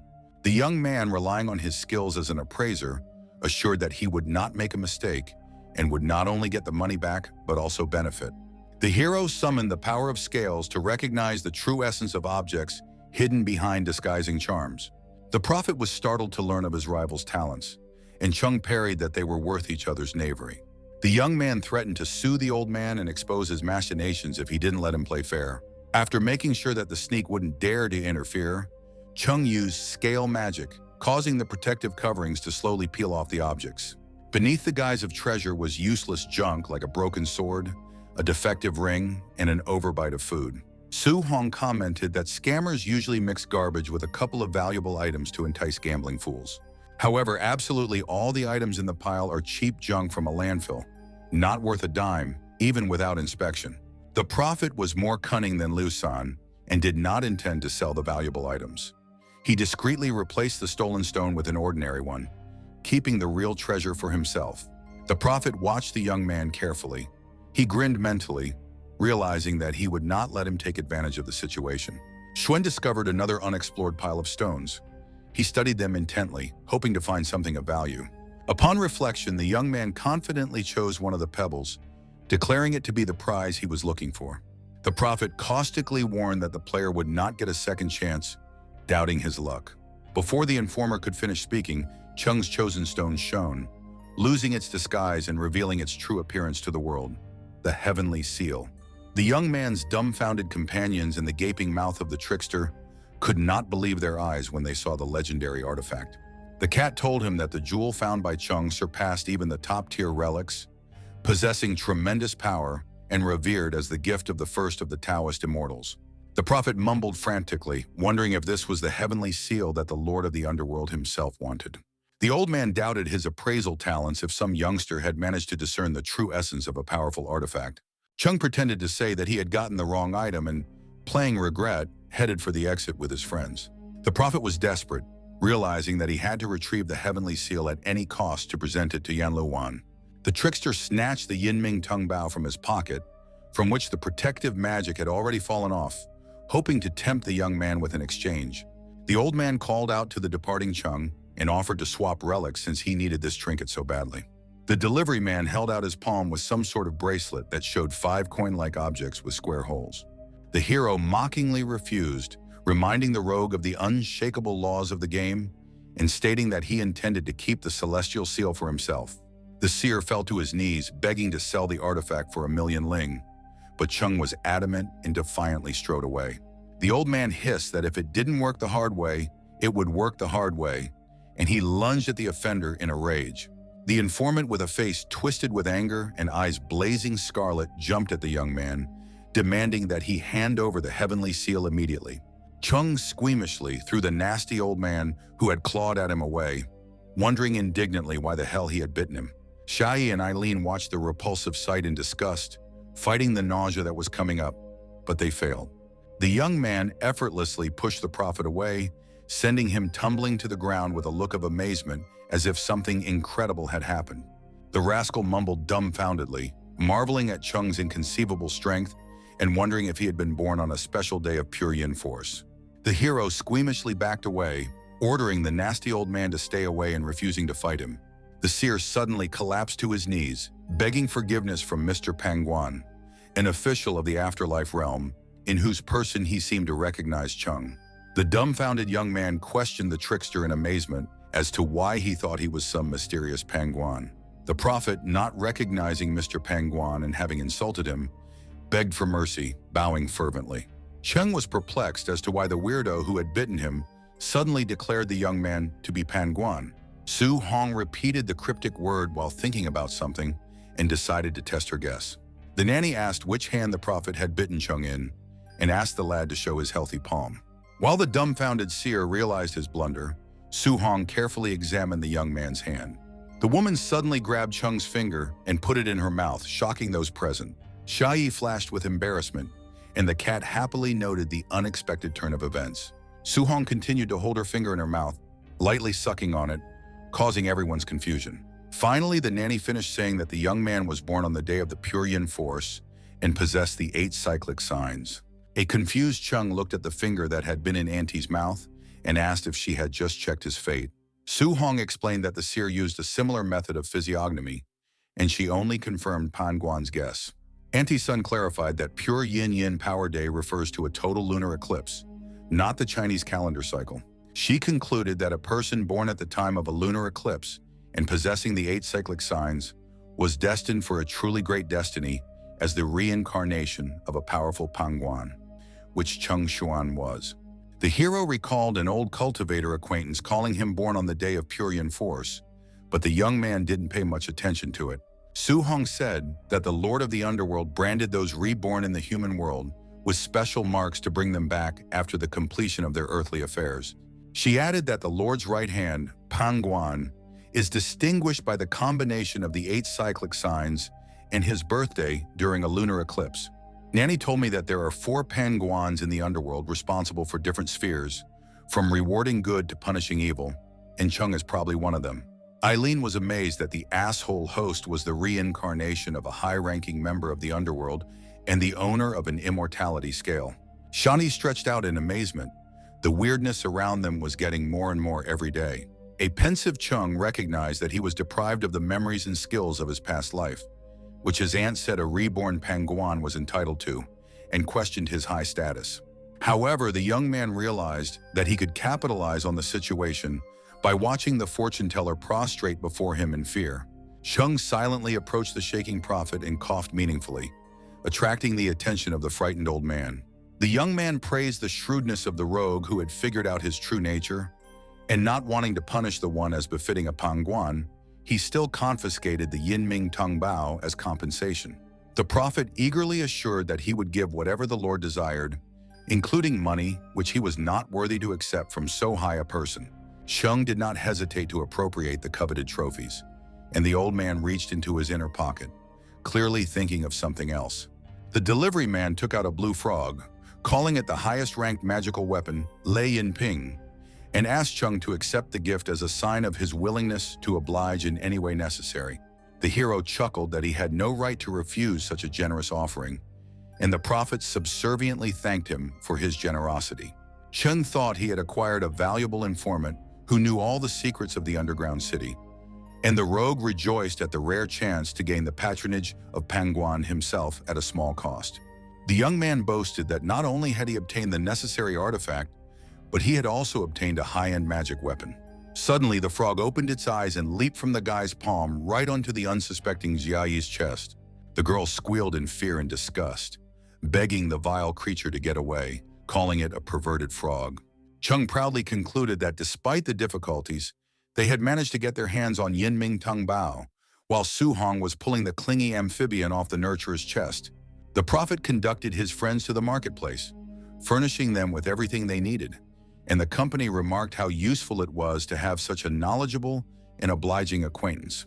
Thanks to the trade dexterity of the trickster, the companions bought everything they needed, spending only a tenth of the budget. In parting, Chung instructed the informer to deliver the heavenly seal to the Lord, and the old man zealously assured him that he would fulfill the important task to the best of his ability. The young man reasoned that if he were not Pangguan, he would bring trouble upon himself by misappropriating such a valuable object, and he doubted the truthfulness of the words of his aunt and the prophet.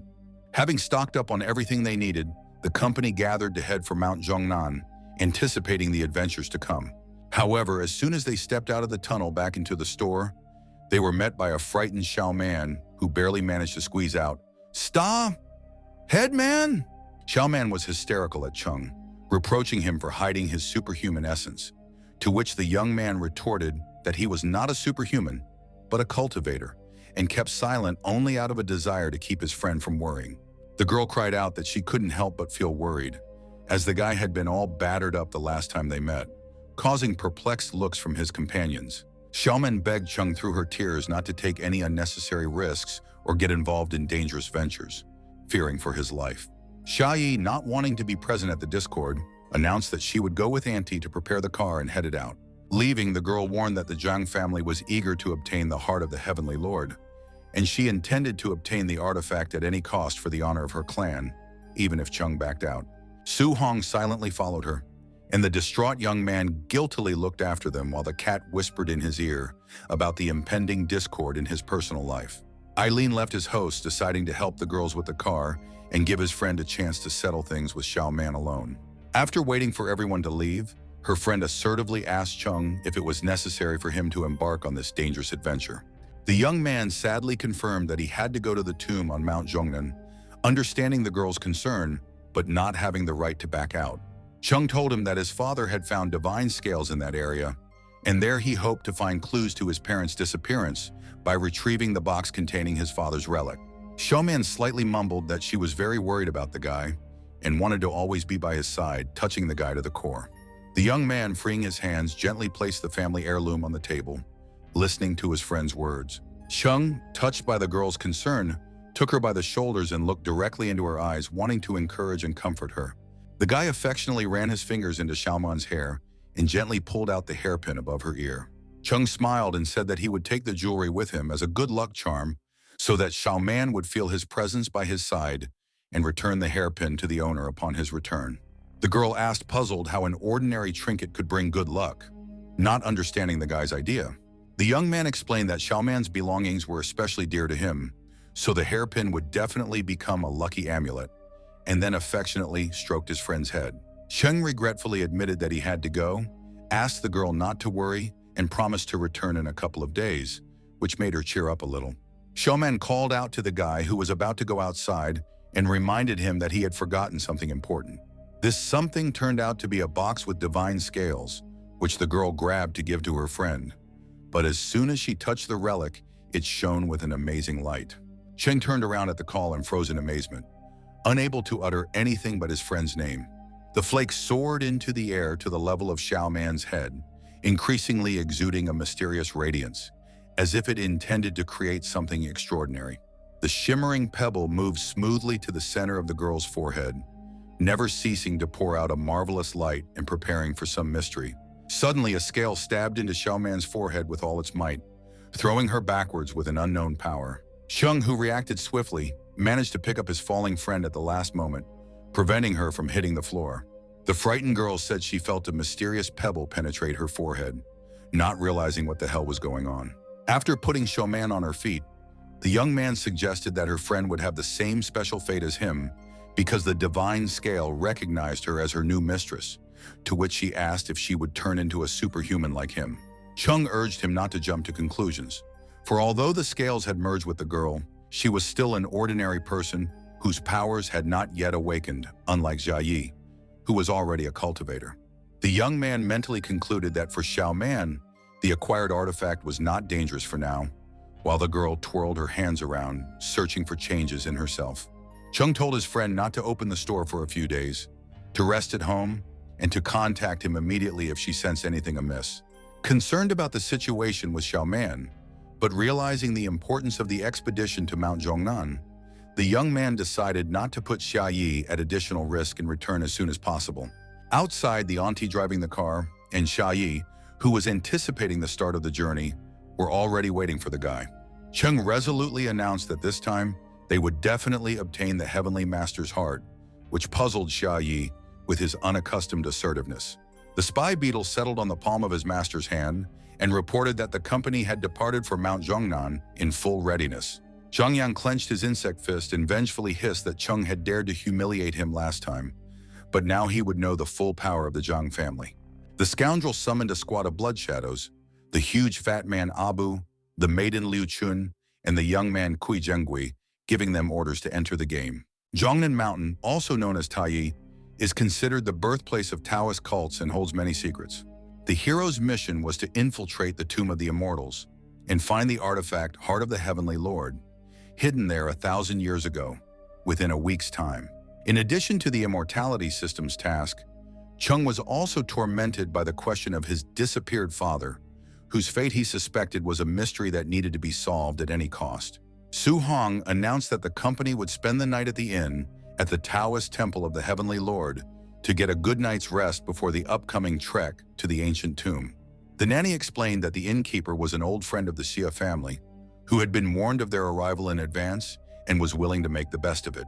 Exhausted after a full day on the road, Eileen collapsed in his master's arms and muttered that he urgently needed rest.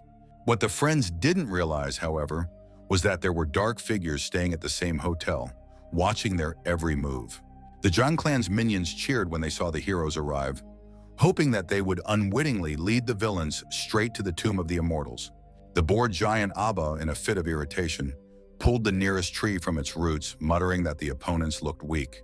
Kui Zhenggui yelled at his partner, warning that underestimating the enemy would do no good.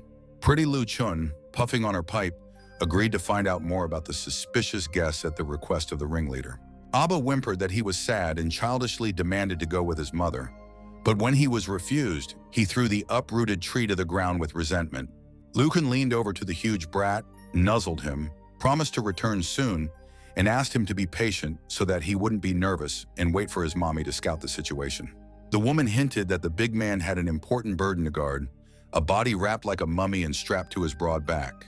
Kuijingwei warned her friend that Su Hong, the head of the grave robbers of the Xia clan, was a formidable opponent, and Cheng Xuan, although young, was an immortal who could control corpse energy.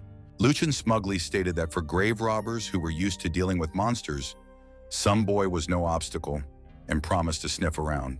As night fell, having eaten dinner and discussed the plan, the heroes dispersed to their separate rooms for a well-deserved rest. A servant escorted Chung to a separate wing, indicating the young man's quarters and wishing him a pleasant rest. Eileen, perched on his master's shoulder, flopped down on the bed, longing for a good night's sleep and strength before the coming trek to the tomb. Chung, glancing at his watch and finding that the time had barely passed 9, realized that he would not be able to sleep and decided to spend his insomnia practicing. The young man remembered how, while studying meridians and acupuncture points, he had discovered a way to purify corpse energy, increasing its power many times over, and decided to practice, since sleep was still not coming. The cat, looking proudly at Chung's progress in mastering the complex techniques, playfully called himself the boy's daddy, touched by his dedication. Chung, blushing at the ambiguous joke, angrily grabbed Eileen by the collar, not wanting to even think about the fact that he might be gay. With a sudden jerk, a frog fell out of his pocket, attracting the attention of the cat, who wondered if it was the prophet's gift. Chung confirmed that the unusual amphibian, despite its ordinary appearance, was a powerful artifact capable of expelling evil. Otherwise, he wouldn't have dragged her along. Suddenly, a suspicious bug flew into the young man's room, warily looking around with tiny beady eyes. This was no ordinary six-legged visitor. The insect turned out to be a spy designed to find out more about the hero's plans. The bug was sent by Lu Chun, lurking on the roof, eagerly awaiting the reports of her tiny spy. Lu Chun rejoiced, looking with the eyes of a spy beetle at the rogue enemies who didn't notice the surveillance and fell into her trap. But the villainous triumph didn't last long. Chung's magical frog reacted to the intrusion and ate the bug with its long, sticky tongue, cutting the spy off from her valuable informant. The young man, equally dumbfounded, aghast that his pet appeared to eat bugs, and wondered if it was as magical a weapon as the wily prophet had described. Lu Chun, who did not expect to find such a powerful artifact that could easily deal with poisonous insects, was confused. Chung, on the other hand, dismissed extraneous thoughts, assumed the lotus posture, and began practicing purifying corporeal energy. The young man concentrated and began to accumulate streams of energy in his palms, preparing for a decisive spurt. In the next instant, Chung forcefully extended his palms upward, releasing the accumulated power in a swift stream. Lu Chun, who had been lurking on the roof all this time, realized the uselessness of the killer insects against the enemy artifact and decided to resort to a different tactic. The pretty girl lifted a small tile, thus making a tiny hole in the ceiling, but was immediately hit by the monstrous corporeal energy that burst out of the young man's hands. Spyro coughed and staggered, unable to resist the colossal concentration of magical power. The flimsy roof could not withstand the fumbling of the hapless spy, and with a deafening crack broke straight into the chambers of the unsuspecting young man. Chung, still holding his arms outstretched upwards, channeling the released energy, froze confused before he could realize what had happened. Due to the sudden intrusion, the young man did not have time to lower his palms, and the falling Liu Chun wickedly ironically landed her lush breasts into his upraised hands. Dumbfounded Chung at first did not understand what the incredible heaviness, but when he realized what delights we are talking about, noted the pleasant elasticity and softness of unusual watermelons. The young man was unable to hold on to the girl who had suddenly fallen on him, and she collapsed to the floor with a crash. Lu Chun lifted herself up, rubbing her bruised head, and mentally scolded the hapless kid whose hands seemed terribly awkward. Eileen, not missing a chance to flirt, jumped on the beauty's chest and started showering her with compliments, comparing her to a lost angel. The beauty, feeling weak from the inhaled corporeal energy, doubted her strength and decided to deceive her enemies in order to escape, fearing to lose in open combat. The girl made up a story on the fly that she was a worker fixing the roof and accidentally stumbled in, apologizing for the inconvenience. The cat put its claws to the stranger's throat, snidely inquiring since when did girls in temples flaunt such revealing outfits. Realizing that she had been exposed, the spy in desperation decided to attack her opponents, but to her horror she found that she couldn't move. The immobilized Liu Chun helplessly froze in place, unable to do anything. Chung smirked, wondering at the immobilized captive if she was a victim of his insidious acupuncture technique that had completely paralyzed her body. The girl wondered how the young man had managed to paralyze her, since he hadn't even touched her while using his techniques. Suddenly, she remembered how her chest had landed in the palm of her enemy's hand during the fall, and guessed that it was at that moment that the sly one had used his technique. Chung caustically asked the hapless lurker how she liked his corporeal energy, hinting that he'd figured out her clumsy rooftop stomping from the start. The young man sat down beside the immovable prisoner, meaningfully passed his finger over her lips, and asked her directly if the Jong family had sent her to spy on them. Liu Chun threatened that the hero will not be happy because she is a member of the Blood Shadow Squad, an elite unit of the powerful Banshan clan, which the boy is no match for. Chung nonchalantly objected, hinting that since the villain had not come alone, he could not let her go, and playfully offered to take the impudent woman hostage so that she could see with her own eyes the triumph of the heroes over the Blood Shadows.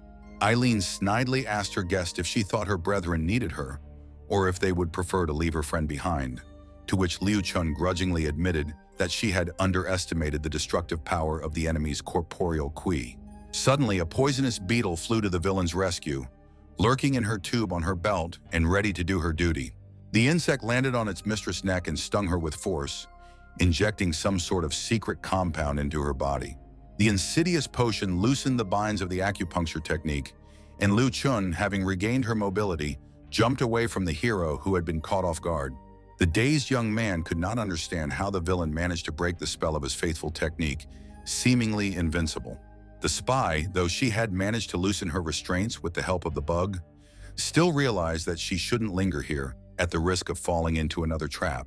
Liu Chun snatched the pipe and described an intricate figure in the air with it, filling the room with clouds of ominous purple mist. Chung cried out anxiously, realizing the fugitive's devious plan, for the visibility in the room had dropped to almost zero, allowing the villainess to slip away.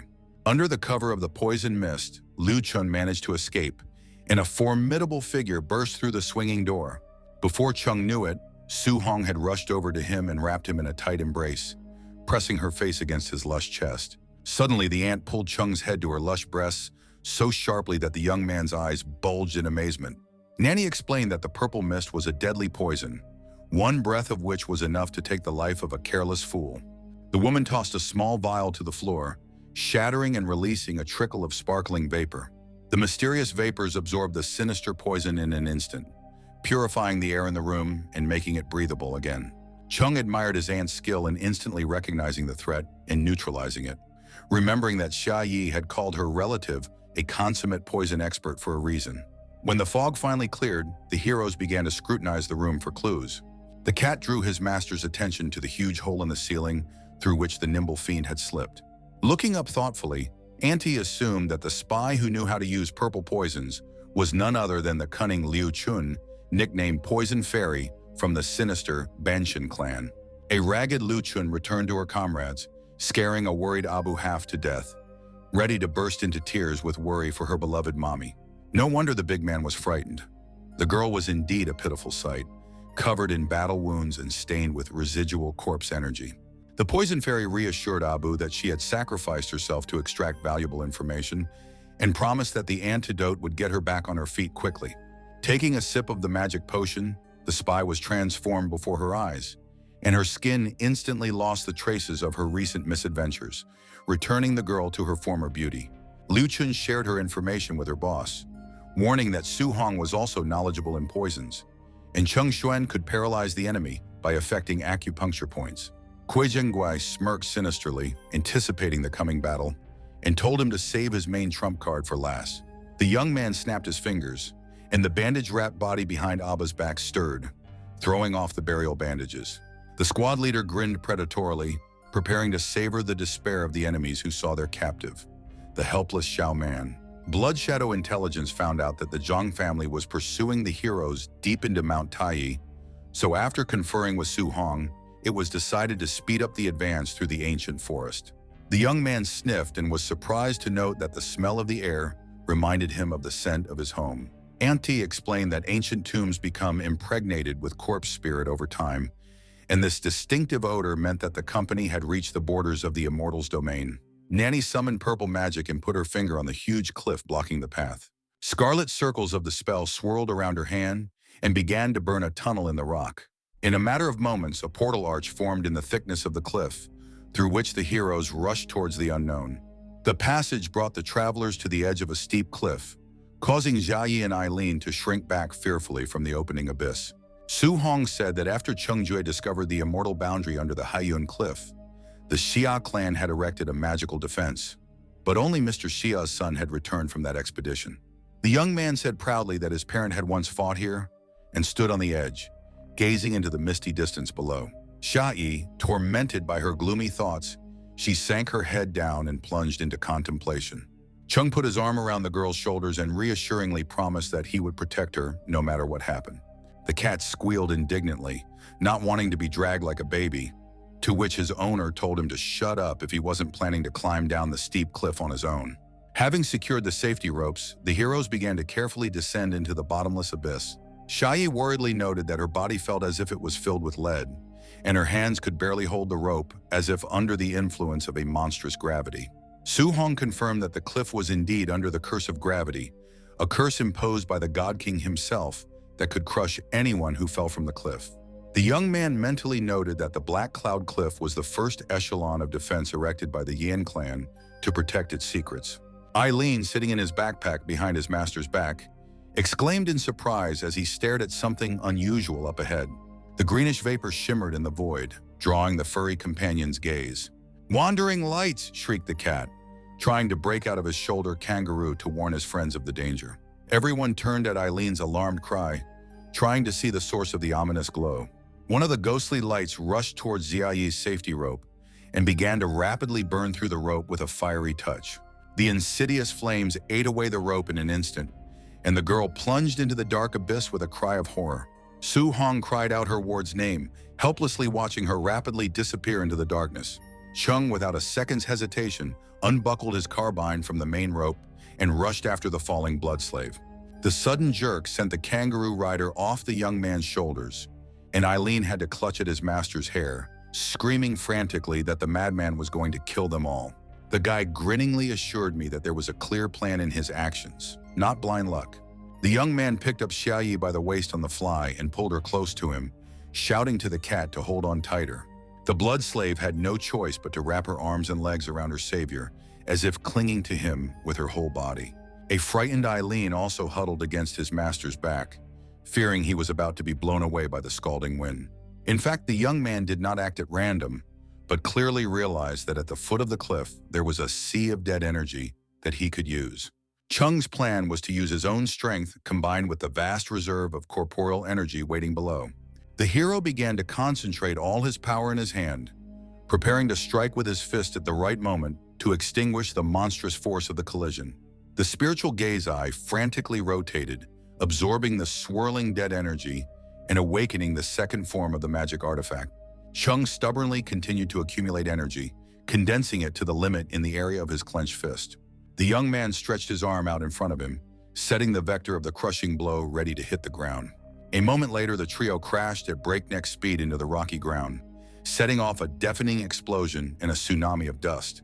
When the acrid clouds began to settle and Jiayi felt solid ground under her feet, she incredulously asked if they had really landed. The girl and the cat stared in amazement at Cheng's right hand, covered in metal plates and glowing with an otherworldly light, a weapon born of concentrated power. The hero was also surprised to see his changed hand, and wondered why it had become like this. Guy assumed it was because of absorbing a large amount of dead energy from the gorge that helped the spirit eye evolve. Xiayi began to say something about her companion's hand, gazing at the unseen sight with all her eyes. But without speaking, the girl looked around in amazement, amazed at the size of the hole formed by their landing. The blood slave asked incredulously, wondering if Cheng had just split the ground with a single blow, amazed at the monstrous power of his fist. The young man pondered, noting that not only had their fall ended safely, but the effects of the gravity curse seemed to have disappeared. The hero mentally exclaimed that fortune had smiled on them doubly, bestowing the eye with incredible strength and successfully overcoming the first line of defense. The boy began to ponder what other talents they were destined to acquire on the path of development, but he was interrupted by a strange sound that made the travelers turn around at the noise. It was Su Hong who had finally descended to the bottom of the abyss, following the young companions. Auntie ran up to the girl and examined her from all sides, asking if she was all right and if she had hurt herself in the fall. Shayi embarrassedly muttered that she was perfectly fine thanks to Cheng's selflessness, once again saving her life. The young man with an important look boasted that, as long as he was around, the girl had nothing to fear, and jokingly called himself her invincible protector. Su Hong yanked the guy, telling him not to talk nonsense and to hurry up because the entrance to the tomb was at the back of the valley, and walked forward without even dignifying the guy with a glance. Xiaotai wondered where Ailin was, as the cat had disappeared during the commotion. The exhausted familiar barely audibly mumbled that he was scared to death and asked for some rest to recover from what had happened. Auntie moved forward again, and the young people obediently followed her, not daring to disobey their elders. But soon their way was blocked by a huge wall, as if it had grown right out of the ground and blocked the road. Shayi exclaimed in surprise. How could this be possible when the entrance to the temple should be right here? But instead, there was a huge boulder sticking out instead. Cheng took a closer look and suggested that it was probably part of the floor he had accidentally broken while landing, and said it was a great chance to test his new abilities.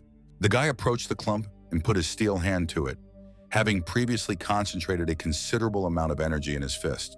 The blow was so powerful that the impregnable monolith simply shattered into many shards and stone chips. The debris flew in all directions, showering the surprised companions, who barely had time to jump aside from the falling rocks. Flaunting himself in front of Su Hong, Cheng asked her opinion regarding his newfound talents, hoping to impress the lady with his strength. But the auntie again paid no attention to the boy and, passing by him, caustically remarked that his left hand must be itching badly, hinting at the girl's long absence from his side. Without wasting time, the company took the flashlights and went deep into the opening, and Shayi noted that the corridor led into the depths of the rock, as if into the underworld. Shayi wondered why Auntie didn't take a lantern like the others, and instead lit a candle, deciding to settle for such a modest source of light. Su Hong explained that according to the information she received from her father, this tomb consisted of 3 floors, and Cheng Jue, having ventured into the middle zone, was forced to turn back after encountering unprecedented dangers, so one had to be extremely careful. The young man perplexedly asked why his aunt needed a candle when they had excellent lanterns, and complained of the inconvenience of an open flame. The mentor said that according to the centuries-old traditions of the Mojin Tomb Raider clan, people should light the way with candles, while ghosts prefer lamps, and if the light goes out, they should immediately leave the tomb empty-handed. Cheng shook his head, marveling at the mysteriousness and utter illogic of the ancient superstitions held by his companions. Nanny went on to explain how there were many things to consider if you wanted to disturb the peace of the dead and lay your hands on their treasures, especially in the outer shrine of Xianjia, where they were located, an area littered with all sorts of traps. Su Hong explained in detail the key role of Feng Shui principles in the construction of ancient tombs, and pulled out a mysterious device to detect hidden traps. The experienced mentor strictly ordered her companions not to move while she scrutinized the readings of the mysterious instrument, telling them how the deviation of the arrow could be used to pinpoint the location of deadly places. But the careless Cheng, having made a wrong step, activated an unknown mechanism, causing secret niches in the walls to open up, from which sharp spears sprang out. In a flash, the spears rushed toward the stranded travelers, clearly intending to turn them into hedgehogs. The whole company panicked, and even the fearless auntie involuntarily recoiled for fear of being strung up on an enemy weapon. However, the selfless Cheng stood in the way, and the spears, thrust into his chest, bent powerlessly and crumbled to the floor. And the young man asked his aunt with a chuckle whether she seriously thought these wretched sticks were a formidable trap. Shayi whistled, saying that such a sturdy body invulnerable to weapons was a clear sign of nirvana, and sank into thoughtfulness, digesting what she saw. The girl asked her mentor if they would have to wade through all these clever traps to get to the temple, as it would be a hassle to calculate their location. The young blood slave looked at Cheng strangely, her whole appearance making it clear that she too had a brilliant idea on how to bypass the obstacles. The hero involuntarily felt embarrassed under his friend's gaze and felt a bad chill run down his spine, as if Xia Yi was planning something crazy. Cheng Xuan indignantly shouted that his companion's actions were already a clear overkill, and he strongly disagreed with such treatment. The hero resented being shamelessly used as a human shield, while Xia Yi covered her frail body and defenseless head, quickly running away from the sharp spears rushing at her. The girl explained her plan by saying that the traps placed everywhere were unable to harm Cheng anyway, so they wouldn't have to search for their location for an agonizingly long time. Su Hong approved of the idea, saying that the guy was very powerful and it was better to use him as a shield than her diamond umbrella, and the cat on her shoulder laughed, nearly dying laughing. Cheng shouted that he was being compared to a soulless prop, as if he didn't care about his own dignity, but continued to cover Xia Yi's body. Finally reaching a relatively safe place untouched by traps, the exhausted girl gently set her protector on the floor and looked into his eyes fondly. The girl kissed the young man's cheek affectionately in gratitude, causing both of them to blush embarrassedly. Auntie silently watched the scene with undisguised bewilderment, and the cat nestled on her shoulder asked in surprise what strange games the lovers were playing. Xia Yi contentedly declared that it was a reward for a good job, while Cheng was seething with anger behind her back.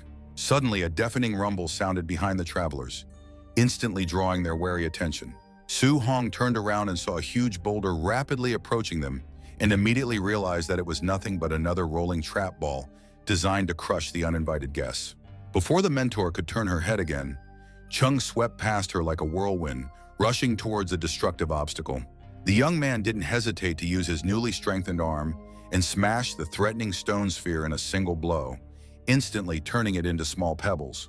The hero smugly declared for his companions not to worry and left the traps on him, urging them to hurry to the next area. Having said that, the guy quickly rushed forward, and Eileen, who remained with the girls, wistfully stretched out that he sometimes didn't understand what kind of incredible beings his master and Xia Yi were. Thanks to the living shield in Cheng's person, the company escaped the traps unhindered and quickly broke through the first section of the temple. But the joy was short-lived. The next place turned out to be even scarier, causing involuntary trembling in the knees. Xia Yi noted that the hall was much wider than the past area and seemed to be devoid of traps, curiously looking at the coffins sticking straight out from the walls. And indeed, in the next instant, half-dead bodies began to jump out of the burial niches, causing the heroes to have a panic attack. Auntie shouted that they were the legendary Zongzi, the perpetual guards of the middle section of the temple, guarding her peace and punishing anyone who disturbed them. The cocky young man told his companions to step back and leave everything to him, preparing to attack the zombies with his magic hand, having accumulated some power in it beforehand. But no sooner had the hero finished speaking than he was surprised to see that Su Hong and Xia Yi, ignoring the request, rushed into battle with a battle cry against the zombies. The mentor summoned sizzling scarlet magic, preparing to crush the dead in one powerful blow. Xia Yi was glad that although she couldn't do anything about the traps, but now it was finally her turn to show off her honed martial skills. Su Hong advised the nurse not to use heavyweight attacks so as not to crush the tomb guards inadvertently, because they could still be useful. Cheng, who was frozen in place, muttered that women could be terribly brave, and Eileen nodded in agreement, not taking his eyes off his friend's frenzy. The maidmaster noted that Xia Yi used to be afraid to go to the morgue, but now she was fearlessly fighting zombies, clearly having become stronger in mind and body during their adventures.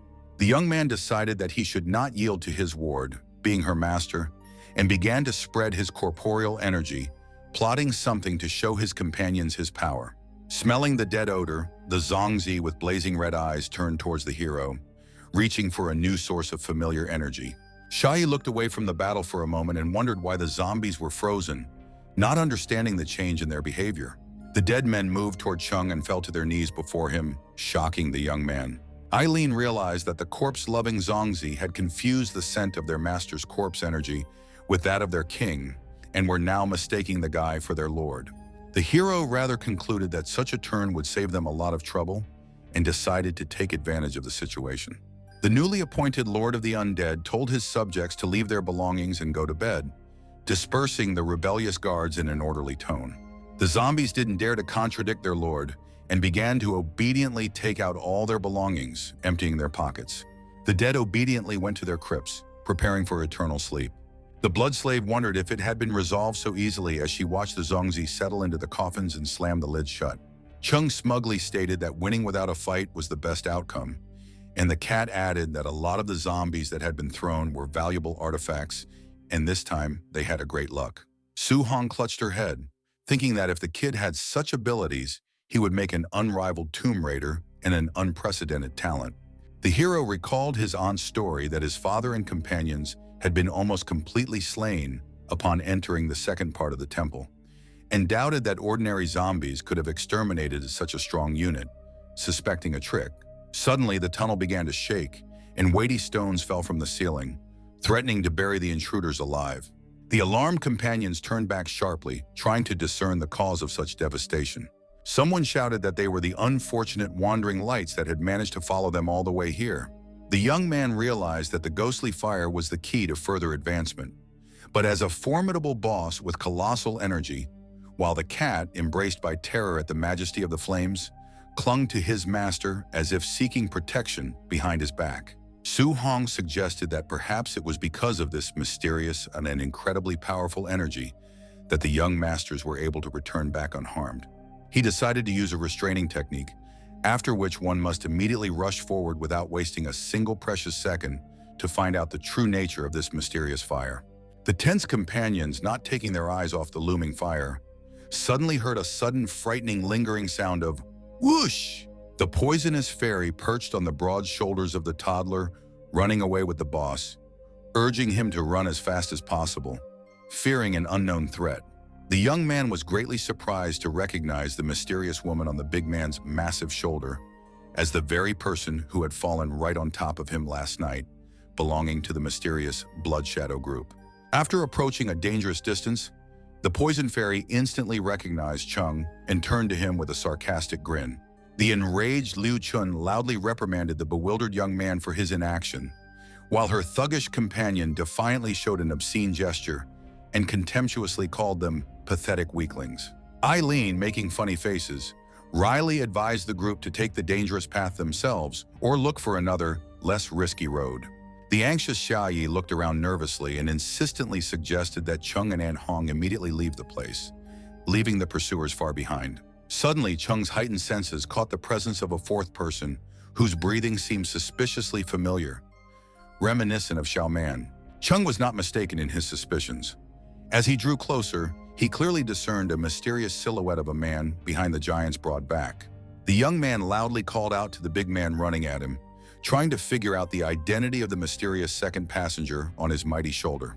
However, the giant, completely absorbed in his panicked flight from the inexorably advancing ghostly fire, completely ignored the question.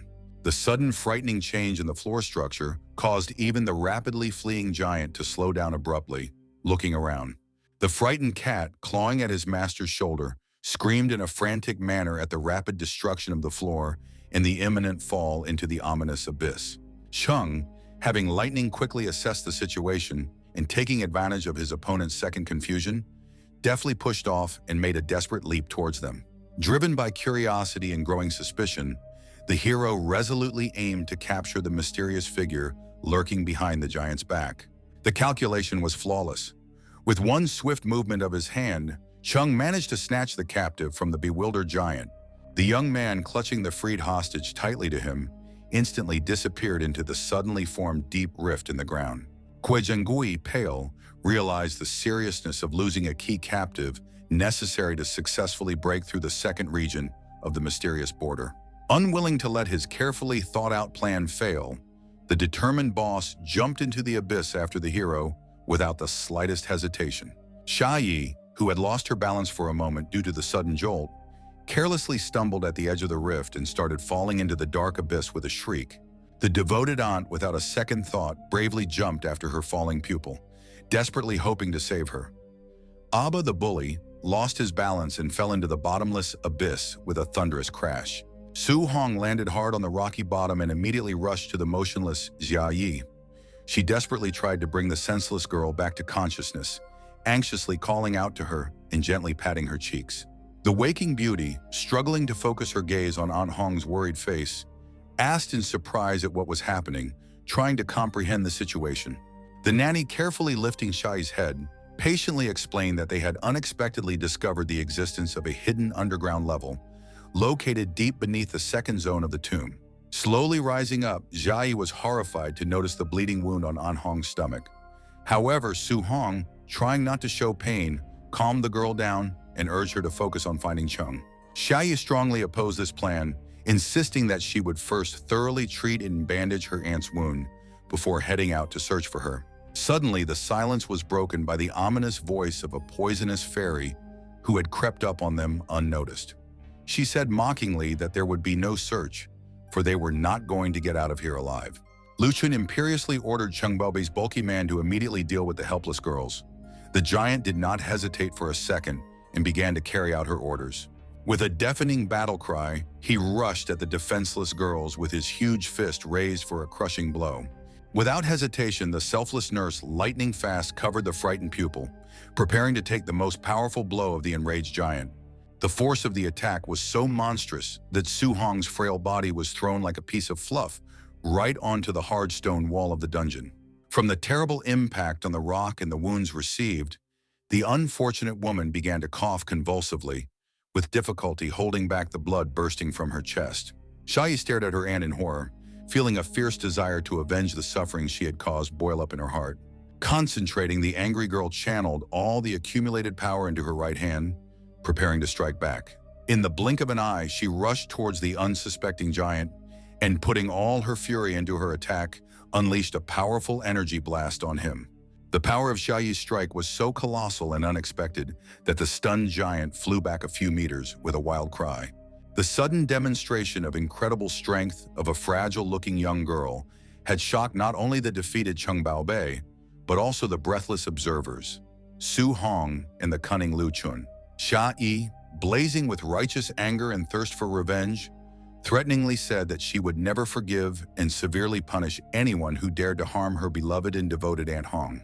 A mysterious energy rapidly began to form in the hands of the enraged girl. A dazzling yellow sphere pulsed in her right palm, and a cold blue mist swirled in her left. 3 minutes before, falling with the cat and the winded captive, Eileen, overcome with fear, tried to ask if the master was sure it was Xiao Man, while Chung pondered the correctness of his choice, for his companions remained at the top. They landed hard on strangely cracked rocky ground, and it was unclear whether the cracks had been created by their precipitous fall or had existed long before. Carefully leaning the mysterious mummy against the cold wall of the cave, Chung carefully sniffed and confidently declared that he could not be mistaken. This unique, barely perceptible fragrance could only belong to Xiao Man.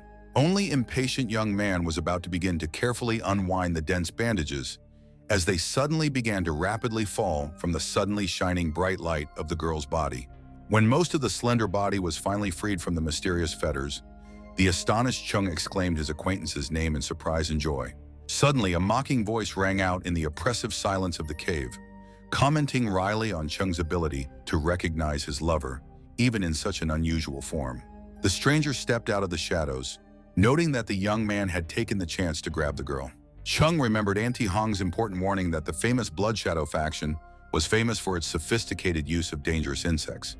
He also recalled the poison fairy's terrifying skills in controlling deadly poisonous insects and the mysterious power of the giant Abba, who was closely related to these creepy creatures. Chung realized that standing in front of him was none other than the leader of the sinister group himself, the legendary torturing poison emperor Kui Zhenggui.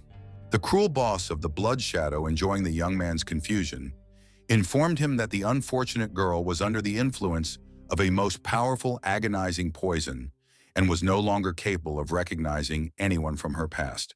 To clearly demonstrate his absolute superiority, the villain snapped his fingers, and something painfully protruded on the tender neck of the defenseless girl from behind.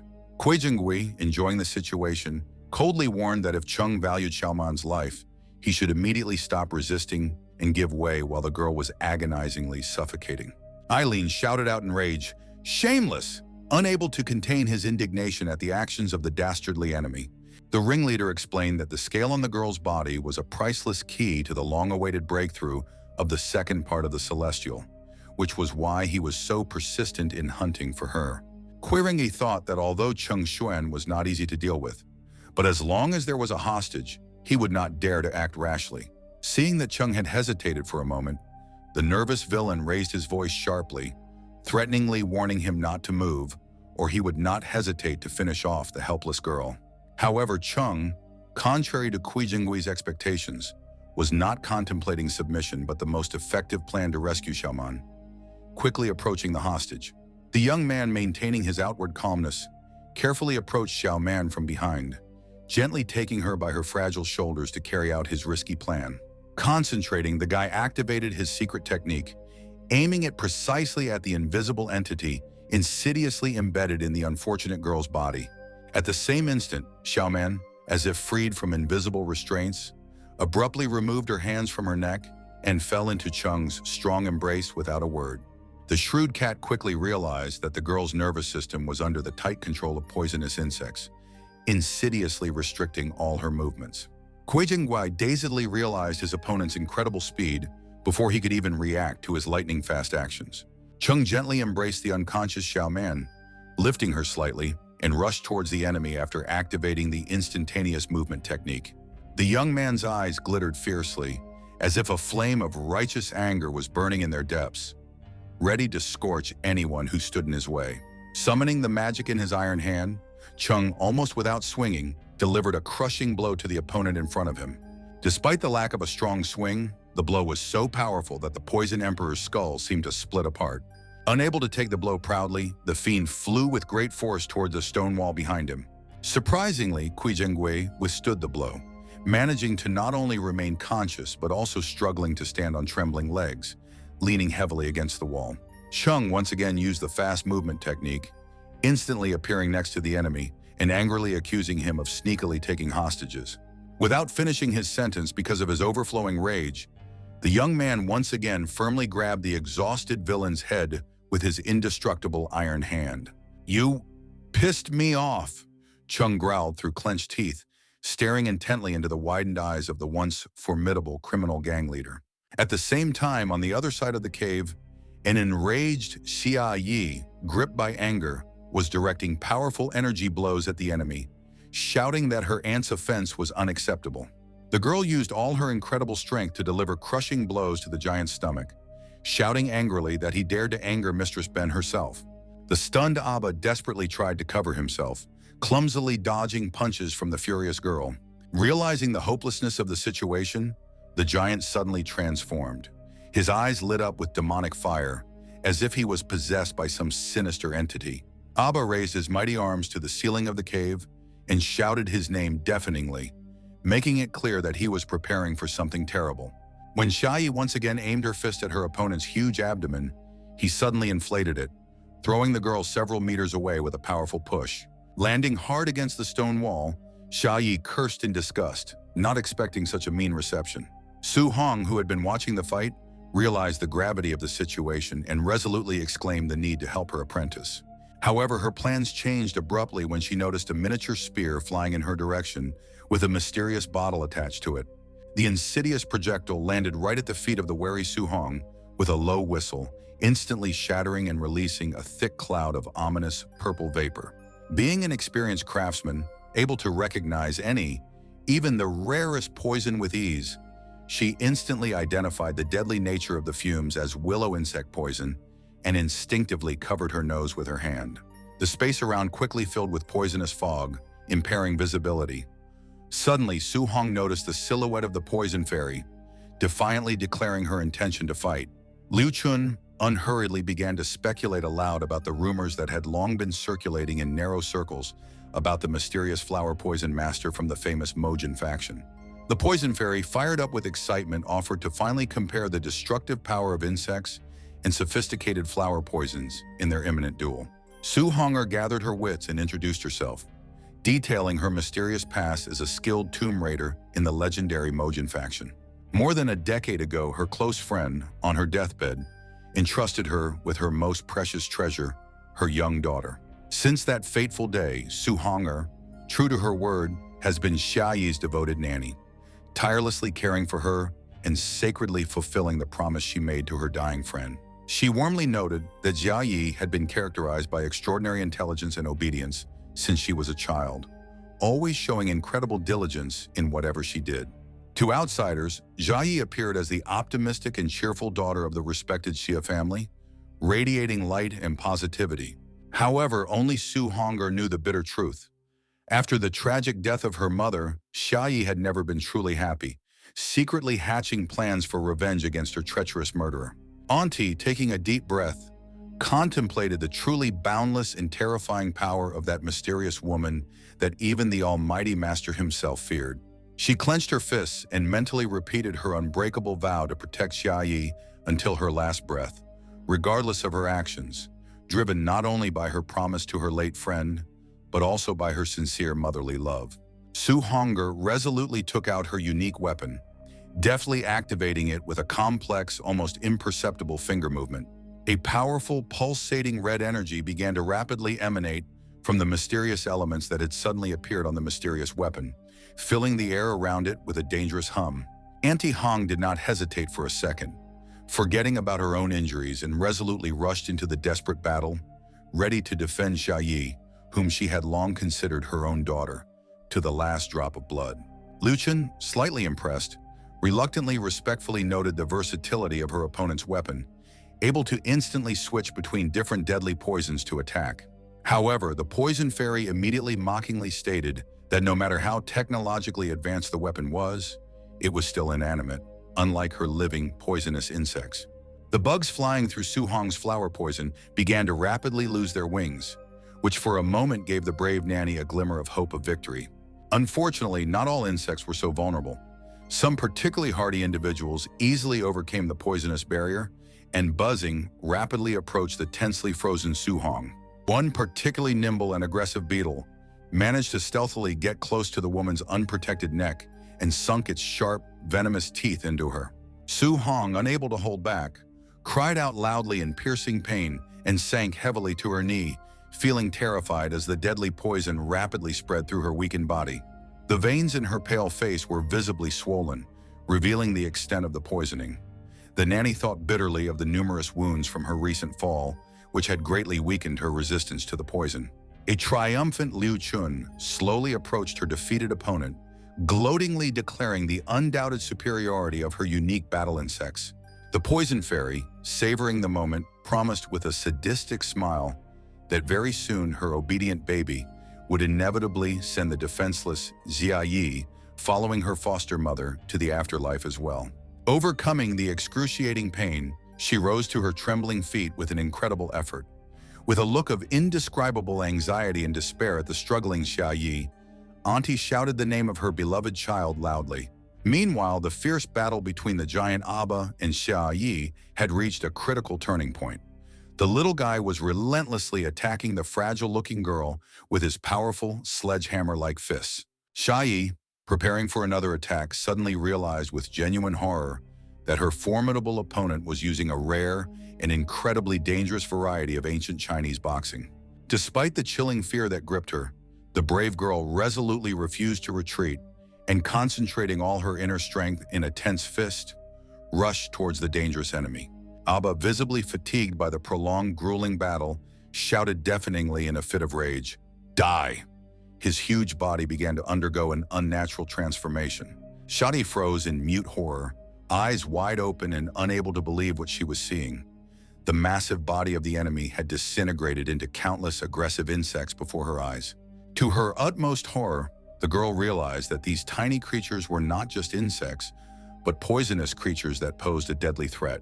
Like a living wave, the swarm of bloodthirsty bugs instantly swooped down on the dazed Xia Yi, mercilessly thrusting sharp stings into every exposed patch of her delicate, defenseless skin. Su Hong, watching this nightmarish scene with increasing horror, in utter despair, screamed the name of her beloved pupil again and again, feeling hot tears of helplessness uncontrollably come to her inflamed eyes. Instantly realizing that she must at any cost save Xia Yi from imminent death, the determined auntie firmly gripped her sword, quickly switching it to a new kind of mysterious poison of dazzling blue color, unknown to the opponent. The venomous fairy laughed gloatingly, absolutely certain of her inaccessibility to the attack of the legendary Tang sword and the utter futility of any attempts to save the doomed girl. Su Hong, skillfully maintaining an impenetrably serious expression, sarcastically interjected, "Yes?" mentally preparing for an unexpected and crushing move that would take the enemy by surprise. With a graceful swing of her legendary weapon, the experienced aunt released a swarm of sharp, glittering ice projectiles that rushed towards their target with a frightening whoosh. Lucan noticed with genuine surprise and even some admiration the masterful use of a rare frostbite technique to instantly condense the moisture in the air into deadly ice spears of incredible strength. Dodging the seemingly imminent attack, the self-confident fairy suddenly realized with growing amazement that the true target was not her at all, but the mysterious tombs behind her. The sharp ice projectiles hitting the massive coffins with a deafening crackle suddenly released pulsating streams of energy that rapidly filled the air around them. Luchan turned around abruptly and asked with undisguised surprise and a slight sneer in her voice, wondering if the true target of Su Hong's attack was these ancient coffins designed to release a sinister corpse odor.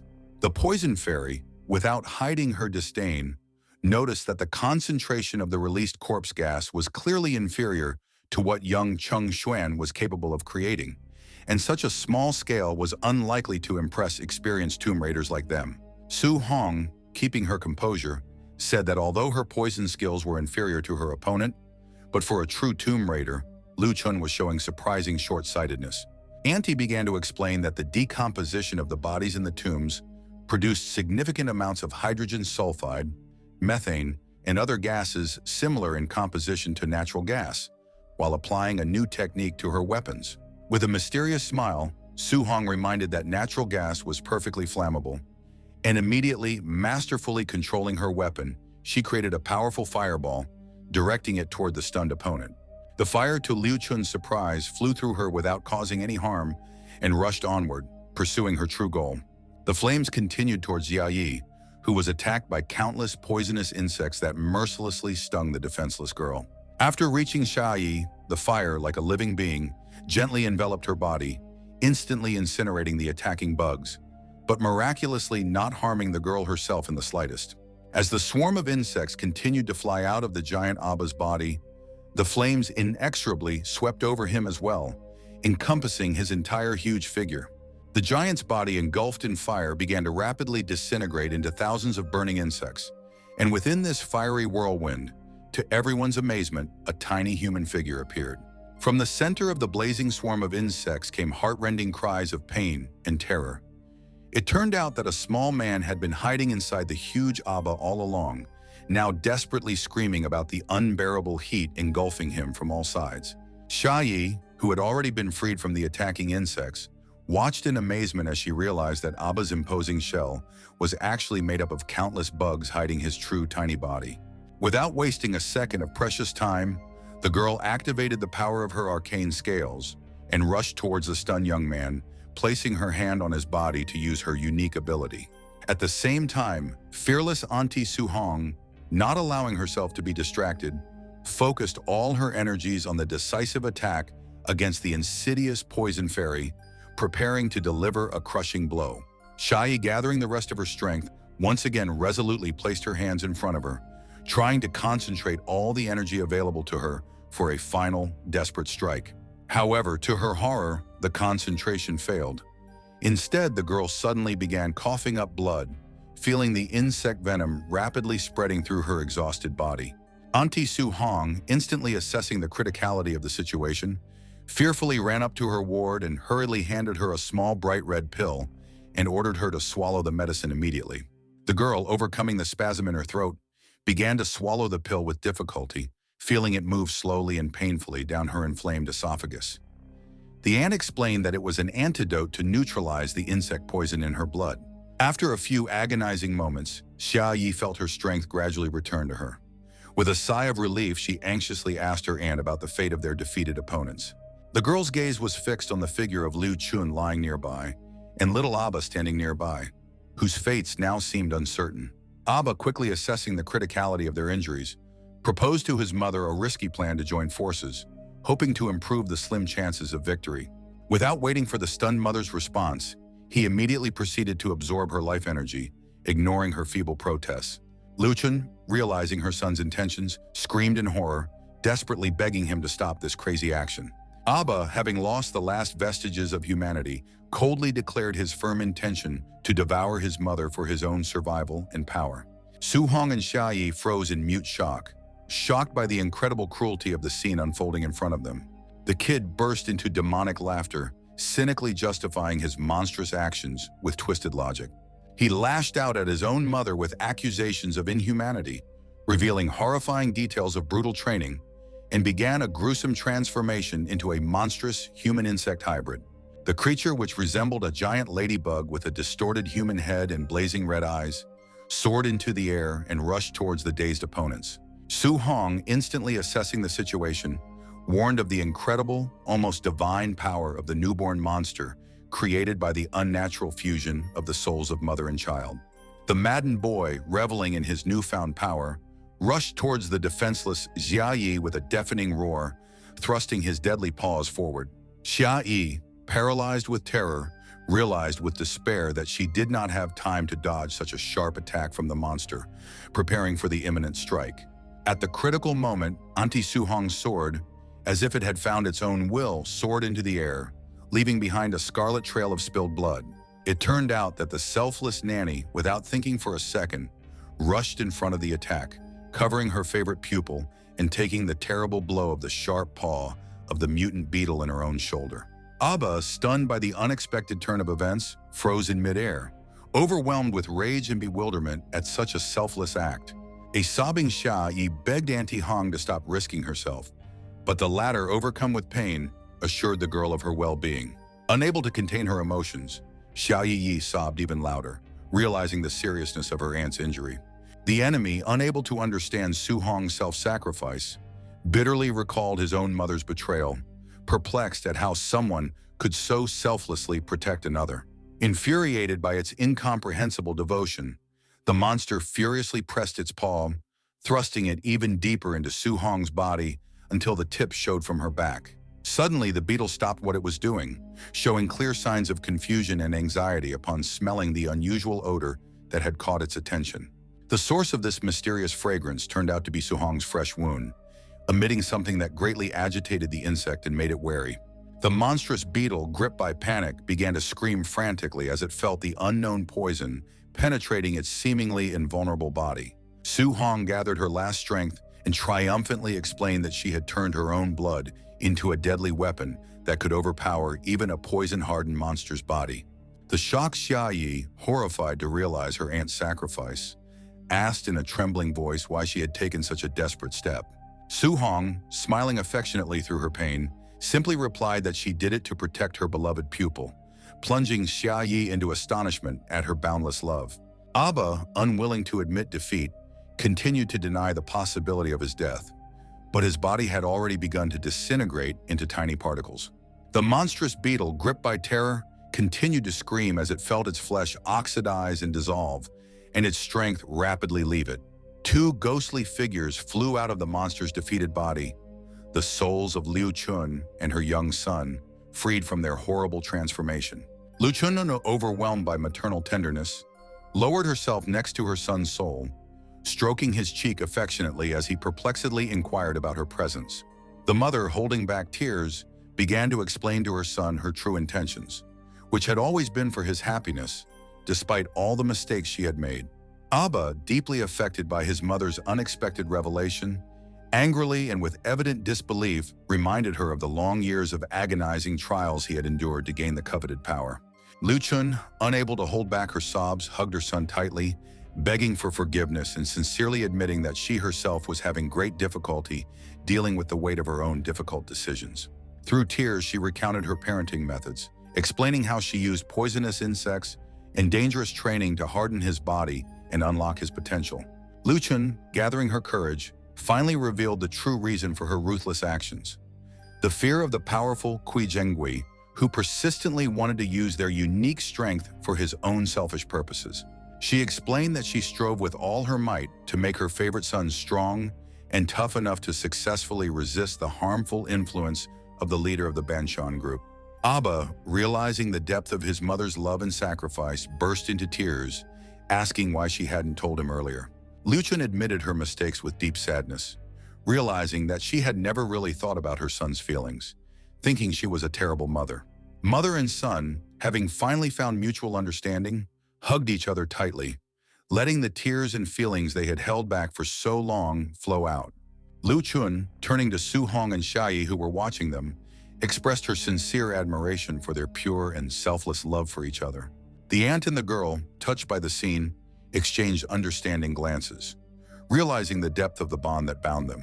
Liu Chun, holding her son's soul in her arms with a gentle smile, expressed her hope that in the next life, they could become as close as Su Hong and Xiaoyi. The souls of mother and son, having found long-awaited peace, dissolved into thin air, leaving behind only two tiny bugs on the floor of the cave. Without hesitating for a second, Su Hong resolutely raised her sword and in one precise movement, cut the beetles in half, completing their earthly journey. Auntie, taking a deep breath, philosophically observed that there are no mothers who do not love their children and blame their tragedy on the group's hypocritical boss. Xia Yi, concerned about the injured aunt's condition, insisted her not to exert herself and suggested that she first heal her wounds before going to Cheng Xuan's aid. The girl, determined, promised that together they would give their common enemy a brutal thrashing, carefully helping her aunt find a safe place to heal. At this time, Kui Zhengyu was having a hard time as Cheng Xuan unleashed a series of powerful punches right into his unprotected face, not letting him recover. From the force of another blow, the boss flew back against the wall, unable to resist the onslaught of an attacker who clearly outclassed him in fighting prowess. The intensity of the blows was so great that Kui Zhengui was already missing some of his teeth, and he was almost spewing out his internal organs from the violent coughing. The Poison Emperor, struggling to wipe his bloody mouth and trying to maintain the remnants of his dignity, wheezed out a request to stop this madness. Cheng Shen, needing his trained fists, rejected the suggestion to stop, stating that they had just started warming up, displaying unwavering determination and fierce fighting spirit.